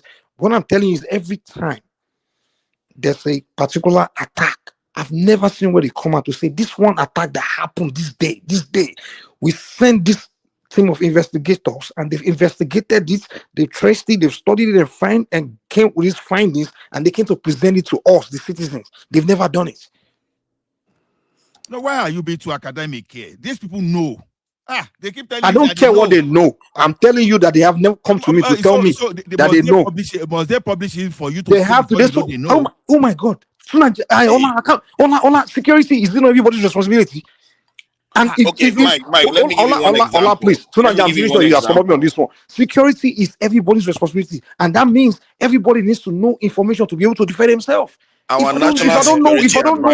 I don't know how I'm being attacked, I cannot defend myself.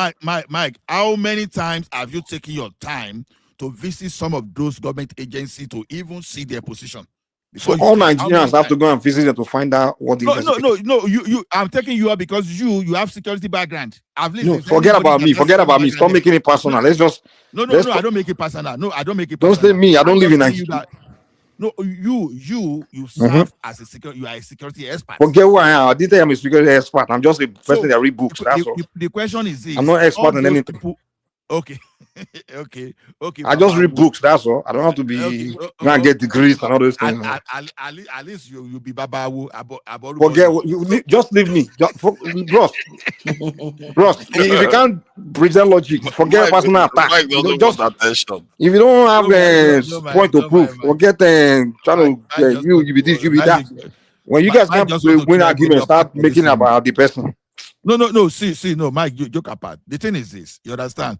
These guys, they have report, they commission. You understand? Show me the report. Why? See, oh my goodness. Okay, you don't have it, but you're telling me to accept it. And this is thing Nigerians do. They'll be telling people to accept what they are telling them. As African, just accept what you are telling me because it's you telling me. Hold on, as African and Nigerian security architecture, have they shown you the report of that Tomahawk hit in South? We saw the Tomahawk land, so we know they land. So that's the evidence. Okay, they land. Okay, did they come to tell you how the impact? Have they given you the impact assessment? Are we talking about impact assessment there? We're talking about investigating the crime. I'm just asking you. Even when they were asking Odenyi, hold on. When they were asking the PRO for police about that Sokoto, he said no, that there's something that he doesn't want to speak about. See, these guys, when they collect their report, sometimes is everything will not be brought out for public. Whether they are doing it or not, it's not the argument. What I'm telling you that what they are not doing is they are not telling us outcome of whether the investigation they did or not, or they did, or that they didn't do, or whatever, and which is complete senseless. There's no society in the world where government isolates itself from the people and think the people will just be safe. So now you are the government. It's your duty to get findings, let the people know where they are, what they're dealing with. But you're not telling them what they're dealing with. And we are accusing you that, if you're not telling me what I'm dealing with, that means you're not investigating. And then you are coming here to defend them because it's your brother as the president to say, yes, they are doing it. They are doing it. They haven't come out to tell you that they're doing it, but you are concluding that they are doing it. I believe you must have even heard about what transpired between a very dark man and Major Musa, General Musa, for example, to tell you how these people can, how deeper these people can go. Now, very dark man, even for visiting a site, you understand, very dark man went to that site when something happened. He now, I just get normal Nigeria like you, he went to that place, you understand, he tried to gather information, and they started explaining the historical event behind what they were doing. You understand? Very dark man. Give that him. Yes, very dark man. Yeah. He went to his site. He went to a trouble site when all those terrorists just. So very dark man went to do the investigation. Hold on now. Them are farabale now. So he was there, and General Musa saw him, and he now called very dark man that of everybody that has visited this site, you are the only one coming with the video that show the impact of what happened there. Please, can you please help me? No, why did I even bring that thing out? Can you help him to do what? Help him for what? Hold on now. I don't understand what you're telling me now. Okay, anybody can speak because no, you are talking to you. I don't understand what you're saying. That's why I'm asking you a question. Okay, you say, help him for what? Do what? So I don't understand what that help me means. That's why I ask you. I'm not arguing with you. I'm just asking you what you mean by help me. General Musa was trying to gather his own intelligence report to know what happened. You understand? He was now asking that guy to help him with his findings. So the moral of that story is this: all these security people that we think they are just sitting down in the office drinking tea and doing all those stuff, they are gathering their intelligence. They are doing their research. So what are they? Findings. On what basis are you concluding that they are doing the finding? How can you telling me that people of those caliber they are just so you are just giving the benefit of the doubt. That's your basis, right? Just benefit of the doubt. I'm not in the security architecture now. Okay, so you don't know. You don't know. So why are you presenting argument that you don't know? You don't know if they're just. You don't know if they're just sitting there chopping money, not doing anything. That's exactly what you are doing. You are assuming they don't carry out research. No. What I'm saying is hold on, wait. I'm accusing them of what they are not doing. What I don't see them doing. That's what I'm saying. I don't know if they're doing it. I'm just saying I don't see you doing this. And it's something is basic in every other country in the world. In every other country in the world. To them on national TV, they are doing it. Okay, Mike. They are not telling me that they are doing it. You guys should hold on. Both of you have done this before. See, the NSA head and the police commissioner, including even the former chief of army staff, have come on TV and talked about the issues they're having as security officials. And the Inspector General of Police actually said that the criminals know that they don't have enough people. That's why they're just doing whatever they like. And he actually talked about how they get police officers from other states that are not under a lot of pressure and move them to areas where there are a lot of pressure. So these are things they know they don't have enough manpower. And our NSA, when he was even talking about it, but I said we don't have enough manpower. And one of the statements they often made is that for a nation like us, they are not allowed. It kind of like they are not allowed to recruit more into the security force, which is strange because our NSA is telling us that they don't have enough personnel on the border, but they can't do anything about it. It's really strange. Yeah, we definitely need personnel. I think I'm disagreeing with you that we need more personnel. I'm not disagreeing that. So But like, what I'm what telling you is strange that about there are steps. does There are not steps that are continue being to recruit? skipped. For example, are you going to recruit people to go and chase shadows? No. So exactly. So that's why it's very important. That's why I'm saying you are skipping a step. First of all, listen. First But of they're all, not chasing shadows because hold they on. know whom the enemy is now. You are not understanding me. The first step is, first of all, you find out, you investigate, find out the roots and who they are. What you study, you find out who the faces are, who they are, they move, But everything. they've done You do your all these investigation. things. Wait, calm down. Calm down. Once you investigate the problem, the nature of the problem, and then the people you are recruiting, I can now tax them on what to do, how to go after them. That's it. That's what I'm saying. How did Jonathan know there's Boko Haram? I'm looking at so many reports here. So many reports about it. Let Nigeria speak. Wait now. Do you remember the last time? You know, there's one corner that come to your panel in Dr. Daniel. You know, you ask that corner this question, say, why are we not recruiting? Exactly this answer you said. I know that is what is said that. They don't, there is a, I think maybe the Western world or something like that. Tell them, they have to tell them how they can recruit. They cannot just go and recruit anyhow like that. They have to control them. The military, you know, he told you. But I don't think Trump is stopping them now. That's the thing. I think Trump has unleashed a kind of, to an extent, he has released the chains. How many days now? They will just recruit now. How many days now Trump supported them? They will just have 10,000 now. No, I agree with you. Even to have 2,000 now, you have to go to almost a year now. Do you know the danger? Do you know the danger of recruiting people without even knowing the enemies? Because the enemy themselves they come and sign up to recruitment. They will always be part of the system. They will come and sign up because you don't know them. Even the former, excuse me, even with the former assistant inspector general, he come to Arise prime time. He said even all their facility for training, they cannot even recruit more than 2,000 in a time. That 10,000 president was saying that is impossible for now. That they cannot even recruit more than 2,000 in a year. That's how useless they are. Why don't they use NYSC as a source? They don't want to be creative. This is the problem. Do you know that Nigeria can only hold on, sorry. Nigeria can recruit about 12,000 a year. That is the capacity. But where is the place? They don't have that facility. They don't have that place. All the building for training is dilapidated. No room, nothing. You know, it's the man. Exactly. Then they should just switch it to NYSC. They could have done that. Okay, hold on. Let's bring that talk. But I know they are expanding the military depot across the country anyway. Because I do. I remember talking to Mike about this, where he suggested something that the NYSC students can be doing. Prince Daddy. Please go ahead. No, I know they are expanding the military depot across the country, so that they don't have other facilities. They want to start this. Yeah, right. Yeah. So Shogbo said. So go ahead. Training ground. Yeah. Okay. Thanks a lot. I think it's Nigerian has said it.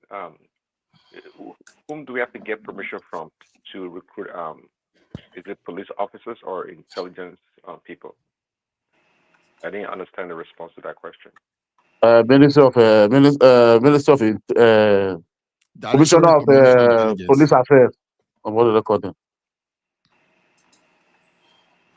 Oh, not the West. But then somebody mentioned Trump gave us. Yeah, the West. They say we have to collect. They are the one that monitor our military in Africa, not only Nigeria, all the whole Africa. You know, that's why they said that is they are the people. It was a colonel.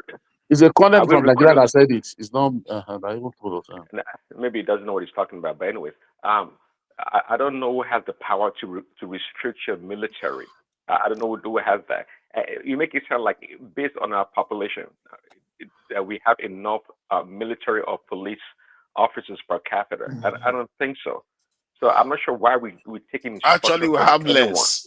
We have less. Of course, we have less. So this notion that we are restricted from recruiting, and someone who tell us no, we shouldn't do it. We can over recruit if we want to. I mean, are they paying for it? Actually, they do limit it. They limit it by. Let me get it. I think they are talking of intelligence guys now. I don't think they are talking of the general police. Abba, you're waiting now. Abba. No, we're talking about military. No. What are you talking about? Security, No. Let me tell you one thing. It was it Obasanjo that started reducing the military, then the IBB, or I can't remember in particular. So the idea that I don't think it's the Western power that said we should reduce. No, see, if you want to, no, wait, Mr. Lando, you cannot just put it like that. That's the problem we have in Nigeria. First, now, if you want to know if it's true, then look all the old countries that surrounded Nigeria. Look all the old West Africa. Look at who had the highest military, more than them with their population. It's only Nigeria. Hold on. I see. Under what authority? Maybe I don't understand. I'm asking. Under what authority that they can restrict us from recruiting whomever or what? And they don't want you to have military might now, to have military power. That is it. They don't want you to have power. So that is okay. Okay. And if you don't listen to them, then what happens? Please, Daddy, you're asking me what happened. You know what happens, and what are you asking? What Daddy is doing to you now? I've not been around this world all this while. You know the consequences. You guys can't even think about strategic way of doing this recruitment. What about some local efficacy and also, saving cost? Something like, how about we do something like every high school, senior secondary school student, 18-year-old must have 2 weeks or a month in a selective service, serve the country in the military for 1 month. Hold on, maybe 1 month. 1 month. You think there's too many of them. There are millions of them. I can't have millions of kids serving. Israel serves 1 year. Yeah, they can do 1 year, whichever way it works. But what I'm saying is, if we have about 10 million secondary school students, I don't know how many they are. You can't have all of them do 1 year. Now, 10 million people, you can just break it down between them. You can have if they are depend on their number. So how long they will start will depend on their numbers. If there are too many of them, they can break their time down to maybe months or weeks or something. So that way, every time you always have people in service to, to serve, to do whatever patrol, whatever it is. That's easy. So that's their community service to get their certificate. Part of the requirement for them to get their high school certificate. So you already got that secure. To me, that's easier than just going out there to go and pick up people you don't know. Many of them might be bandits that might even sign up.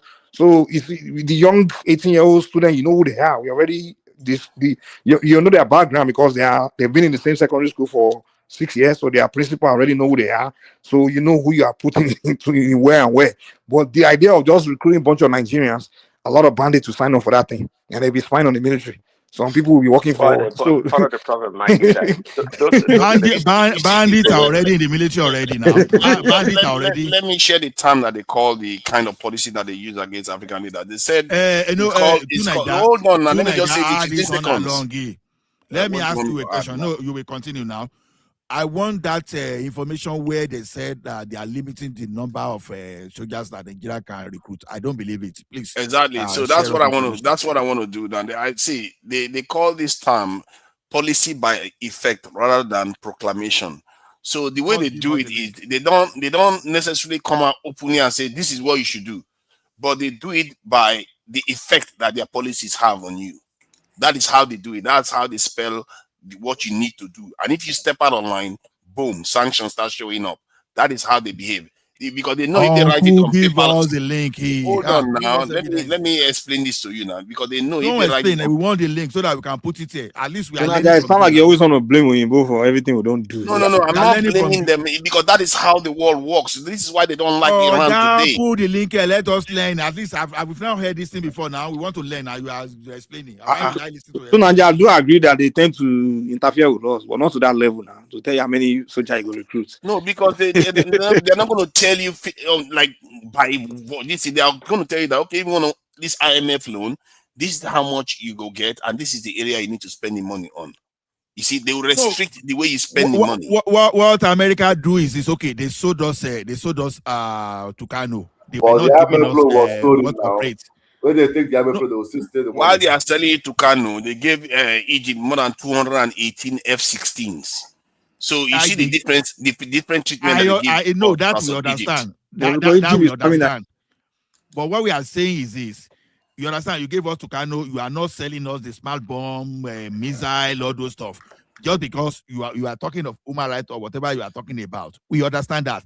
But now Nigeria want to recruit 1 million soldiers today, and you are saying USA, Nigeria, you cannot recruit 1 million soldiers. No, sir, I'm not going to take that one. Who will say that? No. They will not, see, if you say you want to recruit 1 million and you want to go and borrow money from them, they will tell you that you seem to get your priorities wrong. Then they will not want to give you money. Then we are not borrowing money from them. No, if you are not borrowing money from them, they will allow you go ahead and get that military. But if they feel like that military, let's say your government is expressing a level of independence that they don't like, then you are going to be a problem for them. But if you are their friend, they will reward you with it, even because the stronger you are as your friend, they prefer that. The only reason America we are against Nigeria is just because they don't want us to give equipment to terrorists. They don't want our military to give. Come on, that is not their thing. That's not hold on now. Well, America don't care if you recruit terrorists. It's not that's not their thing. As long as you are useful to them, if you are strong and useful to them, you are fine. Exactly. All they care about is secure their interest for them. They don't care if you want the equipment. That's the truth. And it's the right thing. Any nation, that's what the right any sensible nation would do. Really. You want your allies to be strong and reliable, and they can deliver for you. As Nigeria is right now, we can't even deliver anything from them because we are so poor and weak. So Nigeria, I think Tinubu has an opportunity. Mike, we have to stop the coup. Let me ask you: don't you think we would have allowed a military base in Nigeria instead of that? That is a big problem. I think because Nigeria is so important to the entire black race. And this is where, Nigeria is very, very. You guys are full of yourself, man. How do you say? No. Let me just finish. Maybe you don't have pride. Maybe you don't understand this. Tell me how we are important. What are we useful for? The black population, Nigeria right? is the largest. No, hold on. Because they are large now. Ghanaians is benefiting from that. See, because every nation, any group in the world, their largest nations tend to form their most strategic nation. Like the Asians, you have China. The Europeans, you have America. It's not because of their population, it's because of their productivity. But why is it that all of them somehow seems to be tied to their populations? Asia don't respect China because China is populated. They used to insult China when China was very poor. Yeah, but when they used to yab them like that is how Nigeria is. Can you listen? Can you hear yourself? That's how Nigeria is right now. No, Nigeria is not important right now. If the black people have to be freed, it's the Nigeria that needs to be freed. You are not important because of your population. That's not what I'm telling you. It doesn't matter. Mike, Nigeria is important because they form alliance because what? In the past. Nigeria matters. You know why Nigeria matters to them. To who? To Nigeria. To who? Western power we are talking about now. To who? No be Nigeria. They used to execute ECOMOG. No. For the